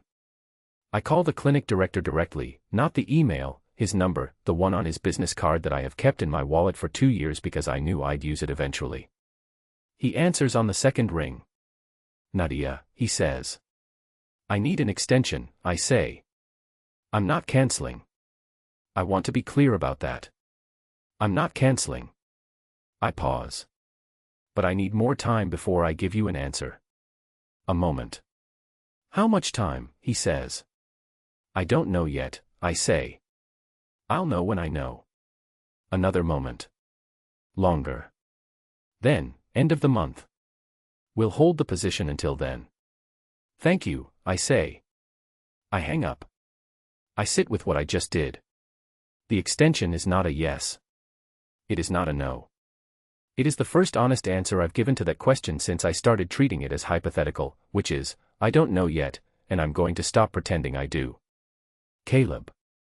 The league investigation opens at 4 o'clock. A league investigator calls me directly, formal, careful, everything documented, every word landing with the weight of a process that is now official and has procedures and timelines and implications that go beyond what any individual wants. I answer every question. I say what I know and what I can prove and where the line is between the two, and when the call is over I sit in Marcus's kitchen and I look at the table. The hockey identity, the one I've been mourning for 7 months, the one my father built and me and the sport confirmed and the injury dismantled, I watch it move through a news cycle and get taken apart and reconstructed into something I don't fully recognize yet. Not destroyed. Reconstructed. Caleb Mercer, former star forward, becomes a different sentence on a different day, and the crowd that used to scream my name will now feel something else when they hear it, and that something else will be complicated and will take time, and I check, okay. I am okay. Lighter than I've been in a year. The math doesn't add up to comfortable or easy or resolved. But the weight of the 7-month secret is gone and what's left, under it, is just me. Just the person. Not the player. Not the face on the billboard on the I-90. Not the forward who never complained. Just a man in his brother's kitchen in South Chicago, watching the morning news talk about him, feeling the specific, unexpected sensation of having nothing left to keep quiet about. Marcus puts a hand on my shoulder briefly and then takes it away. "You hungry?" he says. "Yeah," I say. He makes eggs. Nadia. I drive to Caleb's building at 6:30. I don't call ahead. I have been thinking, the whole drive up from the south side where I met Priya after work, about whether calling ahead is the right thing, and I decide it's not. Calling ahead requires an explanation and I don't have one yet. I have an extension and an open draft and a regulatory complaint that has been suspended and a transfer form I cancelled and a corkboard in my apartment with my father's photograph on it, and none of those things individually explain why I'm driving north on Lakeshore Drive at 6:30 on a Tuesday. Together they explain it perfectly. I park. I take the elevator to the 23rd floor. I stand in front of his door for a shorter time than I expect, just long enough to decide that I'm done standing on the other side of things. I knock. Caleb. The knock comes at 6:32. I'm at the kitchen counter. I've been home for 2 hours, Marcus drove me back, we ate eggs, I watched my name on 3 different news channels with the volume low and the feeling of something enormous being set down somewhere it belongs. I changed my shirt. I opened the blinds. The lake is out there doing its thing in the early dark, lit from below by the city. I go to the door. I open it. She's there. Coat still on. Bag over one shoulder. The expression she has when she's made a decision and is standing inside it without qualification. I look at her. I don't say, "I expected you." Even though I did. Even though some part of me has been expecting her since she said after all of that at her kitchen table on Friday night, with the quiet and certain finality of a woman who had just decided where the sentence was going to end. I just step back and let her in. She comes in. I close the door. She stands in the middle of my apartment, open blinds, clean counter, no pill bottles lined in a row, the hard drive sitting on the desk in the second bedroom where I left it, and she looks at it all the way a person looks at a room when they're deciding what it says about the person who lives in it. The blinds are open, she says. They've been open for a while, I say. She turns around. She looks at me with the full unmanaged look, nothing angled away, nothing in the notebook, just Nadia standing in my apartment on the most complicated day of both our recent lives, looking at me the way she looked at the cane the day I put it in the corner. Like it means something that it's there. I asked for an extension, she says. On Barcelona. I know, I say. She looks at me. How do you know? Because you're here, I say. If you'd said yes you wouldn't be here. If you'd said no you would have said so at the lake. I pause. Extension means you're still working something out. She is quiet for a moment. I don't have an answer yet, she says. I know. About any of it. She holds my gaze. The job. What comes after the investigation? What comes after the 3 sessions? I don't know any of it. Neither do I say. That doesn't bother you. I think about it. The real answer, not the easy one. 6 months ago it would have, I say. 6 months ago not knowing what I was going to be was the thing that was killing me. I needed the answer before I could breathe. I look at the open window. The city out there doing its ordinary magnificent thing. I think I've been practicing not needing the answer before I take the next step. She looks at me for a long time. Then she takes off her coat. She puts it on the back of the nearest chair with the particular ease of a person who has decided to be in a room and is organizing the space around herself. "Do you have food?" she says. "Marcus made eggs this morning," I say. "I can probably do better than that." "You'd better," she says. I go to the kitchen. She sits at the counter. Outside, Chicago does what Chicago does, all of it, the noise and the cold and the lake and the news cycle churning through the evening with my name in it, and inside this apartment on the 23rd floor, two people who have been moving toward each other across 10 weeks of small white rooms and frozen lakes and notebooks angled away in parking lots at dusk make something for dinner, and for a while the rest of it can wait. Chapter 24. What 60% becomes. Caleb's POV. The number I keep coming back to is 92. Not because it's close to 100. Not because of what it represents in the gap between who I was and who I am. I've done enough work in the last 3 months to stop living in that gap. I keep coming back to 92 because of where it started. 60. 60% on a Tuesday morning when a woman I didn't know handed me my jacket and said Thursday, and I walked out of a small white room and sat in a parking lot and didn't know yet that something had already begun. 60 to 92. 32%. 3 months. One session at a time, one Tuesday and Thursday at a time, the body doing what bodies do when you finally stop fighting them and start working with them instead. I'm not going back to professional hockey. The nerve damage is permanent, not catastrophic, not the end of walking or running or living, but permanent in the specific way that means a return to elite competition isn't possible. The Falcons offered a settlement and a consultancy role. The settlement is generous in the way that settlements are generous when organizations are managing liability and reputational damage simultaneously, and the person across the table has a hard drive and a lawyer and a Tribune reporter on speed dial. The consultancy role is their way of keeping some version of Caleb Mercer inside the brand. I haven't signed either document yet. Not because I'm still angry. The anger has been doing useful things for 3 months. It moved through testimony and investigation and 2 depositions and a formal league hearing that ended with Derek Holt suspended pending the outcome of a criminal referral, and now the anger has settled into something quieter and more functional, the kind that lives in the background and occasionally reminds you what you value and why. Anger as information. Nadia taught me that. She didn't use those words. She showed me by example. I haven't signed because I'm not sure what I want yet. And not knowing what I want used to feel like emergency.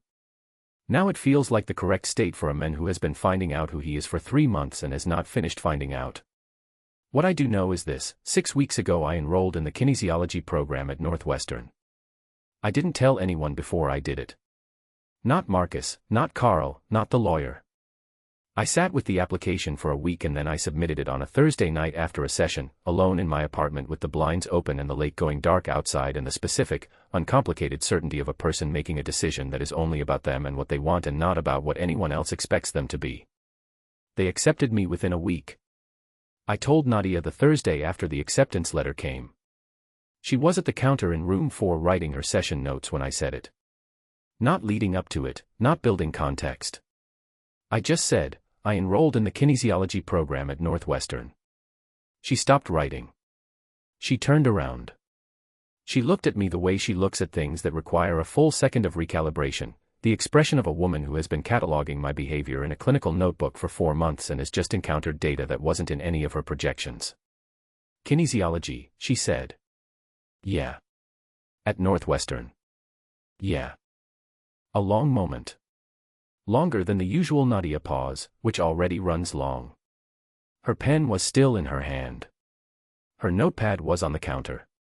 She looked at me with those dark eyes that have been reading me since session 1, and I watched her work through it, the pieces clicking, the picture assembling, the specific expression she gets when she understands something completely and is deciding how to respond to understanding it. I didn't see that coming, she said.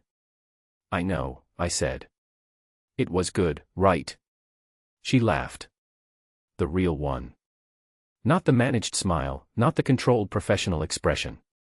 The same laugh I got in session 9, the one that came out before she closed the door on it, except this time she let it go longer. Full and unguarded and completely, unmistakably real, filling the small white room with a sound I had been collecting evidence of for months, and every time it arrived it was better than the last. I stood there and let it happen and thought, yes. That.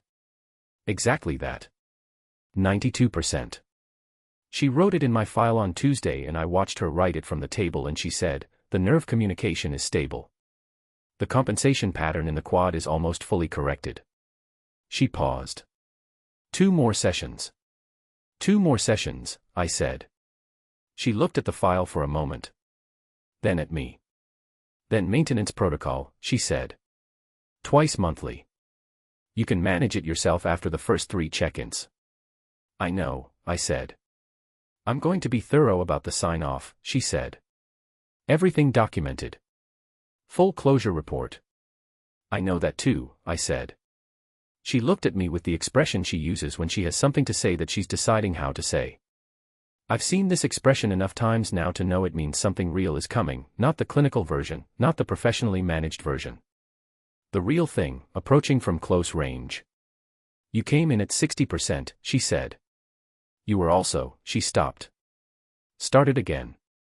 You were 3 months into something that was going to go a lot further in the wrong direction before it stopped, if it stopped. And you came in because your pills were running low. She looked at the file. I want you to know that I know the difference between where you started and where you are. I want you to know that I see it. The room went quiet in the way it does. I know you see it, I said. I know you know, she said. I'm saying it anyway. 3 months. I think about Marcus at the lake. What are you going to be born with now? I've been turning the question over since February, and the answer has been assembling itself piece by piece the way recovery assembles itself, not in a single moment but across 100 small ones. The Northwestern application. The 2 depositions where I said exactly what I saw on the ice without flinching from any part of it. The morning I called Carl and told him I was 91 days clean of the non-prescribed supply, and he said, I know, I've been counting with you. The evening Marcus came over for dinner and we ate at my kitchen table with the blinds open and didn't talk about hockey once. The answer to Marcus's question isn't a what. I understand that now. It's not a sport or a career or a credential or a consultancy role in a building with a logo on the wall. The answer is a who, the specific accumulation of decisions you make when you stop performing for an audience and start building something that actually fits. And right now, on a Thursday morning in late April with the sun doing something new and warm through the windows I've been keeping open for 3 months, the who includes a woman in my kitchen who is making terrible coffee. This is not how you make coffee, I say. This is exactly how you make coffee, she says. You're putting it in before the water is fully. Caleb. She turns around with the coffee pot in one hand and the expression of a woman who has spent 4 months holding her professional ground against a very stubborn athlete and is not about to lose it over a coffee pot. I have a graduate degree in sports medicine. I have been making coffee for 27 years. I know how to make coffee. Then why does it always taste like the gym? It tastes like the gym because that is what coffee tastes like. That is objectively not what coffee. Your knee, she says. 40 degrees of flex without bracing. This morning. Don't think I didn't see you favor it on the stairs. I stop. She turns back to the coffee with the serene expression of someone who just won an argument by changing the subject and knows it and doesn't care. That was 1 stair, I say. It was 4 stairs, she says. We're going to add a lateral movement drill to Thursday's session. We have 2 sessions left and you're adding drills. 2 sessions left and your left quad is still compensating at 15 degrees of flex when you're not paying attention. She pours 2 cups. You'll thank me in 6 months. I'll thank you right now, I say. Because you're infuriating and you're right, and those 2 things have been true since the first Tuesday. She puts the cups on the counter.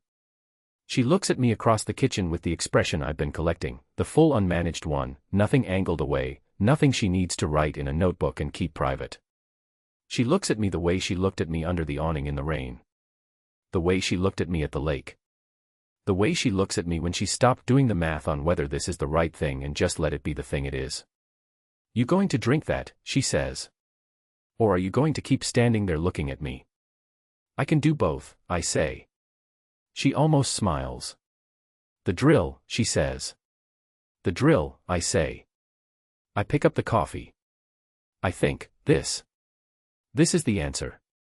Not the 92%. Not the kinesiology program or the consultancy offer or the settlement document sitting and signed on my desk. Not even the investigation, or the league hearing, or the hard drive now in the possession of a federal investigator who has been thorough and methodical and whose thoroughness is slowly, officially, making things right. This. The terrible coffee. The lateral movement drill. The woman who will not let me off easy and never has and who I have understood for months is the best possible thing that could have walked into that room on a Tuesday morning and decided I was worth pushing. I drink the coffee. It tastes like the gym. I don't say anything. Marcus was right. I was born with skates on and the skates are gone, and I have been figuring out for 3 months what I was born with underneath them. I was born with the capacity to get up. I was born with the stubbornness to keep going when everyone around me found comfortable reasons to stop. I was born with whatever it is that looks at 60% and says that number is not the most interesting thing about you. She said that to me on the first day. She said it before she knew me. She said it because she looked at the file and she looked at me and she saw something that I had stopped being able to see in myself. That's not nothing. That's not recoverable from a mobility chart. That is the kind of thing that changes a person's life, if they let it. If they stop fighting it and start working with it instead. I let it. I'm still letting it. Epilogue. 1 year. Nadia's POV. The snow starts at 4:15 on a Thursday afternoon in October. Not the serious kind, not the snow that Chicago will throw at us in December and January, the kind that shuts things down and makes the city reckon with itself. This is the first snow of the year. Light. Exploratory. The kind that falls the way a decision falls when you've been making it for a long time and it finally arrives without fanfare. I'm standing at the window of my office when it starts. I watch it for a minute before I do anything else. Barcelona is still on the table. That is the accurate thing to say, and I want to be accurate. The clinic director sends me a message every 6 weeks, professional, patient, with the particular warmth of a man who has decided that the best version of this outcome is the one where I make the choice I can actually sustain. He has been right about that, even when the waiting cost him. I went for 2 weeks in July for the formal interview. I went alone, with my luggage and my notebook and the address of a cafe near the clinic where the coffee was nothing like the gym, and I walked through the facility and met the team and ate dinner with the lead physio who first handed me his card 4 years ago, and I looked at what a life could look like from there. I came back with a counteroffer and a clear head and the specific, unclouded certainty of a person who has finally stopped asking the wrong question. The wrong question was, Barcelona or Chicago? The right question was, what does loving something without losing yourself look like, and can I build that here?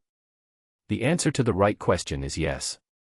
I know it's yes because I went to Barcelona and came home, and the coming home felt like a choice and not a retreat, which is the difference between the two things that I could not see clearly for the better part of a year.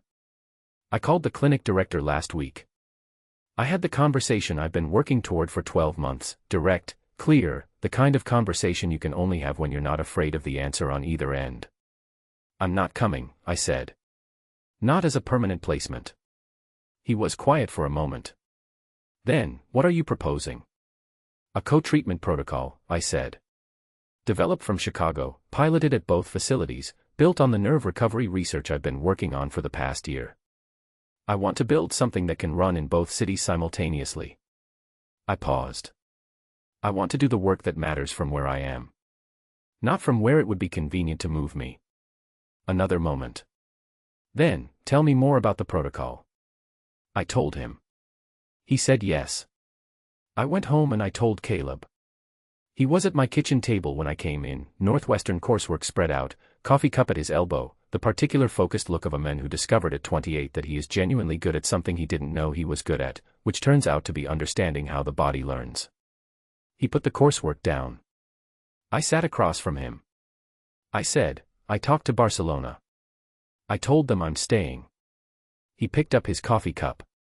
He looked at me across the table in the specific way he has, the full look, nothing managed, the look I spent months trying to convince myself I wasn't collecting evidence of, and I felt it in my handwriting the way I've felt it since session 9, when I wrote something I didn't mean to write and angled the page away from him.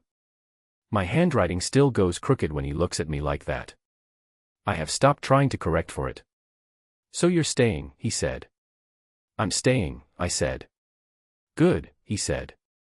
2 words. That was it.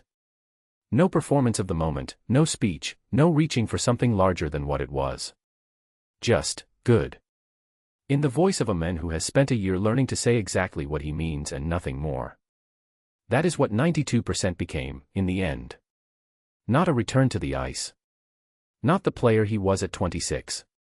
Something different, something that required the ice to be taken from him before he could find it. A man who uses his body's history to understand other bodies. Who sits in a kinesiology lecture on Tuesday mornings and asks the questions that come from having lived in a system that uses bodies without counting the cost. Who will sign the Falcons settlement eventually and do something specific with the money, which he has told me about and which I am not going to say here because it is his to announce in his own time. A man who woke up on his kitchen floor a year ago with nothing left of what he thought he was and started, from that floor, building something else. The photograph of the little boy is on his windowsill now. He put it there 3 months ago, moved from the back of his phone case where he'd been carrying it for years. I asked him about it finally, the question I didn't ask in session 4 when I handed him his phone and almost asked and didn't. I asked it on a Sunday morning when we were both in his apartment with the windows open and the city below and the lake doing its ordinary extraordinary thing. "That's me," he said. 8 years old. My dad took that photo the first time I skated on the lake without falling. I looked at the photograph. The incandescent face. The arms out over the ice. "That's the moment," he said. "That's when I knew." I looked at it for a long time. I thought about my father's hands.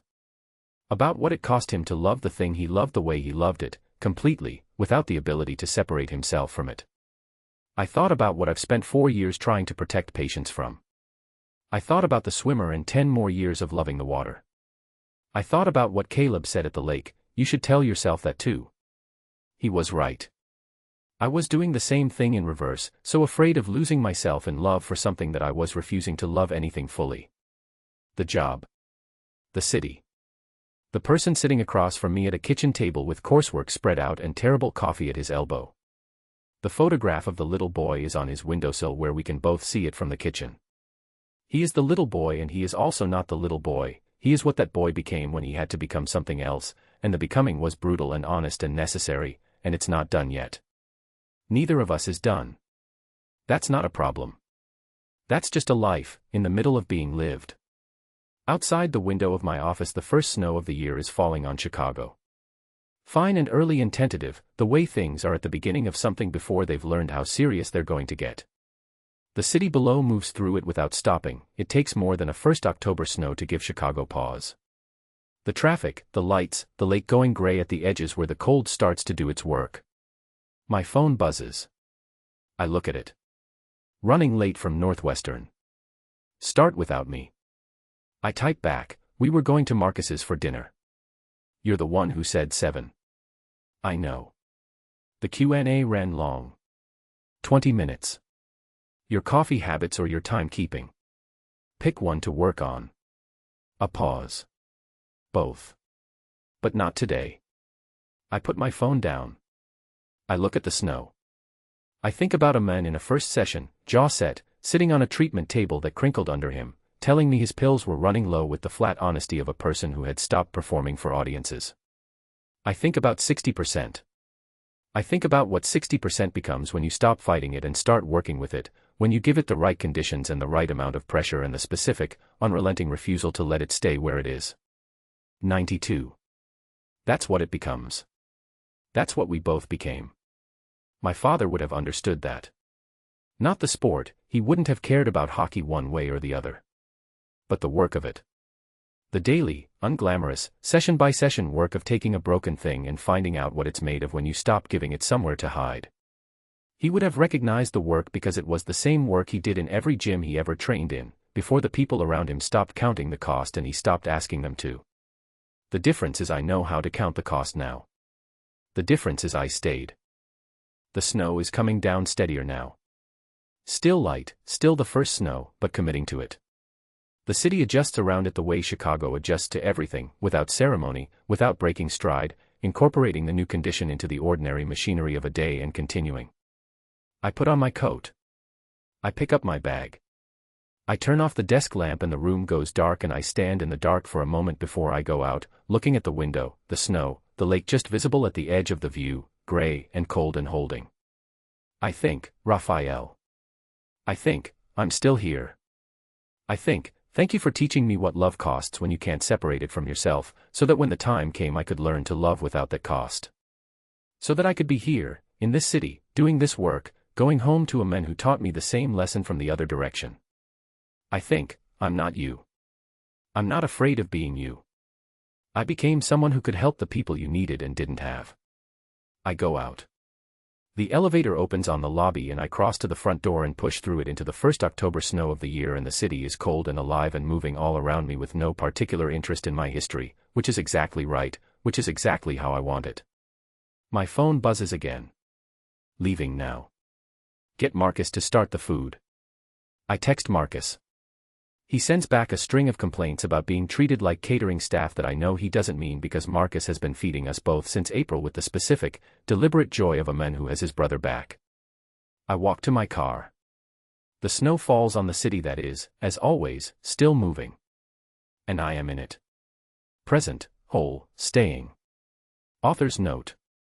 Dear reader. Thank you for spending time with Caleb and Nadia. Bruised began as a story about a man who lost the only thing he thought defined him, and the woman who refused to let that be the end of the story. Caleb's journey through injury, addiction, and identity isn't easy to read, because it wasn't meant to be. Recovery never is. Nadia's story is just as important, the daughter of a fighter who fought too long, a woman who builds walls out of competence and calls them boundaries. I wanted to explore what happens when the person who fixes everyone else finally allows someone to see the cracks in her own armor. If this story stayed with you, if Caleb's fight or Nadia's fierce compassion meant something, I would be so grateful if you left a review. Reviews are how independent authors find new readers, and every single one matters more than you know. With gratitude. Arden Blackwell. Acknowledgements. Some books are written in the space between breaking and rebuilding. This one was written in both. To the readers who believed in a broken forward and the physical therapist who refused to let him stay broken, thank you. You are the reason Caleb and Nadia's story exists beyond the page. To everyone who has ever been told their best days are behind them and refused to believe it, this one is yours. And to the people who do the quiet, unglamorous work of helping others heal, you are the real heroes. And to second chances. Some bruises teach us where we're strongest. About the author. Arden Blackwell writes dark romance with sharp edges, complicated men, and characters who refuse to look away. A lifelong devotee of stories where love is neither safe nor simple, Arden Blackwell believes the best fiction lives in the space between what people say and what they mean. Bruised is the 7th novel in the Dark Eye series. When not writing, Arden can be found watching hockey with unnecessary emotional investment, debating the ethics of sports medicine, and believing fiercely in the redemptive power of stubbornness.